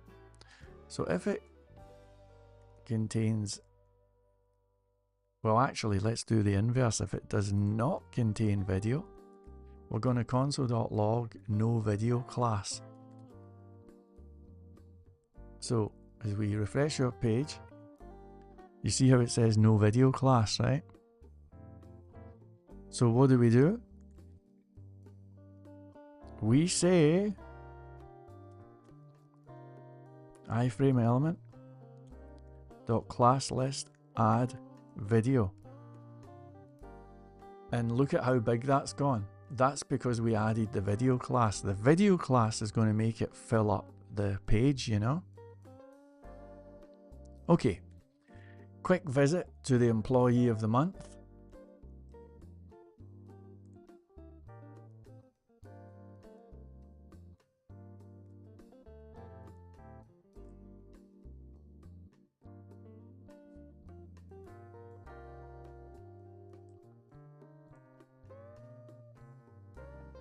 Man, I am lost.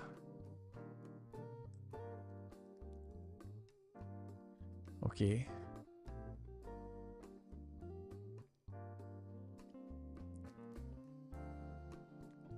Suppose I have an iframe element.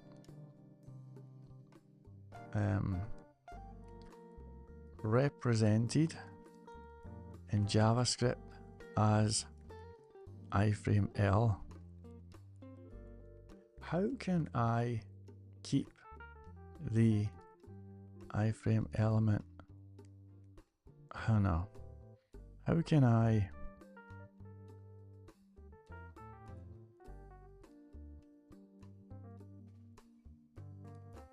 build a container div with a class of video container and have that div surround my target iframe element? That's a kind of tricky one. So here we go. I think it's to do with siblings and stuff, is it?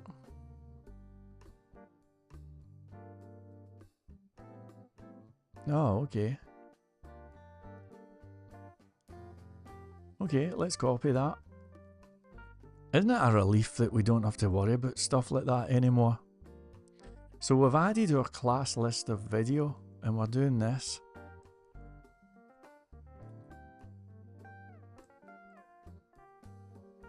Let's just run it.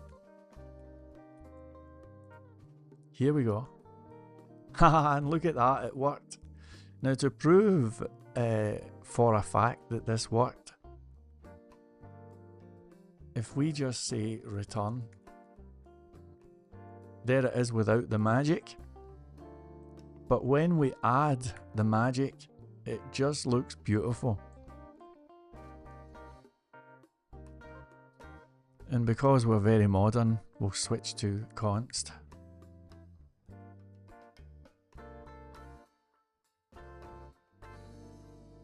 Okay, that is excellent. Really, really great.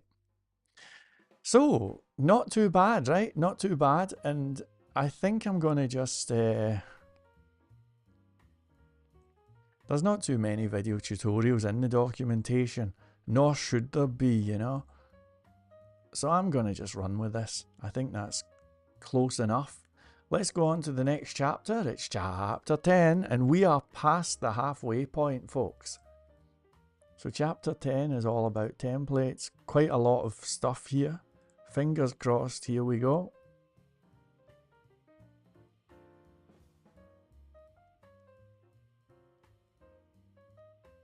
So let's just see how this one looks. Looks good.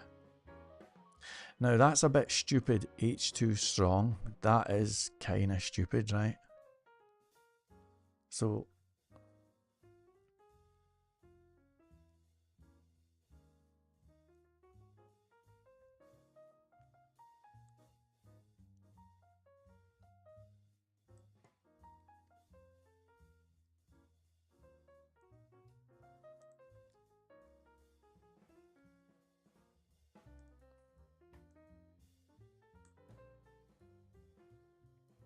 now there's also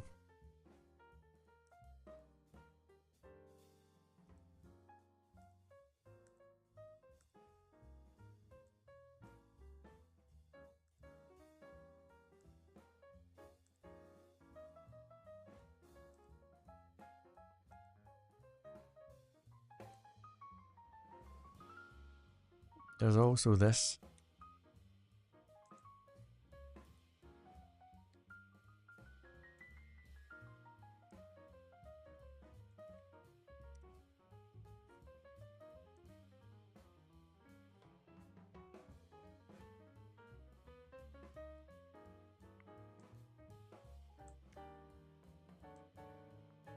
There we go.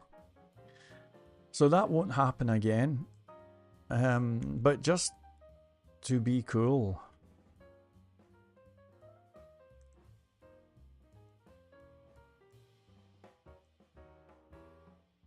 Let's make sure we don't have that anywhere else.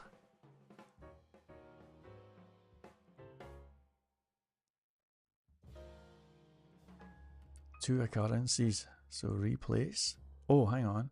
We don't want it replaced here. Don't save. But we do want it replaced here.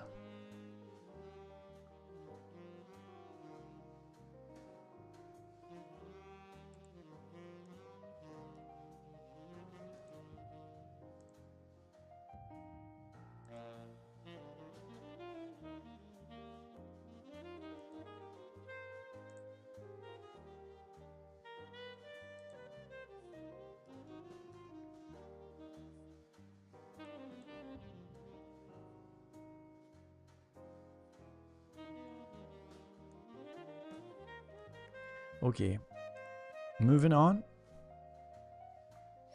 And the code is just getting better and better, you know. You'll notice that there's hardly any classes or anything. We like pure PHP and pure HTML.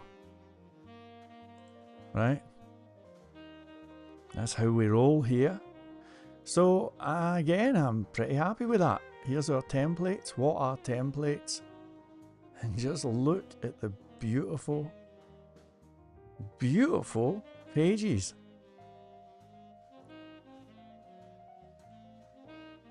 Oh, it's just beautiful.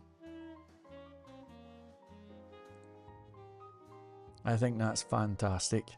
So let's move on to chapter 11. Chapter 11 is on Trongate CSS. Now this is a short chapter, but I think it's got some YouTube stuff on it. I'm not sure. This could be a tricky one actually. So let's give it a try.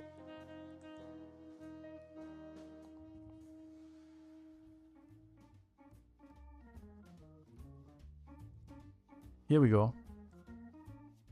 Okay, you can see that we've got this YouTube challenge here. We knew about that.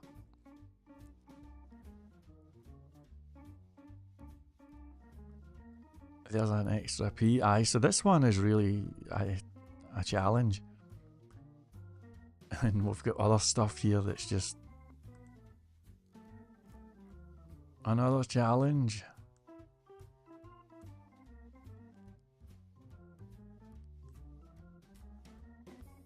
Alright, let me just count the paragraphs. So 12, 12. Right, I'm probably going to just leave that as it is. It's a special chapter that I was never entirely happy with how it turned out. I don't want to be in any videos. So to hell with the YouTube video, you know. I'll redo that chapter. And the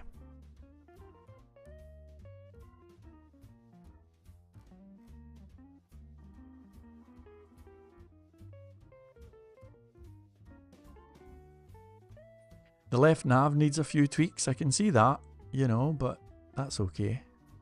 So the CSS chapter is a bit of a weird chapter anyway, and I'm not gonna worry about that too much. So, what now? Let's go straight on to chapter 12. Helpers. Oh, that's a huge chapter. And I think it's also a chapter that this won't work because it's going to be loading in. There's a whole lot of weird stuff going on with this.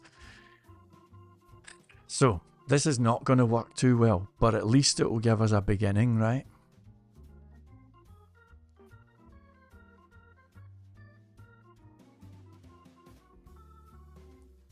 Here's our helpers explained. Now when I say it's not going to work well, what I mean by that is, see how it says helper grid? Things like that. That's going to need work, you know. But let's not worry about it. I think we've done pretty darn well, all things considered. Ouch. 40. 42. Oh geez. Right, the helpers is going to need a bit of work. I don't care. Let's go on. I knew it would need a bit of work. Form handling, same type of chapter as helpers. A lot of stuff in it. It's probably not going to work very well, but let's just do it anyway.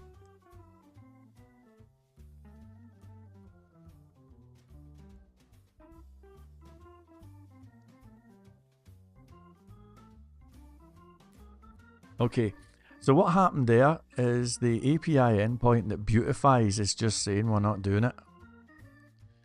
So let's look at form handling. I can see we've got custom validation callbacks. You can see we've also got this CSRF protection. There's a whole lot of stuff here. Do you know what? I think I'm going to just leave it. Because again, I just don't want to get dragged into a situation where I'm having to deal with this, you know. I want to just get a basic thing populated. Most of it's going to be rewritten anyway. So here's 14, database interaction, another huge chapter. It may not work, but who cares? Let's just do it. All I'm trying to do is give us a starting point or a framework, if you'll pardon the pun. So again, that one's freaking out. I think it's freaking out because the API endpoint is saying, who the hell are you?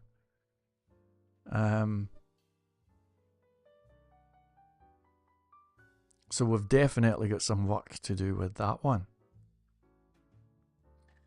And you know what? Let's just finish the darn thing, shall we? So 15. Let's go with 16.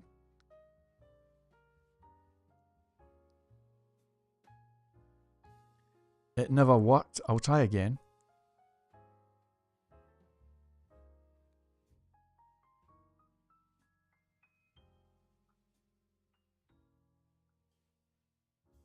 Alright, I think it's running into problems with that.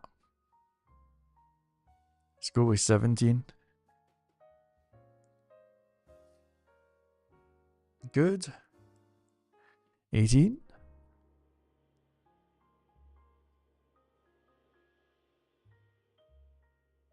Alright, last chapter.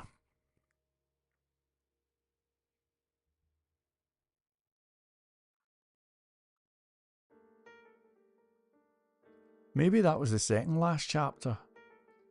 I think we've got one more before you launch.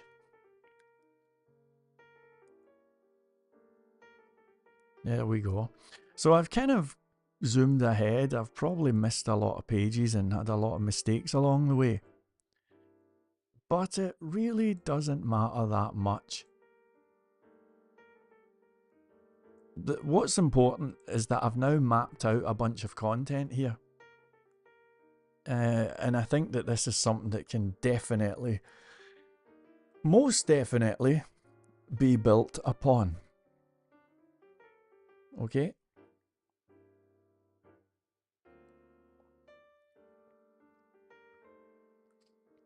And you know what? I think I'm done with that stupid helper thing. It stresses me out. I don't like querying some endpoint and all of that. Do you know what I mean? So that's going to be the basic documentation. When somebody clicks on this, by the way, this logo, we should take them back to the home page.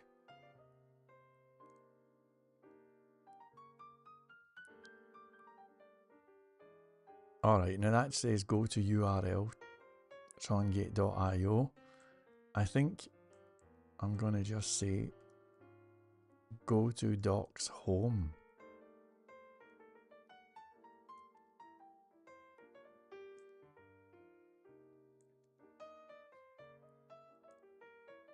Alright. So function go to docs home.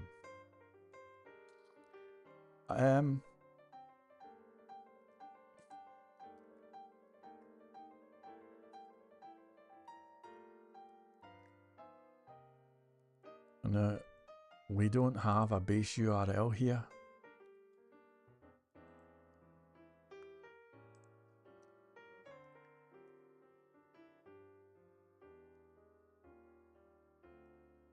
Now we do. So here we're just going to say window.location.href is base URL. So here we are, and as we click on that, it takes us, oh jeez, it's so damn good. It's so damn good. Left menu needs sorted, search engine needs sorted, and heaven knows the content needs improved. But how frigging cool is this? I think it's fantastic. I'm really, really liking this. Alright. Check the diagram, by the way.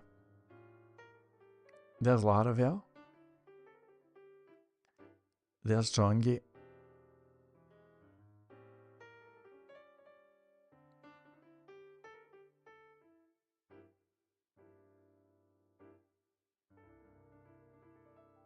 How are we feeling about this?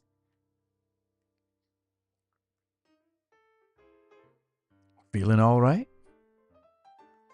I'm feeling alright.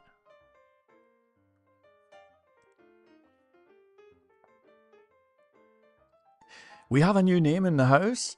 It's GNU Emacs. Ahoy to you. Welcome. Ding, ding, ding, ding, ding, ding, ding. Who says, love Terry Davis and Temple OS. He was more innovative than the commercial stuff, delivered more functionality than the commercial product. But for that, he had to ignore the norm. Thank you for that comment. I don't think there's anything that I can add to it other than thank you. And I can tell from the username, by the way, that you're obviously somebody who knows your way around a computer. And welcome. Okay. So, isn't this fantastic, by the way? I think we've got a really great system here. And guess what? I am going to upload the whole darn thing. That's right. I'm going to upload the whole darn thing. I was tempted to remove my uploaders and stuff like that, but we'll be fine. We'll be fine. One of the things I want to just check here, hold on a second. I'm gonna rename this, add in a little X. Right, do you see how it does not let me rename it? That's a concern.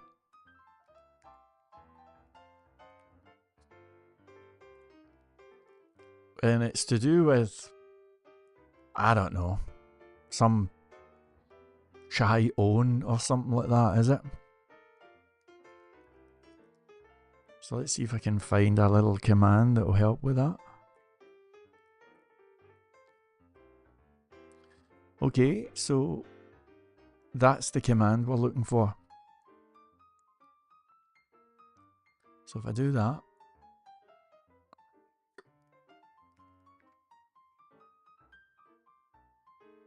good.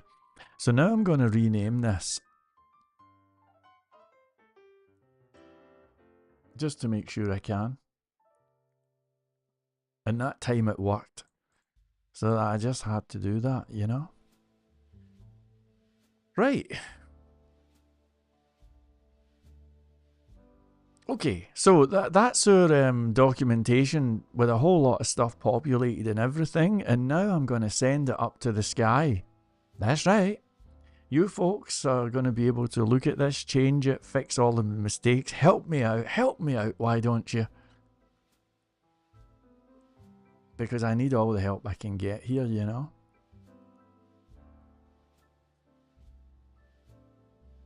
So what do you reckon, folks? We're going to send it up to GitHub?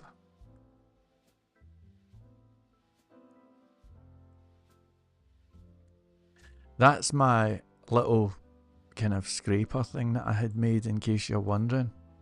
I'll just keep it on, it won't do any harm. Let's send it up to the sky. Huge moment, folks. I know it needs a lot of work, and I know that we haven't made it mobile friendly as well, by the way.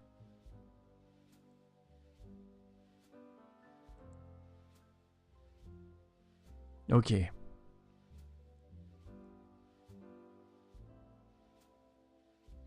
Added some content from the original docs, and also started adding the Doranov design. I wonder if he's still in the room.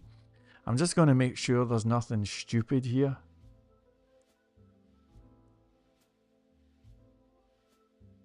Yeah, that's good. So I'll commit that. Send it up to the sky.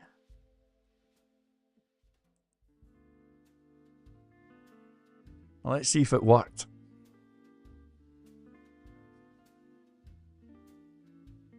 So that's it now, sent up to the sky. If you now go to GitHub,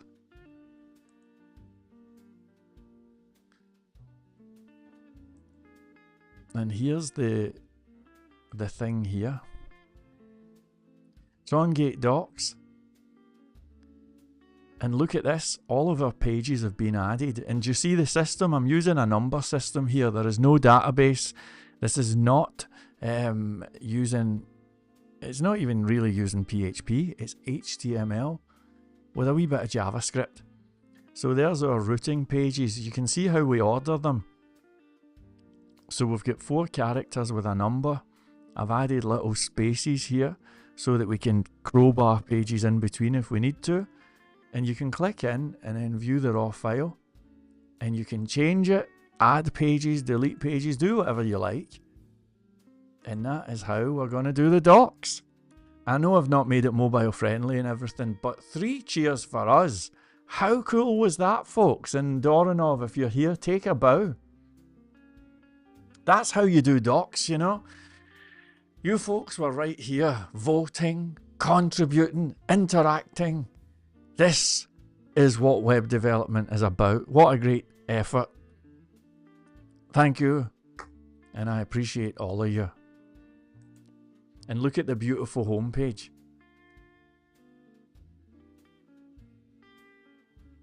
You know something, folks? I don't want to get arrogant, because I am only one person and I'm part of a team. Look at that light, man, it's crazy. I'm only one person here. But I was looking at the GitHub stuff yesterday. Trongate has got 1,000 GitHub stars. CodeIgniter 4 has got 5,000. CodeIgniter 4 has got a 10-year start, or CodeIgniter's got a 10-year start on us. They've got 5,000, we've got 1,000. 5,000, 1,000. And I'm telling you, folks, we can catch and overtake CodeIgniter this year. It's possible. And if that happens, Trongate is a top 3 framework. I think it's possible. Let me fix my lights here. They are a wee bit crazy.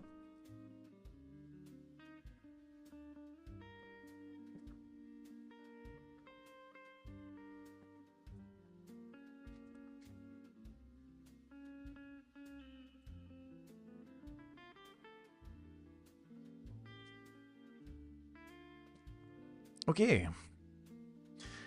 I have to plug my phone in, so I can't fix my lights. I turn the lights down with my phone, you know. Alright, so I think that may be the end of this live stream. Now, I'm going to have to do something about this left navigation. I'm actually quite happy to leave that till the end though, because I like looking at the chapters like this. This is very helpful. And yeah, I'll do that at the very end. We'll get it mobile friendly. We can do that at the end as well. I think the main thing is just probably mapping it out at this stage, you know? And I'm trying to move away from revolutions and all of that stuff, and I'm trying my best to make it just, well, kind of like just serious documentation, you know?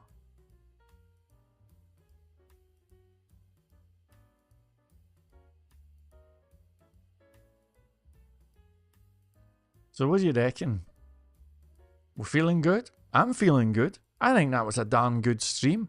Sure, I may not be doing the Lindy Hop. There may not be hordes of, I don't know, hordes of women dancing about with grass skirts on. I get that. But what do you expect, you know? I'm coding, right? So I'm feeling pretty good about that. And you know what, folks? I think I'm going to blow the whistle. So thank you once again for being here. What a massive amount of work we achieved in this live stream here. I think it's looking really, really good. And I'm happy.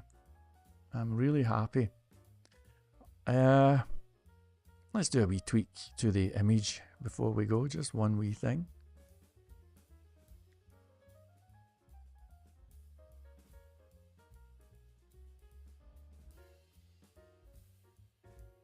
So this thing here, I'm going to say max width 90%.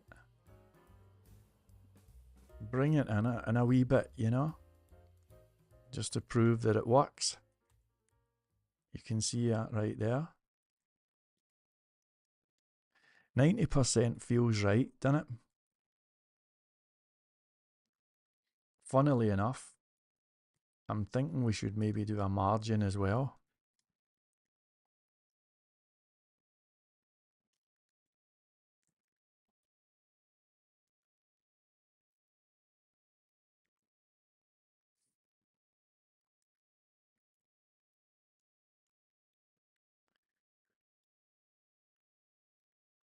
Yeah, I think that's good. Maybe not.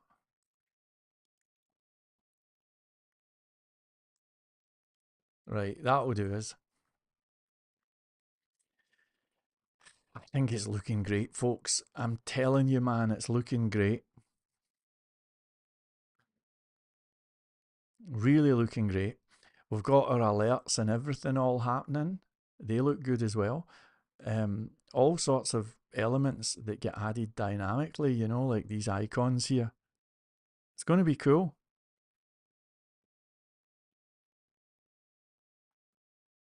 I'm loving it. All right. Thank you, Masterly. Thank you, Perkin. God bless you. Right.